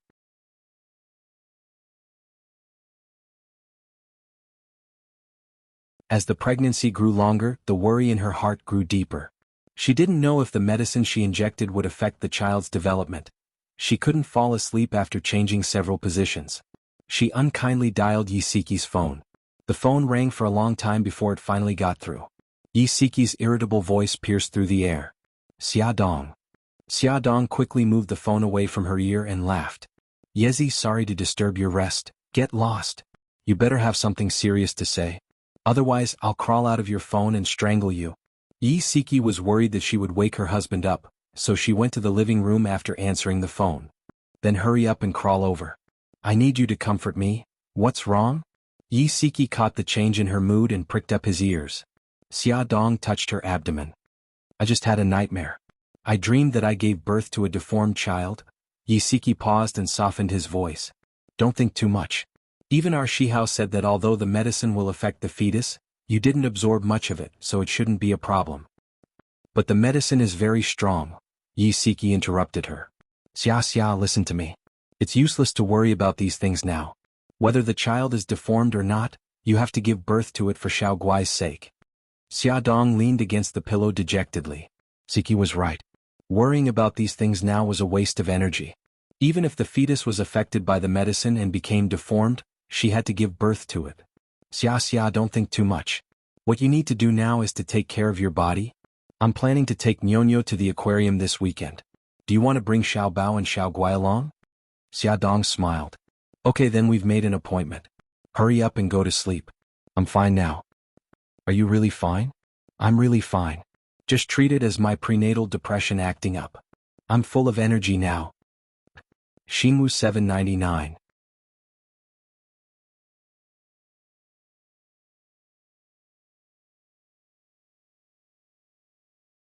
Chapter 142. Han, why did we stop here? Didn't you say we were going to an art exhibition? In the car, Su Yunxian looked out of the window in surprise. They were now parked opposite a traditional Chinese medicine hall. Grandma hasn't been sleeping well recently. I heard that this traditional Chinese medicine hall has an exclusive secret prescription for insomnia. Bailey Han opened the door for her. In the traditional Chinese medicine hall, there was a gray-haired old doctor in charge. Bailey Han told him what he needed, and the old doctor asked the young doctor to take out a package of Chinese medicine. Bailey Han grabbed Su Yunxian's wrist and said with a smile, "Yunxian, didn't you have a pregnancy reaction, nausea, and a bad appetite? Let Dr. Su take a look at you." Su Yunxian's eyes flashed with a flash of panic. "No, I'm fine today. Yunxian, pregnancy is a big deal. You can't be careless. Gigai, listen to me and let Dr. Su take a look." Bailey Han smiled very gently. He held her shoulders. It seemed gentle, but his strength was very strong. She couldn't resist at all and was forced to sit on the stool opposite Dr. Su. "Madam, please stretch out your right hand." Dr. Su smiled kindly. Su Yunxian's face changed. She hesitated and refused to stretch out her hand. "Dr. Su, I'm fine. I won't trouble you." She wanted to get up, but Bailey Han stood behind her. He held her shoulders with both hands and slowly pressed her down. He smiled gently. "Yunxian, Dr. Su is known as a gynecologist. If you want him to treat you, you have to make an appointment half a month in advance. Don't be childish. Let Dr. Su treat you quickly." "Han," Su Yunxian was flustered and didn't know what to say. "All right, stop messing around." The smile on Bailey Han's face was devoid of any warmth, making people shudder. He pressed her shoulders with one hand and suddenly grabbed her right hand with the other hand and put it on the table. "Dr. Su, please." Dr. Su touched his beard with one hand and felt Su Yunxian's pulse with the other. Su Yunxian looked at Dr. Su, whose eyes were slightly closed. Every second felt like a year. When she saw him suddenly open his eyes, she was shocked. Her momentary panic and loss of composure fell into Bailey Han's eyes. The smile on his face faded as he politely asked, "Dr. Su, how is it?" Su Yunxian's heart was in her throat. Dr. Su said slowly, "Mr. Bailey, I'm sorry to disappoint you. Your wife is not pregnant." Bailey Han's eyes narrowed. His sharp gaze instantly shifted to the pale Su Yunxian. However, it was only for a short second before he regained his courteous appearance. He smiled and nodded at Dr. Su. "Dr. Su, thank you for your hard work. However, I have to correct one thing. Miss Su is not my wife." Su Yunxian felt as if her heart had fallen into an ice cellar. She still wanted to make a final struggle. Her face was filled with disbelief. "How could this be? I did an ultrasound at the hospital. The doctor clearly said that I'm 7 weeks pregnant." Dr. Su frowned and was a little unhappy. "Miss Su, I've been practicing medicine for more than 70 years, and I've never made a mistake. Whether you're pregnant or not, I'll know by taking your pulse." Bailey Han glanced at her indifferently. His gaze was as cold as iron. She suddenly trembled, and the words that she wanted to say were all suppressed. She didn't know how she followed Bailey Han out of the clinic. When she came back to her senses, she was already in the car. Bailey Han's face was cold as he started the car without a word. Su Yunxian looked at his side profile and only saw a pair of malicious and cold eyes. She called his name softly. "Han," he said calmly, "Yunxian, I didn't expect you to lie to me." Su Yunxian was shocked. She knew his temper very well. The angrier he was, the calmer he would be. She quickly said, "No, I didn't. Han, there must be something wrong. Let's go to another hospital and have a proper examination, okay?" "Something wrong?" His voice was so calm that it was almost emotionless. "Do you mean that the ultrasound in the hospital made a mistake, or that Dr. Su made a mistake in taking your pulse? Dr. Su is not a god. How can he know whether I'm pregnant just by taking my pulse?" Tears gathered in her eyes. She looked so pitiful, but unfortunately he didn't look at her at all. Bailey Han said lightly, "Okay, then let's go to the hospital for another examination. Let's go to the first hospital. I have Dr. Zhang's phone number so we can make an appointment in advance." "No, let's go to another hospital." Bailey Han didn't choose the first hospital where she did the examination last time. Instead, he changed directions and drove to the City People's Hospital. He booked the number of Lin Shihao, the director of obstetrics and gynecology. There weren't many people in the obstetrics and gynecology department today. There were only 2 people in front of Su Yunxian. As time passed, her heart was in a mess and she didn't know how to deal with it. Bailey Han received work-related calls from time to time. He walked to the corridor to answer them. Su Yunqian's eyes moved and she had an idea. She quickly sent a text message to her mother on her cell phone. When it was almost Su Yunqian's turn to go in, Bailey Han received a call from old madam. He looked at the closed office door and pressed the answer button. When the nurse called Su Yunqian's name, Bailey Han was still talking to old madam. Su Yunqian hurried into Lin Shihao's office. Lin Shihao was the only one in the office. She went straight to the point and said, "Dr. Lin, I have a favor to ask of you." She quickly filled out a check and pushed it in front of Lin Shihao. "As long as you say that I'm 7 weeks pregnant, it's yours." Lin Shihao glanced at the check. There were 6 zeros on it. It was indeed a big temptation. He might not be able to earn so much money even if he was a doctor for the rest of his life. Unfortunately, he wasn't interested in this. He just wanted to be a responsible doctor. He said lightly, "I'm sorry, I can't help you with this." Su Yunqian gritted her teeth. "This is only half of the reward. I'll pay you the other half after it's done." His lips curled into a mocking smile. "Miss Su, if you're here to see a doctor, I welcome you. If it's something else, please don't disturb my work." Lin Shihao, you should know the Su family's influence in City A. Since the temptation failed, Su Yunqian began to threaten him. She lowered her voice and her eyes were filled with bone-chilling coldness. There was a knock on the door. "Please come in." Su Yunqian quickly grabbed the check and didn't forget to threaten Lin Shihao with her eyes. The door opened and Bailey Han walked in. His tall figure slowly walked over, giving Su Yunqian an inexplicable sense of oppression. He said lightly, "Dr. Lin, I'm the patient's fiancé. How's the checkup?" Lin Shihao recognized Bailey Han the moment he walked in. He was the man Xia Dong had secretly implanted. He didn't expect him to bring his fiancée here for a pregnancy checkup.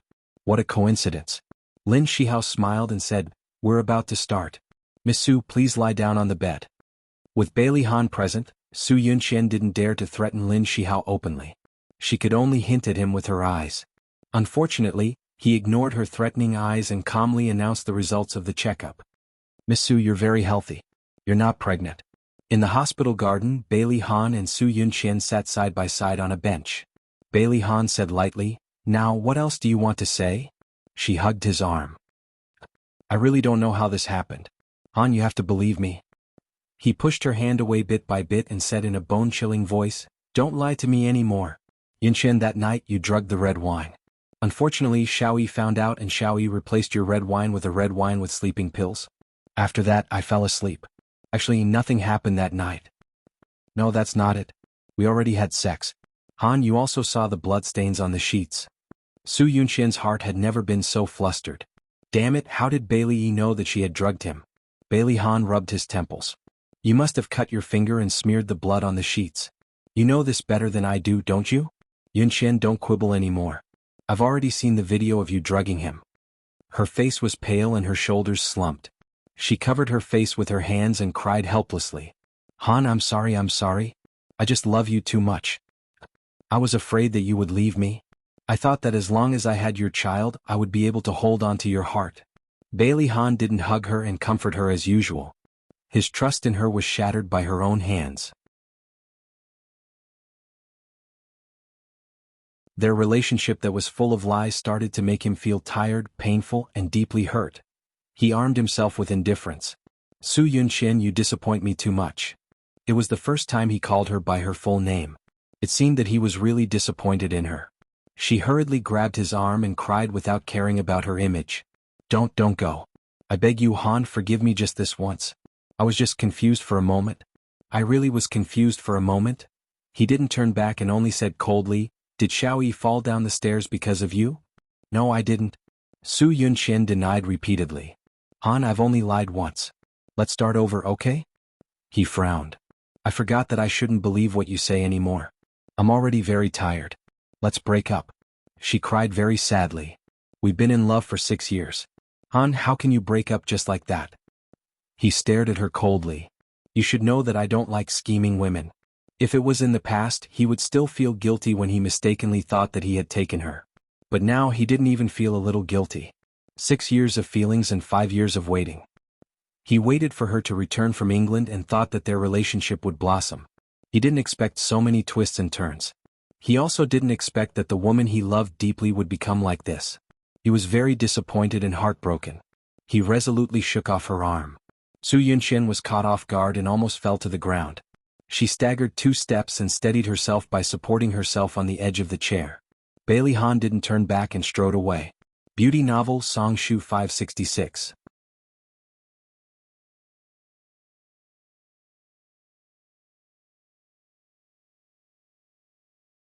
Chapter 143. Bailey Han was extremely disappointed in Su Yunxian. No matter if she called or went to his office or home to look for him, he refused to meet her. What he didn't know was that Su Yunxian wouldn't let him go so easily. On Saturday, Xia Dong acted as Yi Si's assistant and went to Bailey's house with Lin Yi. Before she left, she dressed herself up and made herself look old-fashioned and serious. The 2 brats rested their heads on their hands as they watched her fiddle with the clothes, commenting from time to time. Xiao Guai pouted. "Mommy, you look so weird. You look like an old auntie who can't get married." Xiao Bao knocked on Xiao Guai's forehead. "Giga, you're so stupid. Mommy is an old auntie who can't get married." Xia Dong turned around and rolled her eyes at them. "Who said I can't get married? My suitors are lining up from here to the Pacific Ocean." Xiao Bao sneered. "Mommy, if you keep bragging you'll be exposed." Xiao Guai giggled. "Big brother, you're wrong. It's not that Mommy can't get married. Mommy doesn't want to get married." Xia Dong was moved to tears. She hugged her daughter. "Daughters are really more caring than sons. I didn't waste my efforts to have a daughter." Xiao Bao rolled his eyes. "Mommy, do you need me to remind you that it's already 8:20? There's only 40 minutes left before you have to go to work." "Ah, Dr. Lin must have been waiting for a long time. I'm going now. Bye, babies." After some chaos, Xia Dong finally left. Xiao Guai watched her mommy leave like a gust of wind. "Big brother, I suddenly feel like we're so happy." Xiao Bao was curious. "What?" "That's because mommy is the ever-changing Sakura. One moment she's a strong woman and the next moment she's like us. She's like a little kid. It's so interesting." Xiao Guai laughed happily. "That's true, Hua." Xiao Bao held her hand. "Gigai, let's go. Big brother will teach you how to draw." When his mother was not around, as the only man in the family, he had to shoulder the heavy responsibility of taking care of his sister. Xia Dong ran downstairs and found Bailey Yun leaning against the Lamborghini in a cool pose, waiting for her. "Fox, why are you here?" Xia Dong was curious why Lu Xing did not stop him. She looked around and did not see Lu Xing. She guessed that what she said to Mika Keto last time was effective. "I'm sending you to work. When you get off work, I'll take you to eat something delicious." Bailey Yun blinked his foxy eyes and flicked the hair in front of his forehead. He looked so charming. Xia Dong got into the car and Bailey Yun drove off. She quickly grabbed the handrail, her face pale. "What's wrong? I thought you weren't afraid of racing?" She still looked so heroic when she won the motorcycle racing championship. She covered her mouth. "Don't drive so fast. I want to vomit." Bailey Yun panicked when he heard her. He quickly slowed down and turned to ask her. "How are you? Do you feel better?" Xia Dong took a deep breath. "I'm much better." He frowned. "Are you not feeling well? I'll call Lin Yi and tell him that you're not going with him. I'll take you to the hospital." She quickly stopped him. "No, it's okay. I didn't sleep well last night, so I felt a little nauseous. I'm fine now." He looked at her suspiciously. "Are you really fine?" "I'm really fine. I can even go up the mountain and kill a tiger." Xia Dong patted her chest proudly. Bailey Yun looked at where she was pointing and suddenly burst out laughing. "It's been so many years. Why haven't you developed?" Xia Dong was angry. Even if she wasn't as voluptuous as the sexy goddess, she was still very voluptuous. She was very voluptuous. Okay. I'm just joking. Did you hurt your pride?" Bailey Yun saw that someone was angry and quickly freed his hand to smooth her hair. He stroked her hair like how he stroked Lil P. "Don't be angry. I was just saying." Xia Dong turned her head and ignored him. "What a hardcore guy. Yo, you're really angry? Look at your puffy face. It's like a bun. I really want to pinch it." This guy really did what he said and rubbed her face like a bun. Xia Dong slapped the back of his hand and said angrily, "My face is not a bun. No matter how much you rub it, there's no filling. Focus on driving. You're so annoying." They were bickering when they arrived at Lin Yi's clinic. Lin Yi had already checked his watch twice when he saw Bailey Yun escorting Xia upstairs like a protector.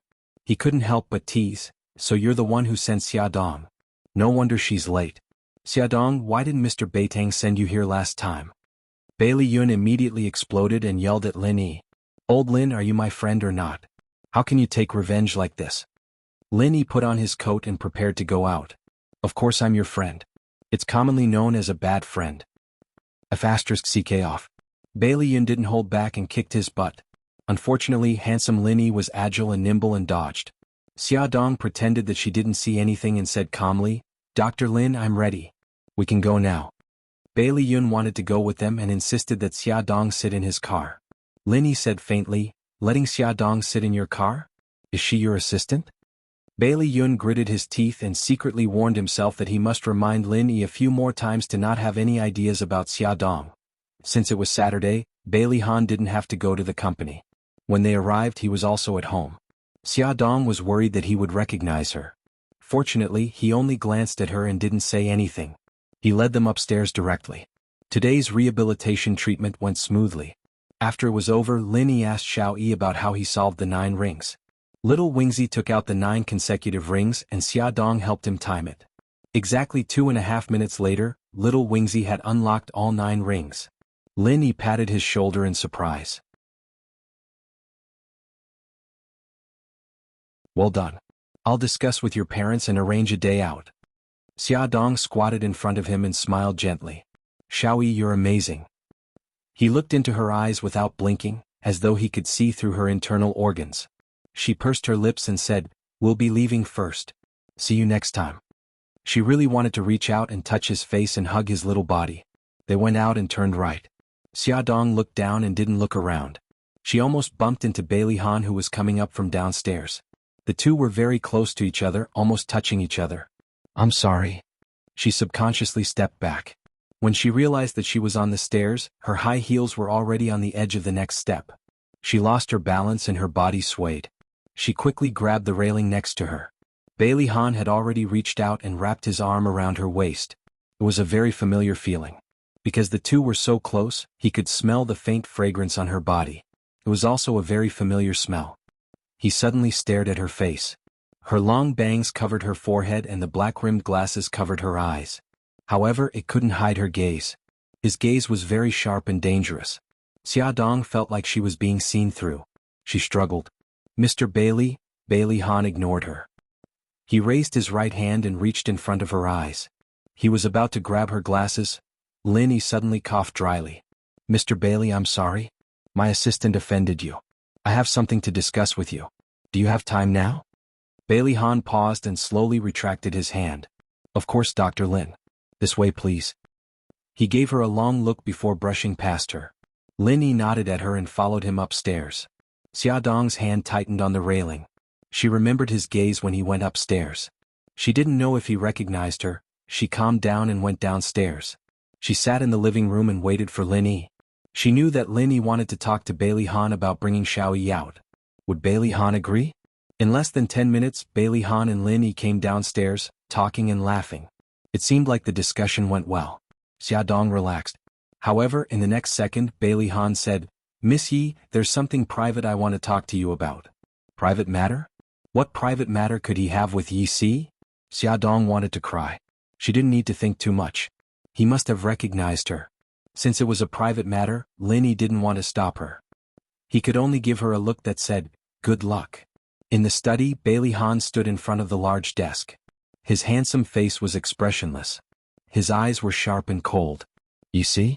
Should I praise you? Your disguise skills are really superb. Xia Dong coughed. I can explain. Bailey Han looked at her coldly. Say it. Xia Dong smiled. It's because I've been interested in psychology recently and I'm unemployed at home. So I wanted to find a job related to psychology. Applying to be Lin Yi's assistant was purely an accident. Do you think I'll believe you? Bailey Han looked at her with disdain. Even if you're interested in psychology, Lin Yi wouldn't hire a layman to be his assistant. Tell me, what's your purpose? Wearing high heels was really tiring. Xia Dong sat down. All right, I'll tell you the truth. I'm just concerned about your son. I want to know about his condition and treatment. So I asked Dr. Lin for help. He stared at her eyes. Why are you so concerned about my son?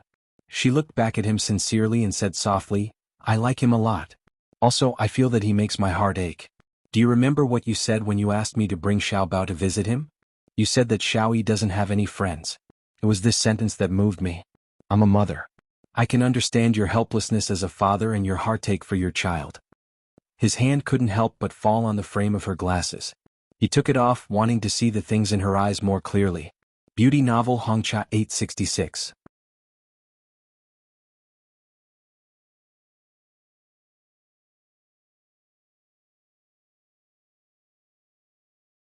Chapter 144. Bailey Han's voice was a little hoarse. Just because of motherly love, you disguised yourself and came to my house? Do you think I'll believe you? Xia Dong smiled weakly. You can choose not to believe me. You've been loved by your mother since you were young. You can't understand the thoughts of someone who lacks motherly love. I lost my mother when I was young. I was mocked and bullied. At that time, I thought that if I have children in the future, I must love them well. You're right, I have motherly love flowing. He was obviously her own child, but she couldn't hold him in her arms. She had to sneak into someone else's house like a spy and secretly observe his every move. When she was caught, she had to find an excuse to hide the truth. Who could understand her heartache? Her eyes were sparkling with tears, and her eyes were filled with grief. His heart clenched, and he could not help but think of Su Xingchen's voice recorder, where Xia Dong was bawling in front of her mother's grave. Perhaps what she said was true. His eyes were as dark as water. She wiped the corner of her eyes and smiled. Don't stare at me like that. I can't help but want to cry. Look, I'm already crying. I'm sorry, I won't come again next time. The way she forced herself to smile actually made him feel a little distressed. He frowned. Damn it, why did he still have sympathy for this liar? He should have given up on her long ago. He thought in his heart, but the words that came out of his mouth were, "You're Lin Yi's assistant. You report to him about your work." Xia Dong grinned. I know. I'll tell Lin Yi that I'm quitting later. Bailey Han's facial muscles twitched uncontrollably. Idiot, did she have to make it clear? His face darkened and he said stiffly, since you're already his assistant, you should do what you're supposed to do. Xia Dong couldn't believe it. You agree? Bailey Han gritted his teeth. Idiot. Wasn't it obvious? She felt a little wronged. Who asked him to look so fierce just now? But forget it. As long as he agreed to let her continue to take care of Xiao Yi as Yi Si, she was very satisfied. She tilted her head and looked at him seriously. Bailey Han, has anyone ever told you that you're really a good person? Other than her, everyone else called him the cold-faced king of hell. His pretentious, serious and conflicted expression made her feel refreshed. She couldn't help but laugh. So I'm the first one. Then I'm really honored. Bailey Han's facial muscles twitched as he asked calmly, why did you resign? Xia Dong almost couldn't keep up with his jumping thoughts. She was stunned for a moment before she realized that he was talking about the position at Glamour magazine. She lowered her eyes and chuckled. I have to take care of Xiao Bao and Xiao Guai. I also have to take care of the baby in my belly. I don't have so much energy to work. He looked down at her. You like that job very much. When she was working, she was completely different from her usual self. That passion burned in her eyes, and she exuded a confident charm. She looked up at him with complicated emotions surging in her eyes. In my heart, the children are more important. For them, I can give up anything, including my life. His eyes narrowed, and there were traces of the ice in his heart breaking. He began to doubt his judgment. Was such a loving and motherly woman really someone who loved vanity and clung to power? After a long while, he said calmly, Xiao Bao and Xiao Guai are very lucky. They were very lucky to have a mother like her. It was obviously a compliment, but Xia Dong felt that it was extremely ironic. Xiao Bao and Xiao Guai's luck was exchanged for Xiao Yi's misfortune. She looked at him and said tentatively, I've never heard you mention Xiao Yi's mother. She's already dead. His expression was indifferent, as if he was talking about a stranger. Xia Dong's heart suddenly jumped. Dead? How did she die? Bailey Han sat in the chair opposite her and looked casually in a certain direction with a cold expression. Car accident. I heard that she was going abroad with the man she loved. On the way to the airport, she got into a car accident. Xia Dong was sweating profusely. Even if Bailey Han hated her when she escaped from Japan, he didn't have to curse her so viciously. The corner of her mouth twitched. You don't seem to like her? I can't remember what she looked like anymore. We met at the wrong time. However, I'm very grateful to her for giving birth to Xiao Yi. He looked at her calmly without any emotions in his eyes, but it made Xia Dong's heart suddenly jump. She murmured, It sounds very complicated. Can you tell me how you met? She was really curious to see how he would twist the truth. He frowned. Why are you so interested in this matter? Nothing. We're just chatting. It's fine if you don't want to talk about it. He stared at her for a long time until she was sweating profusely. If I remember correctly, Dr. Lin is still waiting for you downstairs. Phew, she was finally free. She almost thought that she would be exposed. She was overjoyed. I can go now? Did I stop you? Bailey Han's face turned green. Was she that unwilling to be in the same room as him? No. But young master, you didn't ask me to leave. How would I dare to leave? Xia Dong thought to herself. Just as she walked to the door, young master's cold voice was heard. I plan to take Xiao Yi out tomorrow. Xiao Bao and Xiao Guai can come with us. She wiped her sweat. I've already made plans with Siki tomorrow. We plan to take the children to the aquarium. She also wanted to go out with Xiao Yi, but if she dared to stand Siki up, she would die a horrible death. Bailey Han was expressionless. She laughed awkwardly and waved her hand. Then I'll be leaving first. Just as she was about to turn and leave, young master said coldly, What time tomorrow?